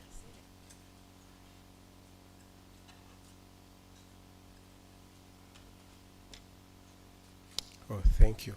So before I start the presentation, I would like to appreciate the oldest man in the room. You know him for the chosen few, but for the few who choose. That's a very powerful statement. Please allow me to. Then that had a requirement of about 150 meters of corridor. So the impacts would be adverse. Towers to cross the Nile River, spanning 1 kilometer across. So this assessment was to, demonstrate that we can use engineering to combat climate change as well as build a resilient grid network. So in this undertaking, there are two options, as you can see. Tried to use the funnel assessment model based on a 4x5 matrix to compare how the performance of each option actually contributes to the, the resilience of the power, saving the response to climate change. So this is another model that was used to assess, the different designs by using a high-low comparator, whereby the favorable conditions were high, low for the different parameters. So in conclusion, we were able to see that the application of engineering redesign is one of the strategies to concurrently combat climate change and as well as improve the resilience of the high transmission.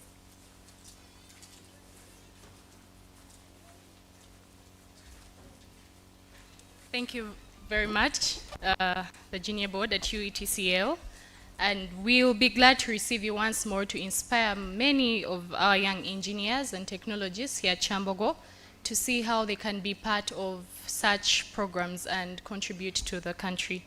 So allow me invite Miss Victoria. She's going to give us an introduction of herself, and also please invite her panelists for the next session. Thank you very much. Can we please clap for her? She comes to stage.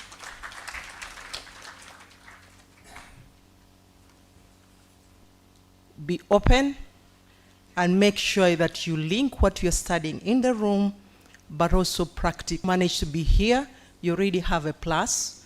Those who have missed out, I think it's something to think through as we look for Uganda, especially the African girl child or the young people.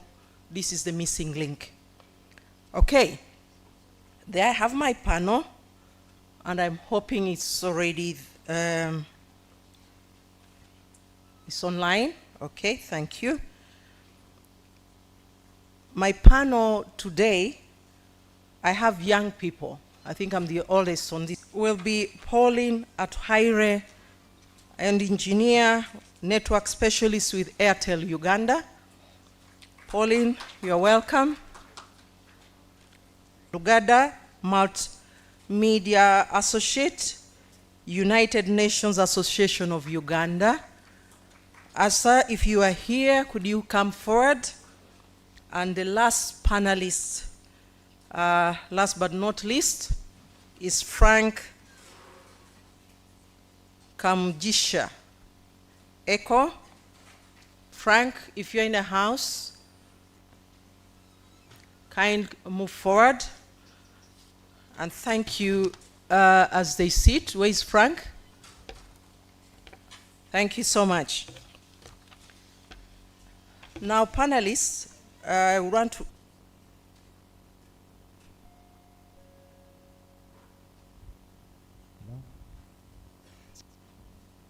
good afternoon, everyone. My name is Peko, and I work with the Center for Research in Energy and Energy Conservation, and I mainly major in energy modeling and the productive use of renewable energy. Nice meeting you all.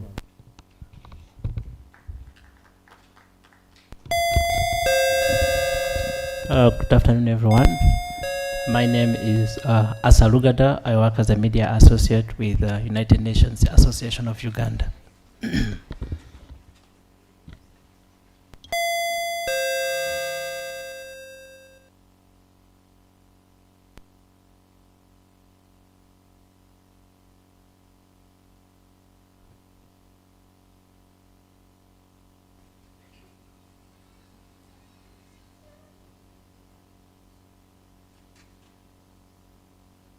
Okay, my name is Asa Lugada. I work as a media associate with United Nations Association of Uganda.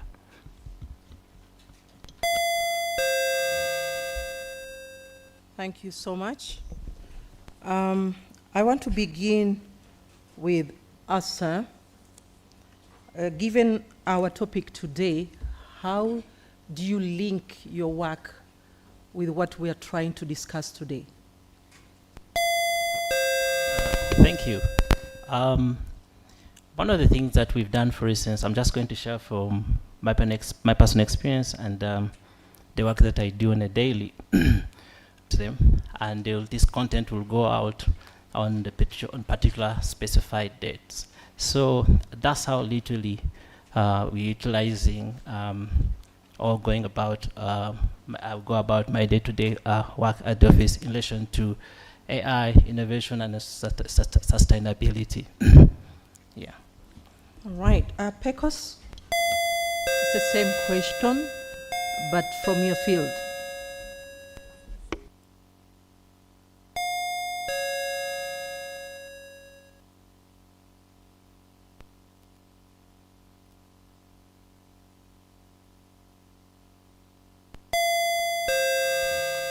Okay, thank you so much. And I'll back up from what the topic of the day is all about.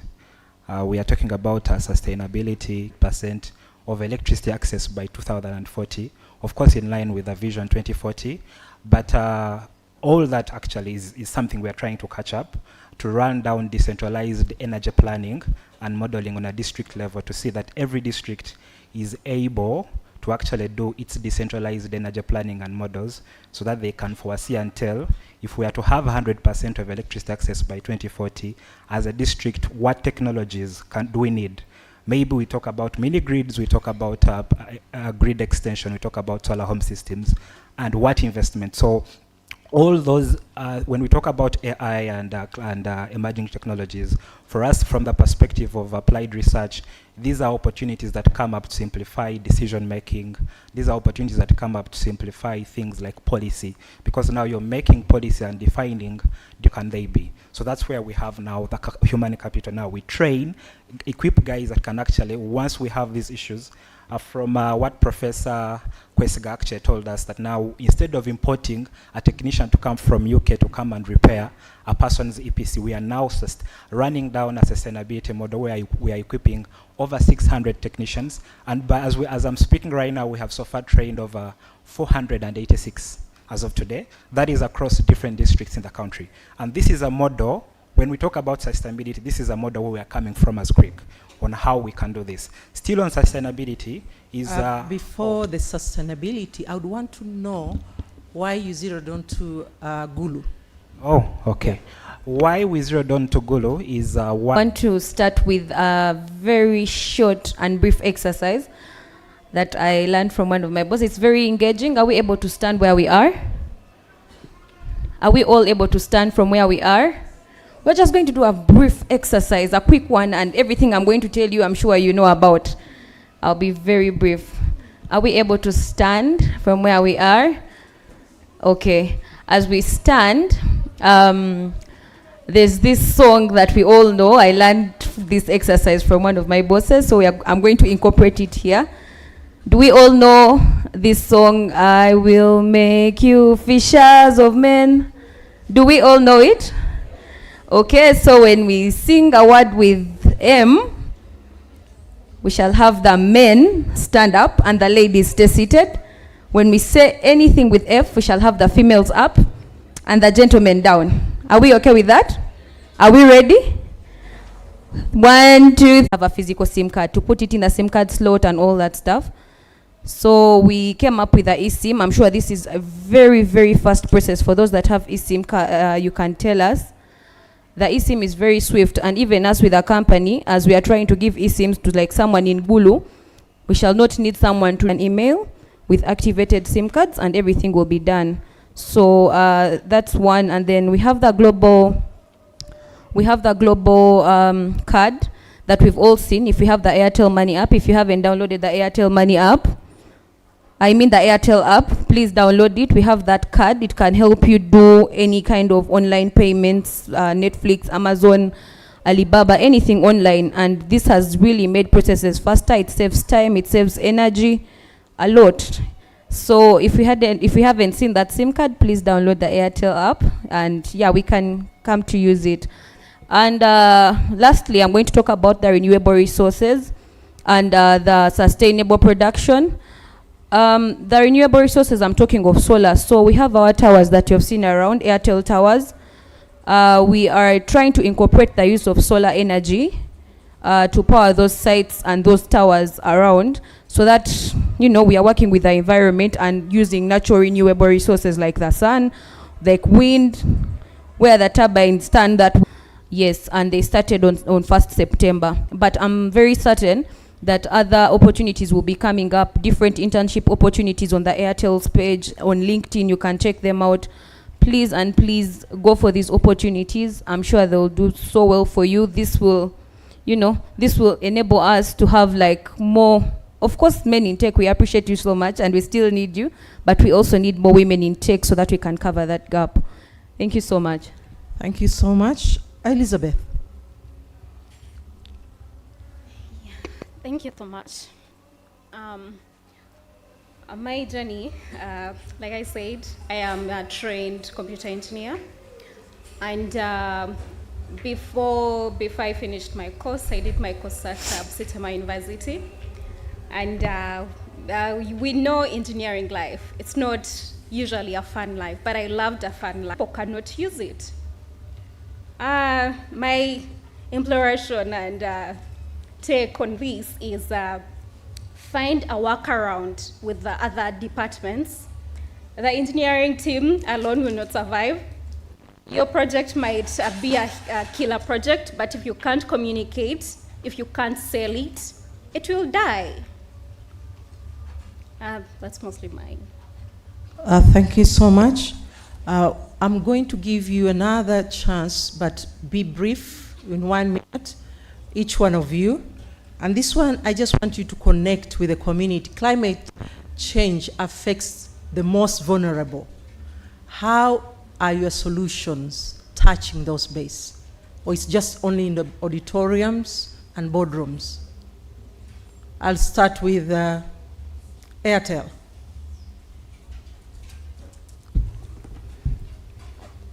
Colin? Check.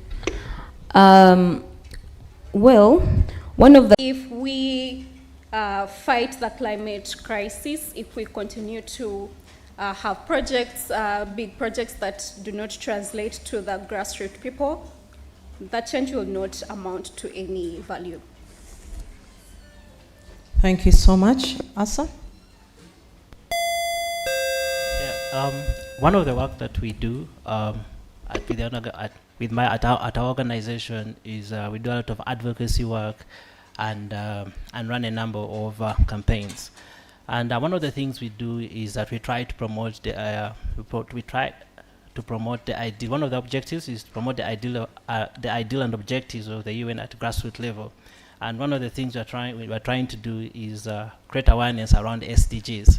So one of them is no poverty. So one of the things we've done, like in Kisoga, we reached out to some community and they told us that if you can be able to get us some domestic animals, we should be able to rear these animals and we shall be able to take care of our families. So over time, the last 6 years, 7 years, we've seen some of these families that were recipient of these domestic animals.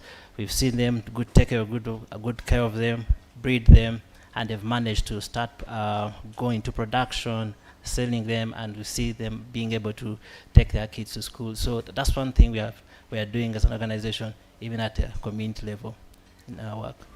Thank you so much. We're giving limited time. Let me give the audience, if you have any questions to the panelists, raise up your hand and be brief so that they can answer. If you're looking at Airtel opportunities for next year, be specific which opportunities you're seeking.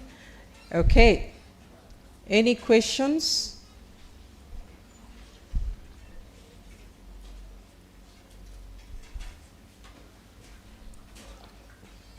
All right. So let me give you, oh, sorry. Somebody has a hand? Okay. So let me give each one of you the parting shots. In a second or two, what would you want the audience to take home, especially our students today? I'll begin with Asta and we move that way. Okay, thank you. There's a huge fear that AI is taking our jobs, but one thing I want to let you know that AI is just only taking jobs for people who are not utilizing AI. So if you choose not to utilize AI as a tool, you can be assured that your job is going to be taken away. So AI is here. Just embrace this tool and use it, and you'll still have your job. Thank you.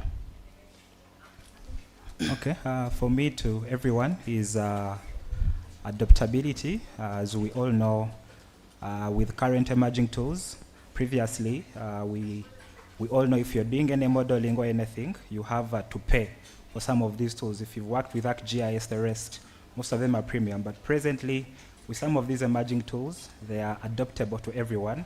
They are open source. So for every student here, masters, etc., you can adopt some of these tools in your research on how you can impact the community. So when I talk of the tools, I talk about... How many water engineers do we have in the house, or environmental engineers? Just raise up your hand. Anybody who has heard about UNCCC or COP, Conference of Parties, among you? Just raise up your hand. There is only 2. Aha, professors. Conference of Parties is a UN body that regulates climate change. And all of us, Uganda or 198 countries, subscribe to that. So the water engineers, environmental engineers, go to www.uncccc .in and get to know what it is. It's a global thing.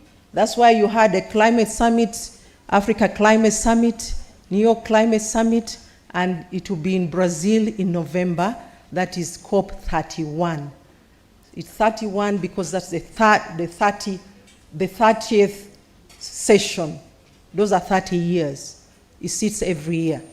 So water engineers, as they have said, learn, be present, check, research, and be in the place. And they are looking for negotiators.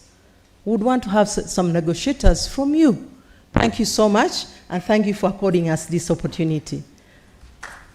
We shall have our group photo outside, the panelists, kindly. Thank you.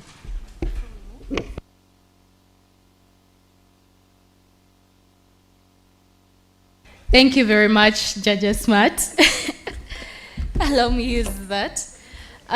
Before we move out for the picture, I'm going to request Dr. Charles to please hand over our appreciation gifts to you before we leave. And speaking of that, I'm glad to have participated in the Environment Parliament. Unfortunately, I wasn't able to go for the Africa Climate Summit in Ethiopia, but I mean, there are always opportunities. So we are looking forward to more.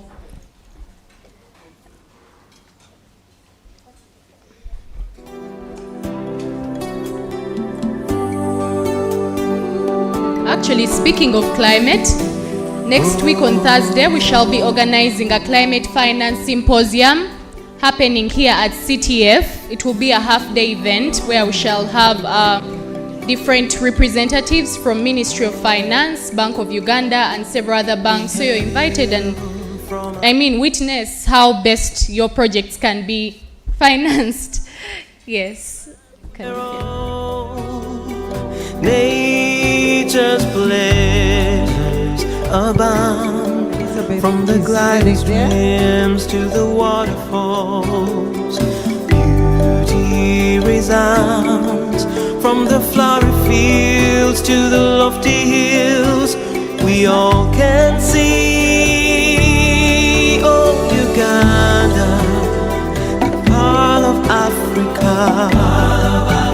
Oh, Uganda, the pearl of Africa. Home of the Nile, and people who smile. You are the pearl of Africa. Yeah, land of the sun and beautiful rain. You are the pearl of Africa. Come and see.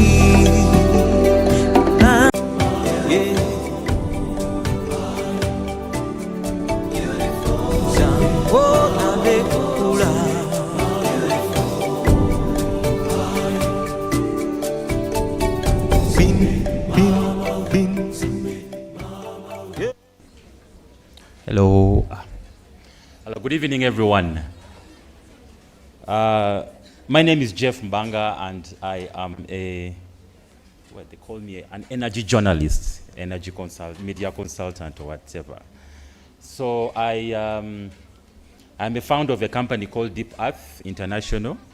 We cover oil and gas, energy, mining in Uganda, Kenya, Tanzania, Rwanda, Burundi, and DRC. When Mercy sent me this invitation, at first I thought this was very intimidating, because I am in a group of very well-educated, soon-to-be engineers and engineers, so it was kind of worrying for me. But today, in the morning, before I came here, a friend of mine had asked me to pass by at her site, at her building site. She needed some bit of supervision. And then when I got there, I found the workers were all over the place. So they didn't know me. So I would ask, so the painter, kati painter aliwa, you know? The one who's doing the pest aliwa, you know? And everybody was saying, engineer, badja. So they were calling me engineer. So I can tell you that I felt so proud being called an engineer. And, but as I introduce my panelists, you'll understand how brilliant they are and how humble I am. So my few moments of being called an engineer end right now. I'm going to invite the real engineers to the panel, and I am sure we shall have a very interesting discussion. I think I saw Janet. My first panelist will be Miss Anena Janet, who is a senior projects engineer with the Uganda Electricity Distribution Company Limited, the company that has just taken over Umeme. You're welcome, Janet. My next will be Engineer Diana Nakabogo. I haven't yet seen her. Okay. Engineer Diana Nakabogo is a senior power analyst at the Uganda Electricity Transmission Company Limited, the company that's in charge with our high voltage lines. And then I'll have Engineer Sandra Kajumba Mati. The engineer is in terms of asset management at the Uganda Electricity Generation Company Limited, UEGCL, our generators. And Miss Evelyn Mohindo, a lecturer here. Evelyn, okay. Miss Evelyn Mohindo is a lecturer in the electrical department here at Kyambogo University. And the last panelist will be Mr. Julius Plaka. Okay. Mr. Julius is an AI and data management consultant with Time Series Limited. Ladies and gentlemen, I'm very happy to see you all and meet you all.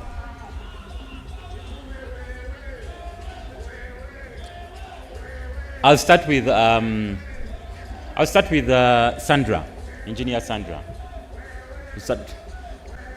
I mean, this whole issue of climate change and energy transition is something that everybody is talking about, right? Why should Uganda, be involved in the global energy transition debate when Africa's contribution to emissions is very low, and where we have so many people with no access to electricity, actually 600 million Africans with no access to electricity? Why should we even be part of this discussion? Thank you, Jeff. Good afternoon, everyone, ladies and gentlemen. My name is Engineer Sandra Kajumba from UEGCL. So, Jeff, you raise a very important question. He asks, why should Uganda be involved in the climate change debate when we know that Africa or Uganda has had the least contribution to climate change? Let's look at this as Africa. It's true that Africa has indeed had the least contribution to climate change. Actually, the figures say Africa as a continent has contributed less than 4% of the total global climate change emissions, the emissions that have resulted into climate change. But if we move fast forward and look at the impact of these emissions, the impact of the climate change, Africa has faced the biggest impact in terms of, we're looking at floods, we're looking at droughts. Africa has faced the largest negative impacts as a result of this climate change. Because of these floods and droughts, we have food insecurity in Africa. We have so many diseases, malaria, bilharzia. The floods have resulted into displacement of people, sometimes death. So Africa has had the biggest consequence. So because of that, it is important for us to be involved in these discussions and table our needs.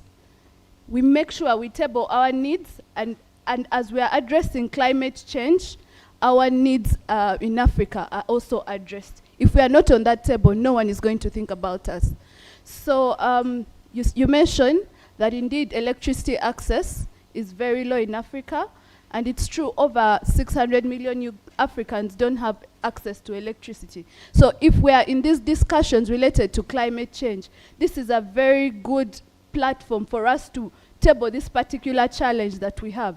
We say, yes, we are supporting the energy transition, but as Africa, how are we going to benefit both from the energy transition and also addressing this challenge of limited or no access to electricity?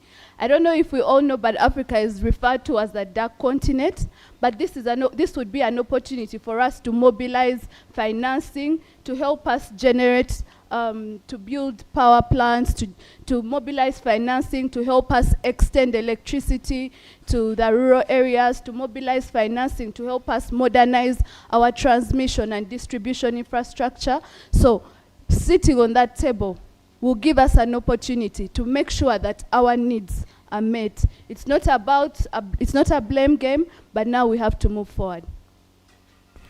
All right, thank you, Sandra. Well articulated, well put. And Sandra talks about drought and how it's affecting in the rural areas. In the rural areas, most of the people there are still using charcoal, and this is to you, Jeneth, from UEDCL. Many of us still use charcoal for our energy sources, right? It's coming to 6 months. At the end of September will be 6 months since you took over the Umeme concession. What has been your experience taking over these assets? And what is the company planning in terms of reducing the amount of people that use charcoal for their energy needs? Thank you so much, Jeff. Janet Mwanena, working with the UEDCL, the National Distributor of Energy in Uganda. We have, so far, the concession happened on the 1st of April, 2025. It's been 6 long months that we have been in operation. 6 months is a short time. However, for the time that we have been, I think we have gotten to learn some opportunities and also challenges when it comes to managing the network.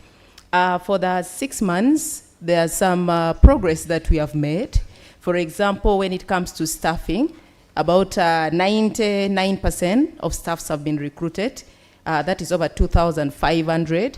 We have over 900 contract technicians to speed up new connections, and then over 800 that have been recruited through contractors. These recruitments were done using the internal resources. There was no consultancy involved, so that strengthens capacity. Additionally, when it comes to cash collection, UEDCL is collecting above 102% of our cash collections. That is through the prepayment system. The UEDCL bill has been cleared 100% and on time.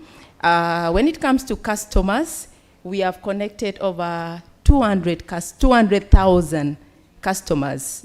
New connections have been cleared.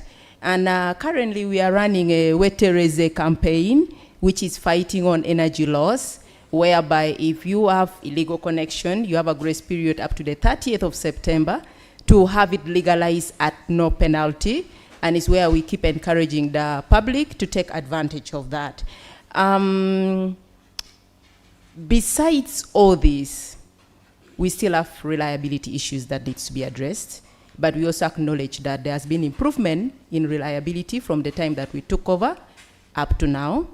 But there are some interventions that are being put in place to help improve reliability and get people more on the clean energy side other than biomass. There is $75 million that has been earmarked for investment in the financial year 2025-2026. With the much investment and people coming on board, we expect things like tariff to reduce and to get to encourage more people to come on board. Additionally, we have maintenance plans, which is also ongoing. The faulty transformers replacement, equipment replacements, upgrade of the substations. All this is to improve reliability and to bring more people on board as they enjoy power. For more people to come on board, the power does not only need to be accessible, but it needs to be reliable, it needs to be trusted, and affordable to all. So UEDCL is embarking on that through the investment so that electricity is cannot only be accessible, but is reliable and people can get to trust on it. Thank you so much. Thank you so much, Jeneth. And to you, Diana, $75 million for UEDCL looks like quite some good money that you can deal with. I understand. We know for sure that the transmission segment has had challenges in terms of attracting financing, but government opened up the space for private sectors, to put up private transmission lines. And I think this is an opportunity for the students here to understand that there will be more opportunities in the transmission segment of the ESI. But ever since government opened up the space for the private investors, how has the industry reacted to this? How has this motivated your work at UETCL? How are you reacting to this new policy shift in the country?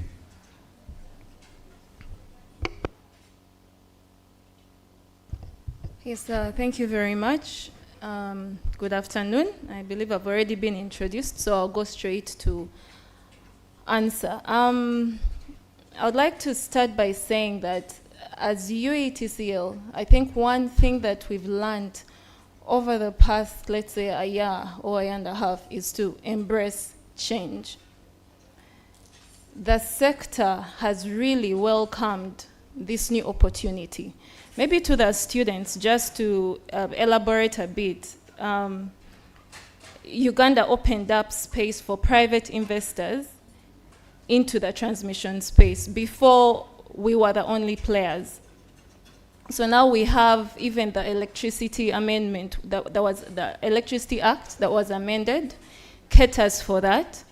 So the sector has embraced this to the level that actually we now have a framework that is able to guide us on this, I think I would call it a new adventure, as Uganda. This kind of arrangement allows the country to improve and increase the expansion and also the efficiency of our grid. So I think it's for that reason, that we majorly welcomed it as the sector. And also the sector has been very careful in embracing this. The frameworks were developed, but we don't stop at that. I think ERA is the lead, in this. There is careful consideration, if need be, to review something about the framework that is not clear, that is being done. And we have a couple of projects that are being considered. Currently, we have a pilot. So hopefully, very soon, we shall be speaking of the first IPT project that has gone through. Yes, thank you. All right. Thank you. Thank you so much, Dan. Being able to improve already existent technologies and also being able to come up with technologies that are sustainable for the future. For example, smart grids, prediction of energy demand, among others. Short to the point. Thank you. Julius. Engineer Ziria, I wish I'd found her here. Engineer Ziria, in her presentation, which I was watching online, kind of insinuated that AI is further down the road. I don't know if you agree with her. I think she kind of hinted that incorporating AI into our energy systems is something that we may have to look towards, to look at in the future. Probably not so present. But from where you sit and operate, how far are we from deploying artificial intelligence tools into our energy system?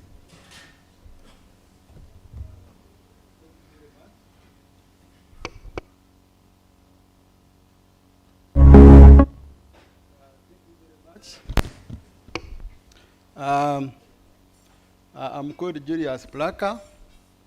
I work as an artificial intelligence consultant with Time Series Limited.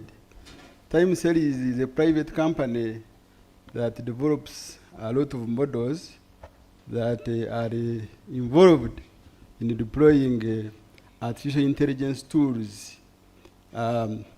As the theme of the day, you cannot talk about green revolution, industrial revolution 4, without talking about artificial intelligence these days.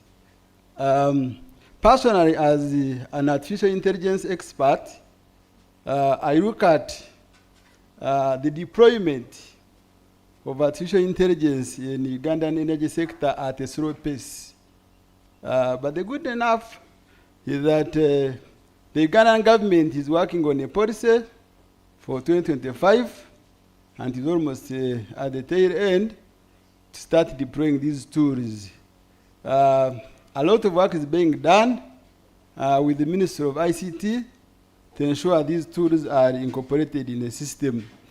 I personally have not seen a lot of deployment in the system, in the energy sector, due to so many reasons that, as most of the speakers over there have said, these would be the infrastructure challenges which are not able to accommodate these tools.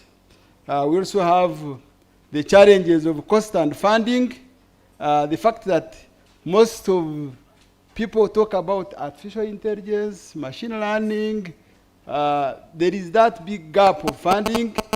We still have the gap on the skills. In the morning, Engineer James asked how many people know coding.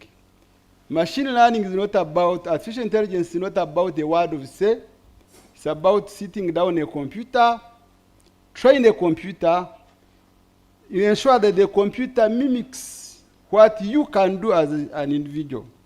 So having all these challenges, we've not deployed a lot of artificial intelligence in our system.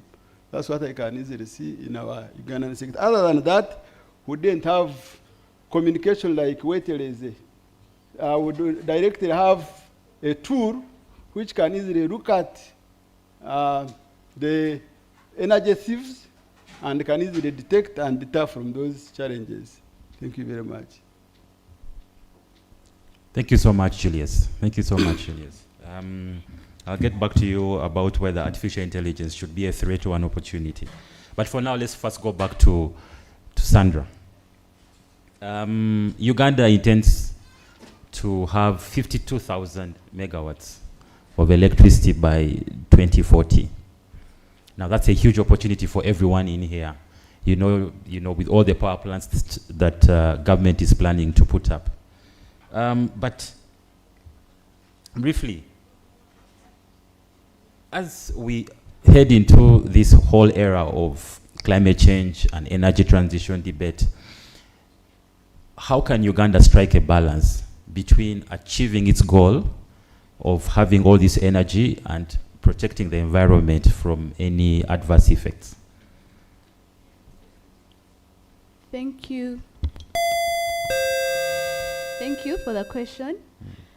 So, first of all, Uganda has no choice but attain that balance, because climate change, if we don't take care of the climate, then we have no future. Our children will have no climate. We are taking care of the climate for the benefit of the future generation.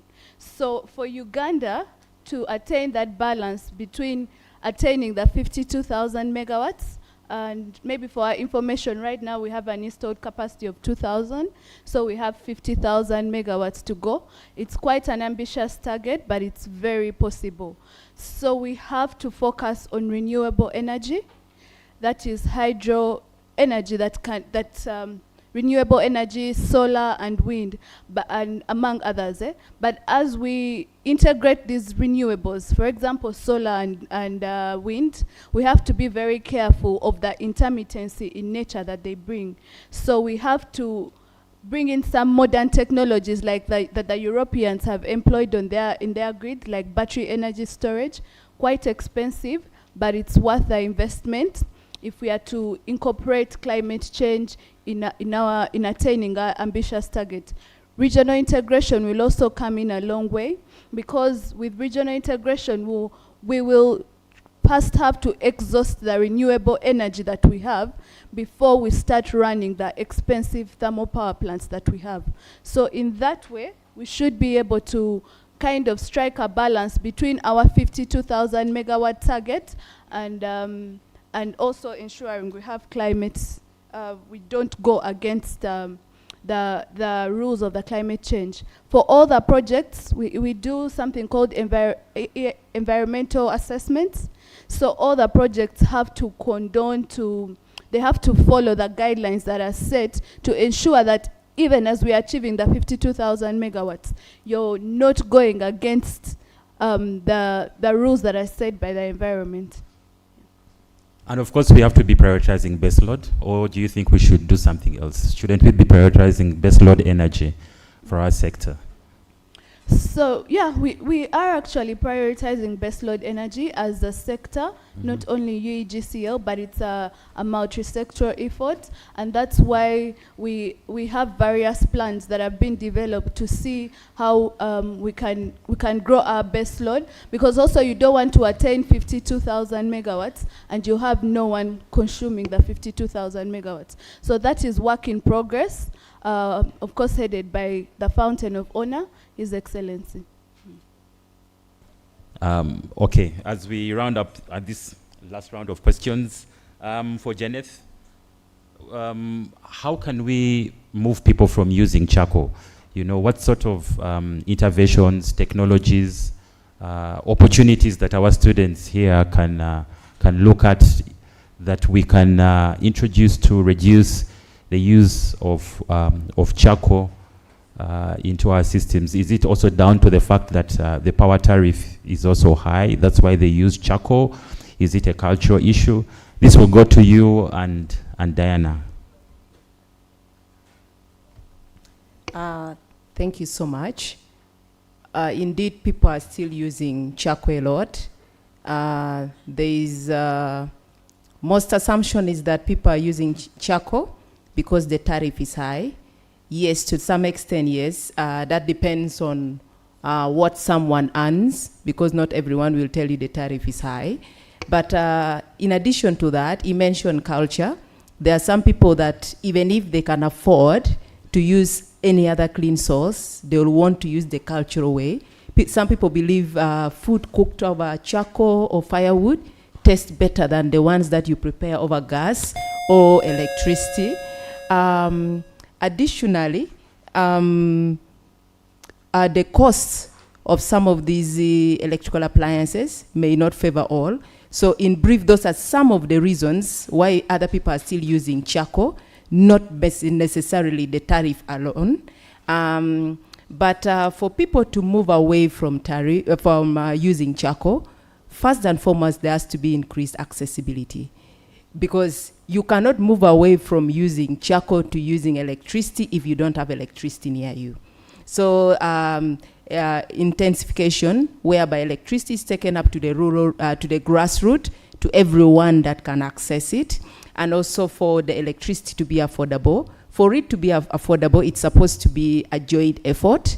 We need to cut down on the issues of vandalism. We need to cut down on the issue of energy losses, because those are technical losses that ends up affecting the tariff system. And once we can work on that as a team, we do hope to enjoy the lower tariff and people moving to use the clean sources of energy. UEDCL is committed to improving reliability, because reliability is not just a technical issue, but also a climate issue, given that as long as people are still using charcoal and other sources, the climate is going to be affected. That is why investments have been put aside to improve the network, to extend power to the lowest person down there. Thank you. Thank you so much. And to you, Diana.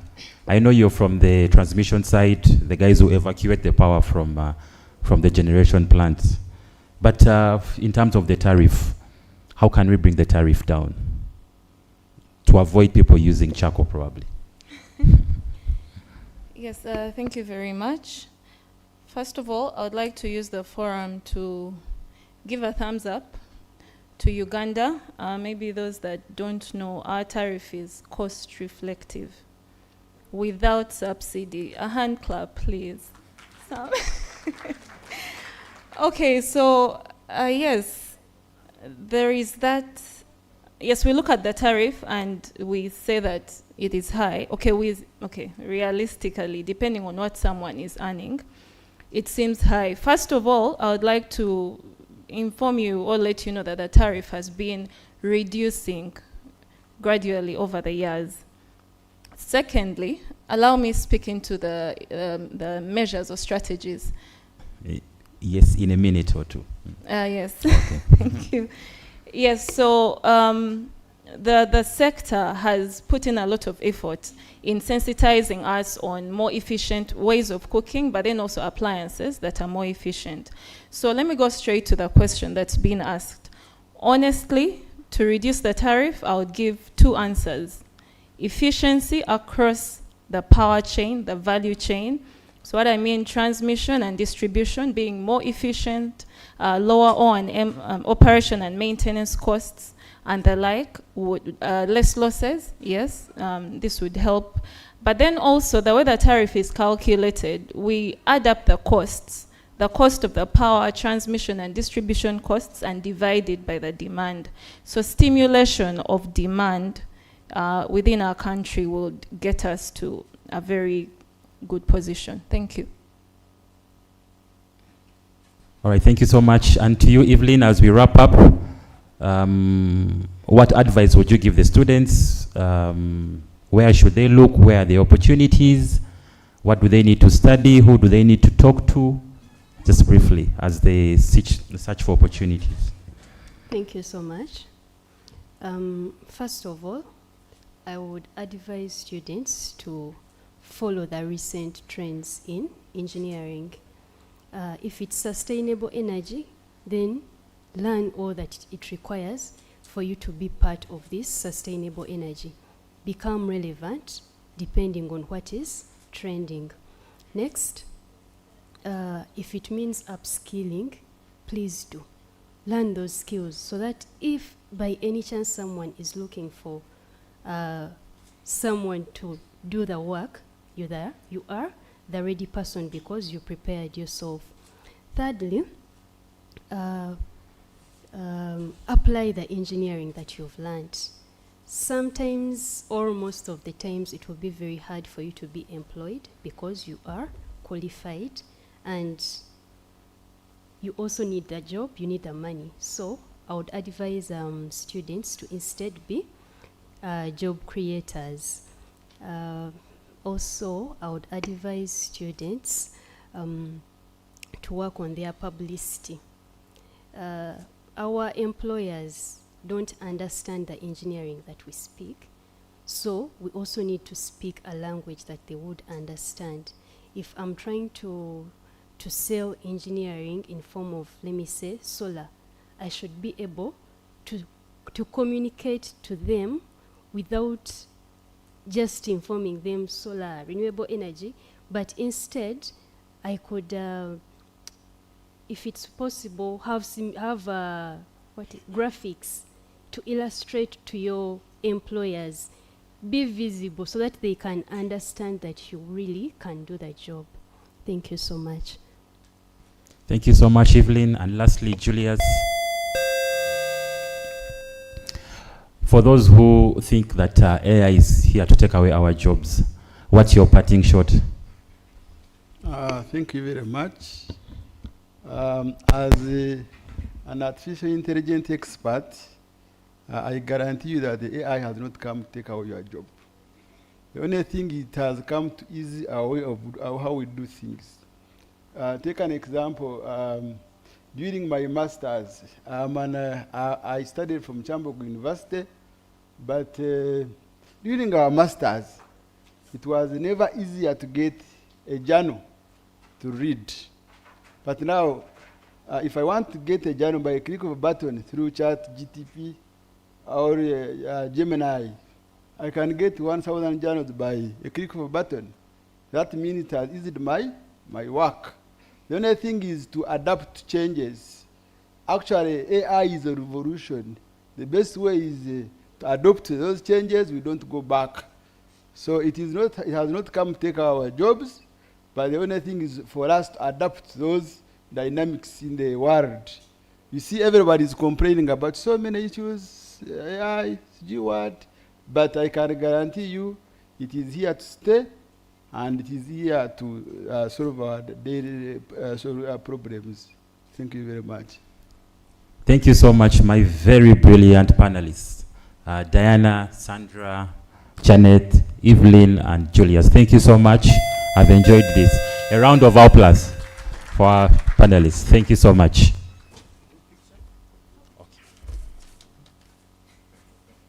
Thank you very much, Mr. Panga. Indeed, the session has been interesting and engaging. Before we go for the group photo, I'm still going to request a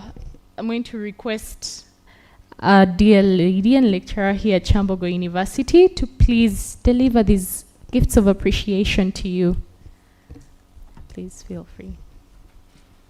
And we were saving the best for the last. So we are going to just have one panel, one very last panel. And you should be excited because this is the energy. They are the Gen Zs, and I believe they have a lot to share.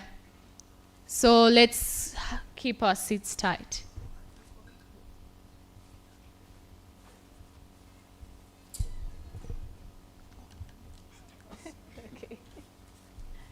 And down my mama land of wonders.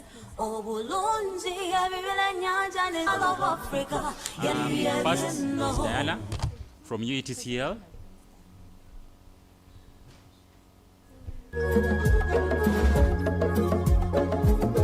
Next is Janet from UEDCL.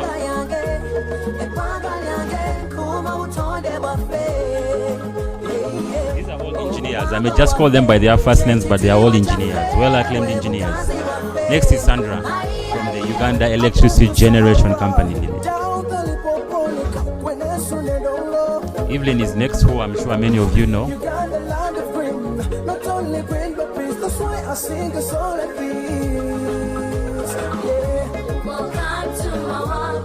Julius.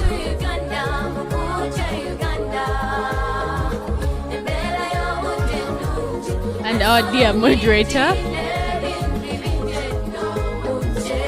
Welcome to my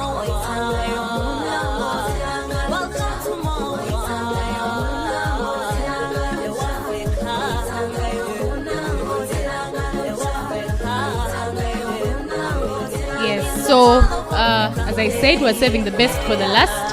I beg that we sit still and get ready to listen to the young energy in the room. And allow me use this chance to introduce Miss Grace Kevin, who is going to be moderating our very last session of the day. And the people you see at the front will determine how fast we can leave this place. Over to you, Miss Grace Kevin.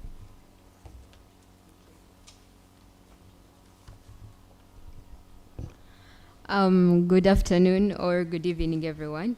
It's evening. Ladies and gentlemen, my name is Grace Kevin Namatende. I am a mechanical engineering graduate. I'll be graduating this year in December. I am currently a mechanical engineering graduate trainee at the Ministry of Works and Transport. So today I am honored to moderate this panel. We were supposed to be the first, but I guess we shall be closing this event, and I appreciate all those that have stayed up to this moment. Without wasting any more time, this panel, the topic for this panel is From Campus to Industry, Young Engineers Powering Uganda's Green Revolution. I'll be your moderator. My name is Grace Kevin Namatende, and let me invite my panelists. The first one is Miss Zoe Kwagala Elisheba.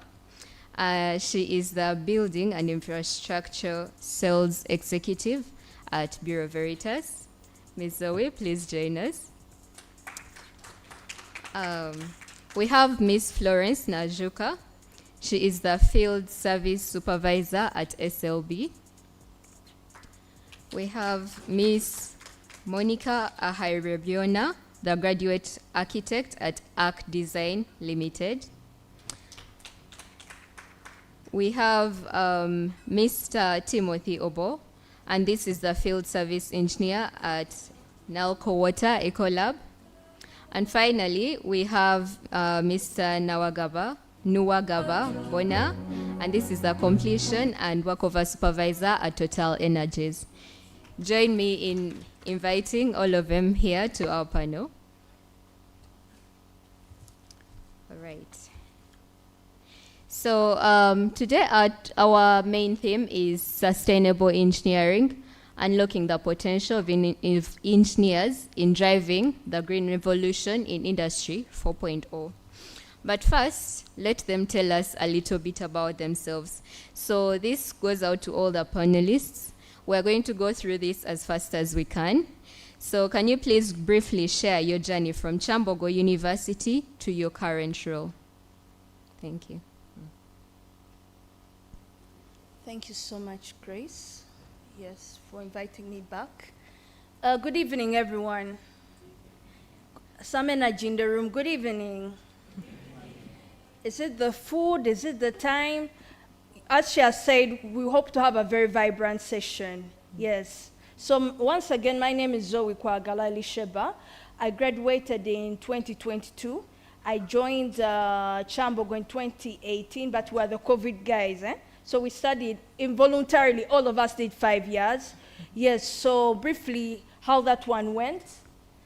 You know, everyone's dream is to come to Kyambogo, and when I arrived, I thought I'd reached.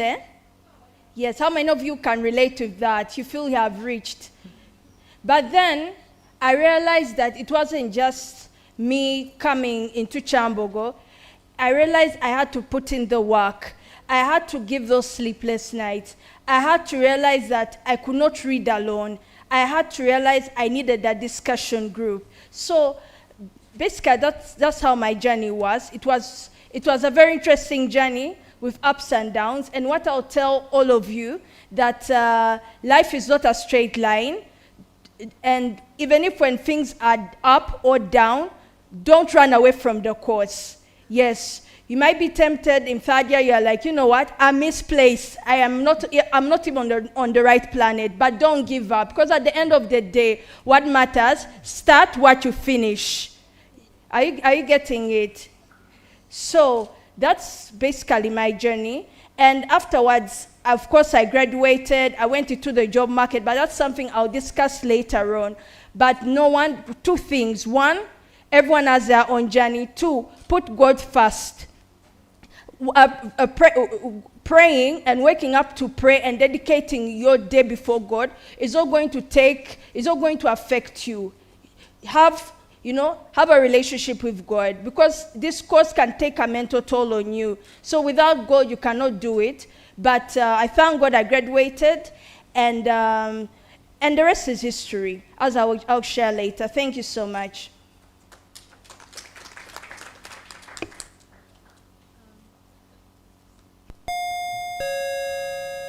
Thank you so much. I'm glad our first speaker put some energy in us.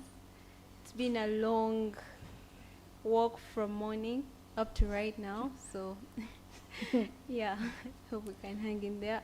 My name is Hirena Monica, and I'm a graduate architect, currently working at Arc Design Limited.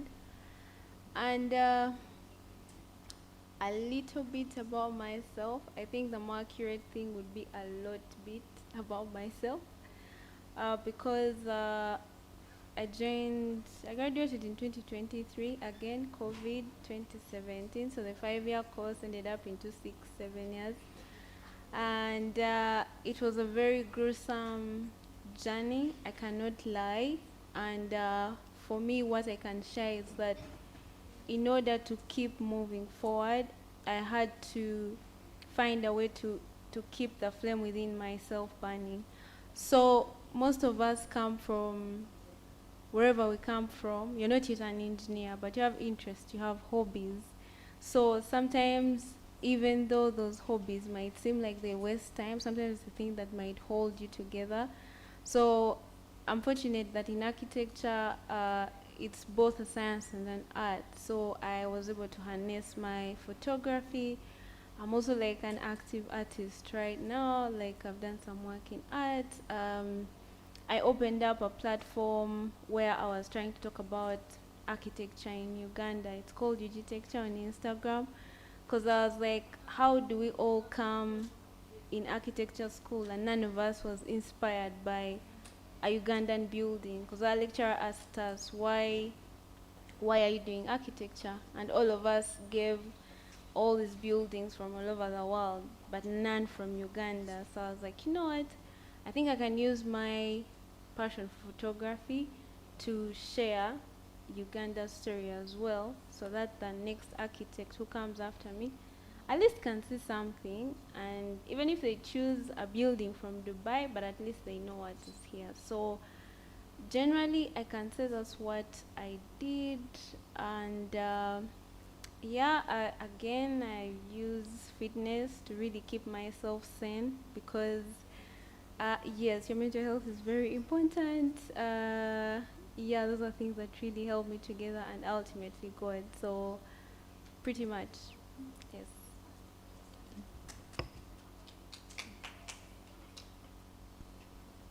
Good evening, everyone. So my name is Florence, and when I'm to talk about my journey from Kyambogo to my current role, I don't just want to really talk about Kyambogo. I want to talk about where it all started from. Yeah, I was a little girl that was full of curiosity and had a dream to do what men do. And I think that's what drives me even up to now, to know that there's no limit to a girl child, to what they can achieve and to what they can become. I remember growing up, I had so very many questions of how come electricity goes off, where does this electricity come from, things like that. And I used to be told that's for engineers and girls don't become engineers. I think those statements just drove the curiosity more in me, and the passion to become that which they say that girls do not become. And so I think that's where it all started, not just from Kyambogo. So coming to Kyambogo University, I had really worked hard in high school. And I remember getting the course, yes, that I wanted, but it was a bit shady, like, do I really belong to this course, or do I want to do something else? And that is Bachelor's of Science in Oil and Gas Production. Since we were sort of the pioneers of the course, felt a bit discouraging. People used to discourage us and say the oil and gas industry is down in Uganda. What do you think you're going to become? You will not really succeed and be anything. Maybe change to mechanical, change to electrical, something like that. But I still pursued it because I felt I had passion for petroleum engineering. So I went ahead. I broke all the boundaries, participated in creating an association, and I was the first ever president, lady president of the association. So we created spaces for oil and gas students to be heard, to be supported in whatever that we needed. And from there, the transition was full of God's mercy and journey, because I got internships in CNOC, in Vivo, and this helped me to see the actual real world out there and bridge the gap that is between the theory that we learn here and the actual real world. And it put me in spaces of leadership, adaptability, and work cultures that are out there. So from doing those internships, I was able to get HSE roles first before getting the technical role. And I did what I did to the excellence, did all the certifications and made sure that I'm good at what I do. And it's on that opportunity that I got what I call the breaking moment. Getting into SLB was like a dream come true for me. And it really tested everything and anything I knew, because you're handed real-time responsibilities at an early stage as a trainee. Of course under supervision, but it's a high-pressure environment. It's a lot of learning, a lot of exposure that helped me grow myself. And I can tell you right now, I'm part of the pioneer supervisors, Ugandan supervisors, and I'm proud of it. I'm learning, I'm leading, and I'm also mentoring those that are joining me in the field. Yeah, thank you.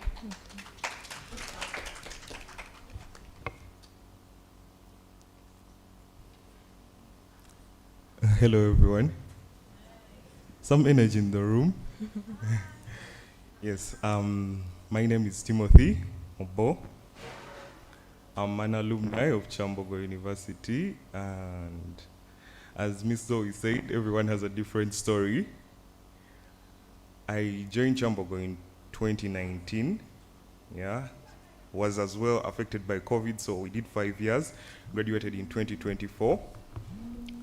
And I would like to describe my journey as one that I loved way back. As Engineer Ziria said, engineers are formed, yeah?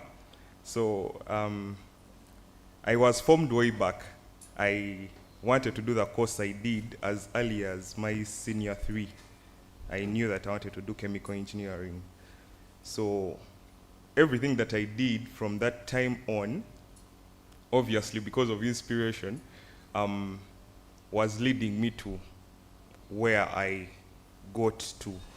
But when I reached here, I thought I had reached, yeah?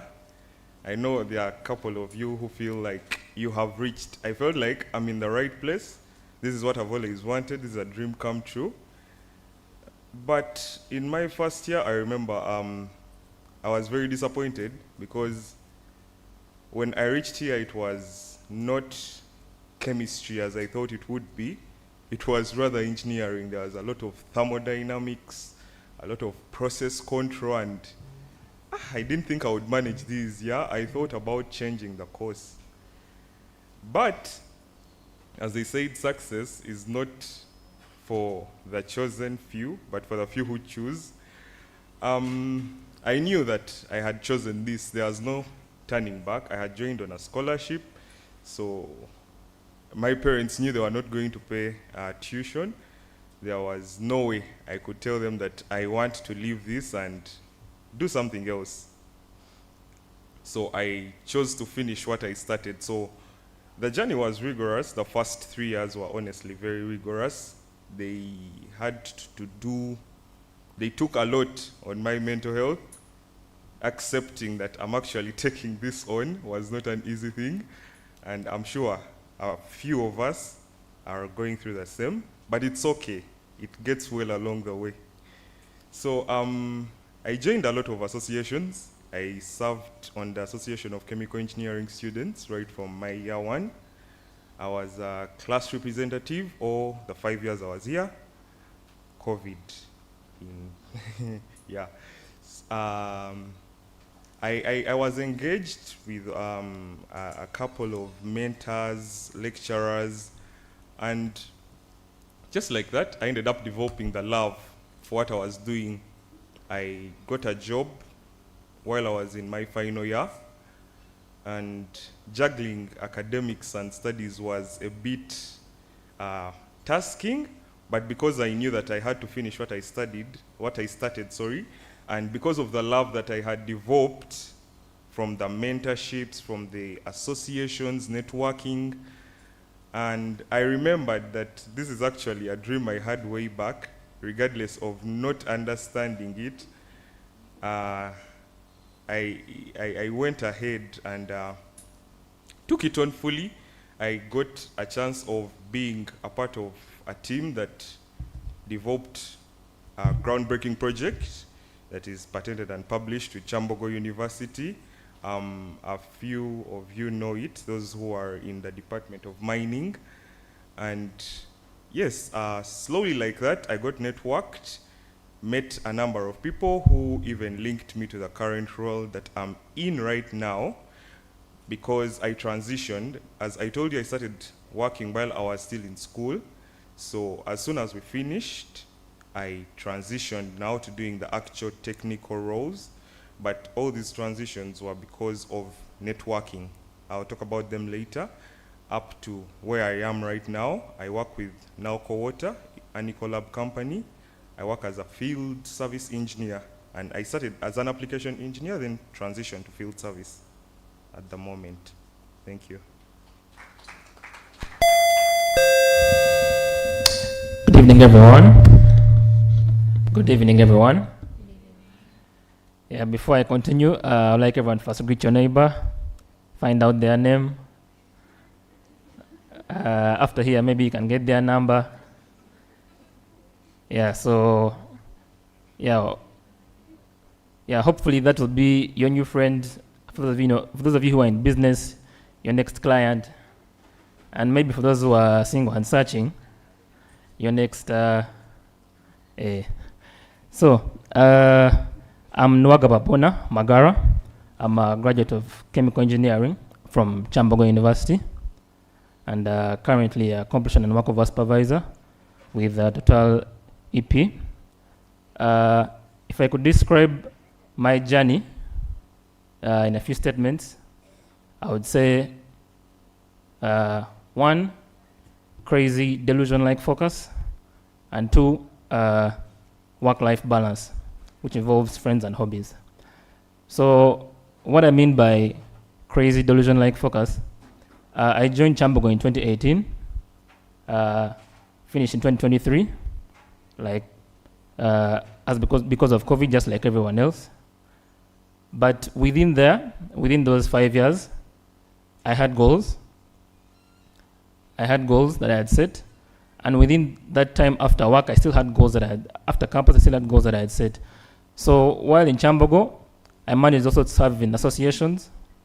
I served in the Association of Chemical Engineering Students. I served as a general secretary in my year 1. In year 2, I stood for vice president, and I lost. Yeah, but I told everyone I'll still come back. So in year 3, I stood for president, and I won. So I managed to serve as the president of the Association of Chemical Engineering Students, and also as a member of the Kyambogo University Engineering Society. So even within campus, I told my friends straight from year 1 that I was going to be president of ASSES. It didn't matter if I had stood and failed. I stood again and still got it. And then even during campus time, the role I'm in currently is not a role that I just landed into, but it's something that I saw years earlier and prepared for, so that when the time came, I was ready. I did my year 3 internship in the Petroleum Directorate of the Ministry of Energy. And from that time, I knew that my goal was to work in the oil and gas sector, particularly in the upstream sector. And even throughout my work journey, when I just finished campus, I was lucky enough to go straight before graduation and got a job with Farmers Choice Uganda Limited as an assistant head of production. Then from there, I got another job as a production supervisor for Wazuri Medicare Limited. I was for 1 year and 4 months. But within that journey, my goal was still to join the oil and gas industry. So how the journey looks like, 1, I applied for SLB twice, and I was rejected both those times. I applied to Total Energies itself 5 times. I was rejected 4 times, and the 5th time I was accepted. So, in summary, I can say that to sleep is not to fall. Yeah, so yes, I might have gone through challenges on that way. First rejection, you maybe think you're not good enough, you add this qualification, you apply again, you're rejected again. But as long as you have your target on something, your eyes on something, I assure you with most likelihood you will get it. Thank you. All right. We have heard from our panelists. Okay. So I'm sure we have all been inspired by these stories, because all these people here were once in those seats and they didn't know they would go into these roles. But you've heard from their stories. They have all encouraged you to be determined to set your goals and to chase those goals and make sure that you achieve them. So thank you so much for that. And we are going to go into our sustainability questions right now. So this goes to Miss Monica. You've told us that you're an architect. You design buildings. You even have an Instagram page where you exhibit Ugandan work. But can you tell us what sustainability means to you and what sustainable project you've contributed to, either individually or as a group? In 1 minute. Oh, yeah. Thank you very much. What does sustainability mean to me as a designer, of course? And sustainability for me, as our predecessors were describing, is we have the environmental aspect, whereby we are looking at how do we do whatever we do with the least amount of impact on the environment, or rather on my end, how can we coexist with the environment rather than destroy? Can we work together? And then we have economic sustainability, whereby are we optimizing our resources? Are we being able to use these resources to get the utmost value out of them? And then is someone able to pay for it over time, like in an affordable manner? And then we have social sustainability, whereby how does this project contribute to the well-being of the community in terms of the users? Maybe we are sitting in this room today, and are we comfortable? Are we feeling hot? Do we need lights on when it's just, when it's during the day? So we are looking at those aspects. So for me, if a project is looking at those different aspects, and then of course we look at governance, is this project something that is going to build the nation? So sustainability for me is more than only looking at like green plants on a building. And then what project have I contributed to that is sustainable? Right now, I'm doing an advanced certificate in industrial design, and I really appreciate being here because I'm like, wow, engineering is like a world of the how. Like, how do we do this? Like architecture, we are mostly thinking about why should we do this? What's the dream? What's the idea? How can we, we build the story and we build all these things. But then from how I was listening to everyone today, it was, how do we do this? What's the capacity and everything? So yeah, in my advanced industrial design course, I'm redesigning the Ugandan kiosk. I'm really glad that today they were talking about adaptability, whereby sustainability become within our context. And for me, it was from that time when KCCA was chasing those people off the streets, and my question was, why are they being chased off? And then there is a whole idea of, oh, maybe they look bad, or the imageability and everything. We want our city to look really pristine. So I'm like, you know what? Maybe we could actually design something that these people could still use, because like it's an economic empowerment to these people. Sustainability aspect, how do we empower people economically? And also the fact that we have very many young people, guys. Like not everyone is going to afford that high rent in those malls. I'm like, how about we design a module? So I start with a Rolex stall, because the Rolex is my favorite snack. It's the most balanced snack we have. You have proteins, carbs, vegetables, it's all there.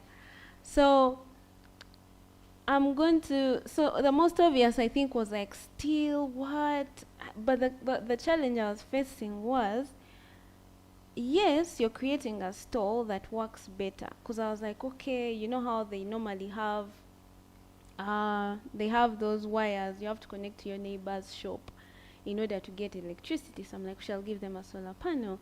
And then water, they have to like look for some taps. I'm like, okay, rain collection. This is a project I had worked on a competition I did during school with my colleague Opio Jacob, but then I continued to develop it. But in the end, honestly speaking, while this kiosk was solving all these challenges from a functional place for the kiosk user, it was now unaffordable. Like a unit would have been like 3 million. These people are willing to spend about 500,000. So in my journey of exploration, I encounter the bamboo material, and honestly, like I'm still learning more about it, and I'm in the prototyping stages right now. But it turned, because you can literally grow your kiosk. Like you can decide, because it grows within 3 years. You can say, I want a kiosk. So if you're still at campus, you go to like a corner in your father's compound, plant some bamboo. By the time you finish campus, you have enough material to build your stall. So right now, that's the current project that I think is sustainable, but one that they told us to give one. One that I know for sure that is sustainable was a pavilion I did to demonstrate the union of contemporary design with local material. I used those poles that they use in construction sites. They're normally sold off as firewood, but then for me I was like, this is a plant, this is a tree that takes so much eucalyptus from our land. Like the land becomes very dry and everything. So I was like, at least the least you can do is work for longer than just for a few months. So I created a pavilion at our department, demonstrating it was more like wavy, that dreamy architecture that we really like, that engineers normally tell us that you cannot do. So yeah, I was really glad that I was able to repurpose such a wasteful material in terms of how it's perceived right now into extending its life to create another use for it. So thank you. Thank you so much, Monica. The previous speakers, our guest of honor, and everyone who has spoken before here has been asking us, how is your course, how is your program, how is your title helping the local man? And we see that Monica here is looking at our Rolex guy and finding a way for him to better his life, to live sustainably, and this is the engineering that we encourage. So thank you so much for that. Next, we are going to go to Timothy. Timothy, you mentioned that you work at Ecolab. So we want to know, how has your work addressed specific challenges in Uganda, such as sustainable energy, waste management, transport networks, or climate resistance? And I'm going to give you less than a minute because we are out of time. Thank you. Okay, thank you. I hope I utilize the 1 minute. So Nalco Water Ecolab, as the name goes, is a chemical manufacturing company for water treatment. So in that case, we are greatly dealing with sustainability from the climate resilience aspect. Yeah. So I'll give an example. At Nalco Water, we are running campaigns, water stewardship. in this campaign, we account for every drop of water that you're using on your process, that you're generating off the process, because we want to preserve a resource. We want to conserve the resource. So how we do this, yet again, is that we are partnering with different industries. We work with Crown Beverages, we work with Nile Breweries Limited. So what we do at these plants is process optimization. Earlier on, when the panelists were here, the first panel, we had them talk about initiatives such as condensate recovery, dry lubrication of conveyors. So at these plants, we are basically in charge of these. We track how much water you're using on your process, yeah? So if you're lubricating conveyors, how much water are you using? If at all you're running your boilers, what is the chemistry behind, yeah? Are you recovering the condensate that you're using, like that you're obtaining off your steam utilization? So in this case, we try to see that we apply lean manufacturing. You minimize the resources that you're putting into manufacture, but yet get a lot of output. And even with the byproducts, such as now the condensates and the wastewater, we are able to carry on circular processes, whereby these that are given are returned to be used in the same process. So I'll give an example of like wastewater, yeah? In these plants where we are operating, from a process, you'll definitely have wastewater. Actually, from beverage manufacturing companies, there is always a lot of wastewater. So what we do is that we have the initiatives to treat this water and have it back for more applications. So in this, we are trying to create sustainability, not just from the environmental aspect, but also from the economic aspect, that your company is going to end up saving a lot of money off of generating fresh water, first of all, yeah, then also in investing in chemicals for treatment again. So I would like to conclude like that. All right. Thank you so much. Mr. Abona, what emerging technologies or innovations excite you most regarding Uganda's sustainable future? Thank you. So there's a couple of emerging technologies that I think many of us have seen in Uganda. One, I think some of us, if you've been keen, you've seen air quality monitoring along Ginger Road. So KCC has implemented air quality monitoring indexes along different billboards on Ginger Road. And if you're keen enough, you notice that the air quality in Kampala is generally poor. Statistically, it's 8 times above the World Health Organization recommended value. So actually, by that, people should be walking around with masks, like you're in an industry. Now, what does that say? We have a lot of air pollution in Kampala.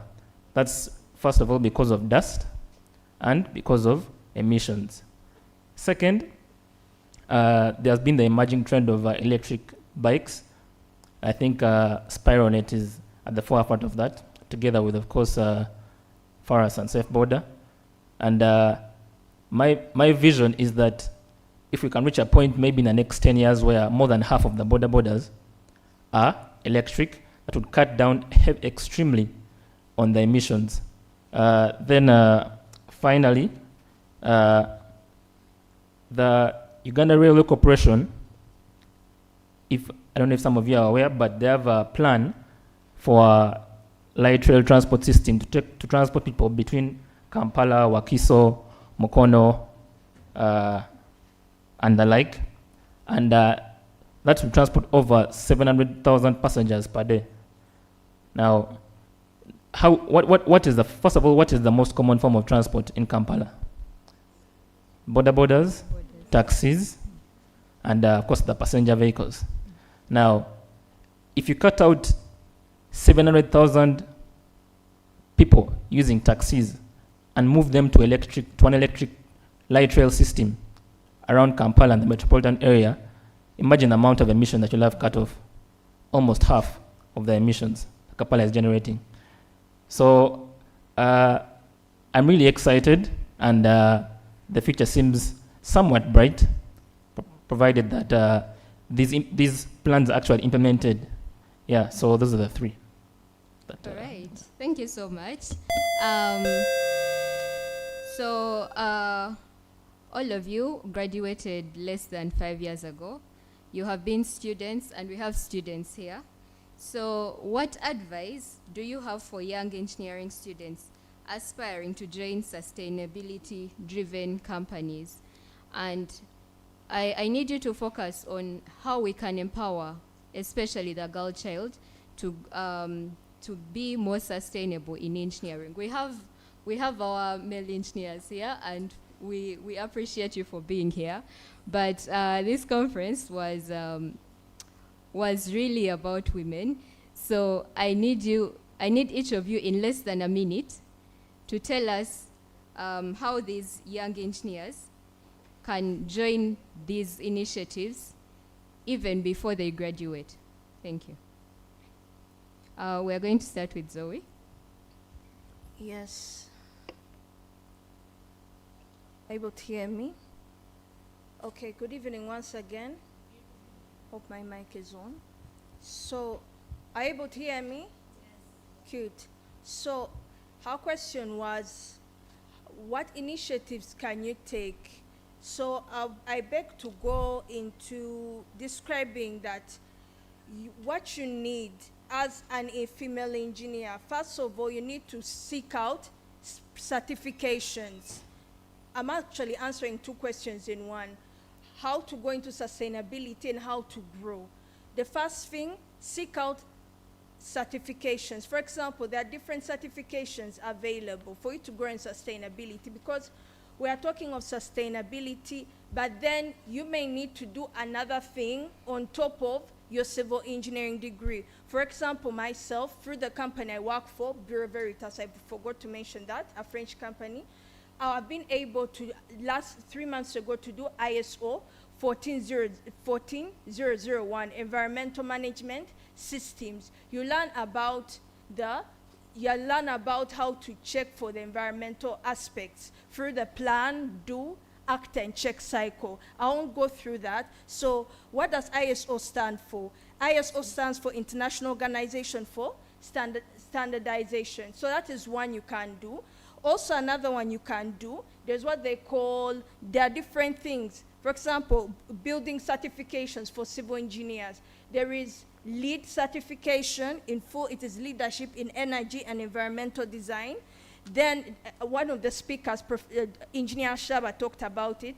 That certification is in line with measuring, ensuring that your building is environmentally compliant through minimizing energy use. When you're designing a building, are you minimizing energy? Are you calculating the embodied energy? Are you factoring factors such as daylighting? So personally, last year, around this time, I went to Kenya through my company, and I did EDGE Green Building certification. Right now, I'm pursuing with a full certification, but I got a certificate of participation. It's still the same as leadership in energy, the same as the LEED, which is leadership in energy, but this one, for it, it's more tailored to our local environment. So what is EDGE certification? EDGE certification simply means designing a building within our parameters of the tropical climate, using, and actually to tell you, it is a World Bank initiative, IFC. Zoe, please okay. Summarize. Okay, let me summarize. So I can talk about the certifications all day long. Secondly, and lastly, you also need mentorship. After doing these certifications, you actually need to seek out internships, seek out opportunities whereby you can actually exercise, and also exercise that. And lastly, do a lot of reading. There's so much reading material on the internet. Do not wait. Everything will not be taught in class. What I know about sustainability It's because I went ahead and sought knowledge. And lastly, my contribution towards the sustainability drive. Last year, we were able to onboard 3 Kyambogo students, and right now, as I speak, they are certified in all the ISO mandatory standards. That's ISO 9001 management system, ISO 45001 health and safety, and 14001 environmental system. So thank you so much for listening. We can go to Monica next. Thank you very much. Please let us summarize. Yeah. I think for me, what I would want to tell us is that while sustainability is being talked about so much right now, I need us to take a step back to who we used to be before any external influence. As a culture and a society, we've always been sustainable in the traditional way of our lives. So for me, what I would advise is for us to reconnect with our history. Let us skill ourselves. Go back and look at those materials, look at those techniques, the weaving of mats, the way they used to build the huts, the way they used to cook. All those are things that are now being packaged in a way that sounds fancy and everything. But if you revisited your village, your grandparents, and your neighbors, we are actually capable of each one and every one of us being able to achieve sustainability living. Thank you. Thank you. Florence? Well, I believe most of the things have been said, but for me, it's important that you get the right networks. And by the right networks, I mean like if you get into these associations, you get to attend such conferences. Like for example, today I've picked a topic that probably I'm going to go on and research about. Currently, I was already reading about energy storage, batteries, and I've been inspired to get to know that the water systems in Uganda have standalone solars, but these are not efficient to help them continuity in short. So the intermittency of the energy systems that we have. So if you can engage yourself in finding out the knowledge gaps and the things that are required to do these sustainability projects, that will enable us to go ahead as a student. Thank you so much, Florence. Timothy, in one word. Thank you. I like how Florence has just stated whatever she has picked from here. It's actually in line with the advice I would give an engineer today, a young engineer who wants to venture into sustainability, that be the visionary for sustainability. It actually starts with you. In sitting in this room, that's where you pick the ideas. Yeah? So allow me just conclude by saying that sustainability isn't just a job, but it's a responsibility, and it's the future for engineering. Thank you. Thank you so much. Let's hear from Bona. Yes, so a word of advice to young engineers and young female engineers. This is from one skill that I struggled with in the start of my career, which is presentation and reporting. Yes, when we're in campus, we don't really, you learn some bit of presentation and reporting, but you mostly do it for page count. And when you come to the workplace, no one cares how many pages the report is, or what inspired you, or the literature review. People want to know what is your objective, how you did it, what are your results, what challenges you faced. So as young engineers, you need to understand that the workplace is looking for someone with such skills. And then finally, this has been said over and over, but network, socialize with people. That is why I began by making sure you know your neighbor's name and hopefully get their phone contact. Because trust me, in the workplace, it's a very small world. With most likelihood, I assure you, one of you may find one of us in the future in the workplace. And you never know. It could be someone that might give you the tip, someone that might give you an edge, a bit of information that you might need to impress the interviewer and to get you ahead of everyone else. Thank you. All right, let's have a round of applause for our panelists. From this panel, what we should go with is sustainability starts with you. So you don't have to think that Crown Beverages or Ecolab or SLB will do the big things in sustainability. You can start small in your own way. And also, you should read more, you should gain so many certifications, and you should upskill in everything that you do. Thank you so much to our panelists and to all of you for being here up to this time. Have a good evening. I invite Madame Massey. Yes? Yes, I invite Madame Massey to give our panelists their tokens. Thank you. The sky so blue. Afternoon is lazy, river flowing, all around the sounds will be. Make a little space, make a better place. Heal the world,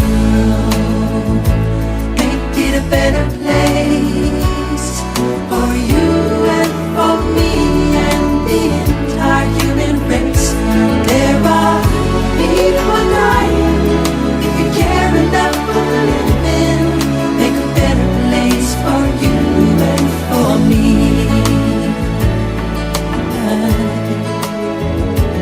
If you want to know why, there's a love that cannot lie. Love is strong, it only cares for joyful giving. If we try, we shall see. In this bliss we cannot feel. There are dreams, we stop existing and start living. Then it feels that always love's enough for us growing. Make a better world, make a better world. Heal the world, make it a better place for you and for me and the entire human race. There are people dying. If you care enough for living, make a better place for you and for me. And the dream we work conceived and will reveal a joyful face. And the world we once believed in will shine again in grace. Then why do we keep strangling life when this earth crucify its soul? Though it's plain to see that this world is heavenly, be God's love. We could fly so high, let our spirits never die. In my heart, I feel you are all my brothers. Create a world with no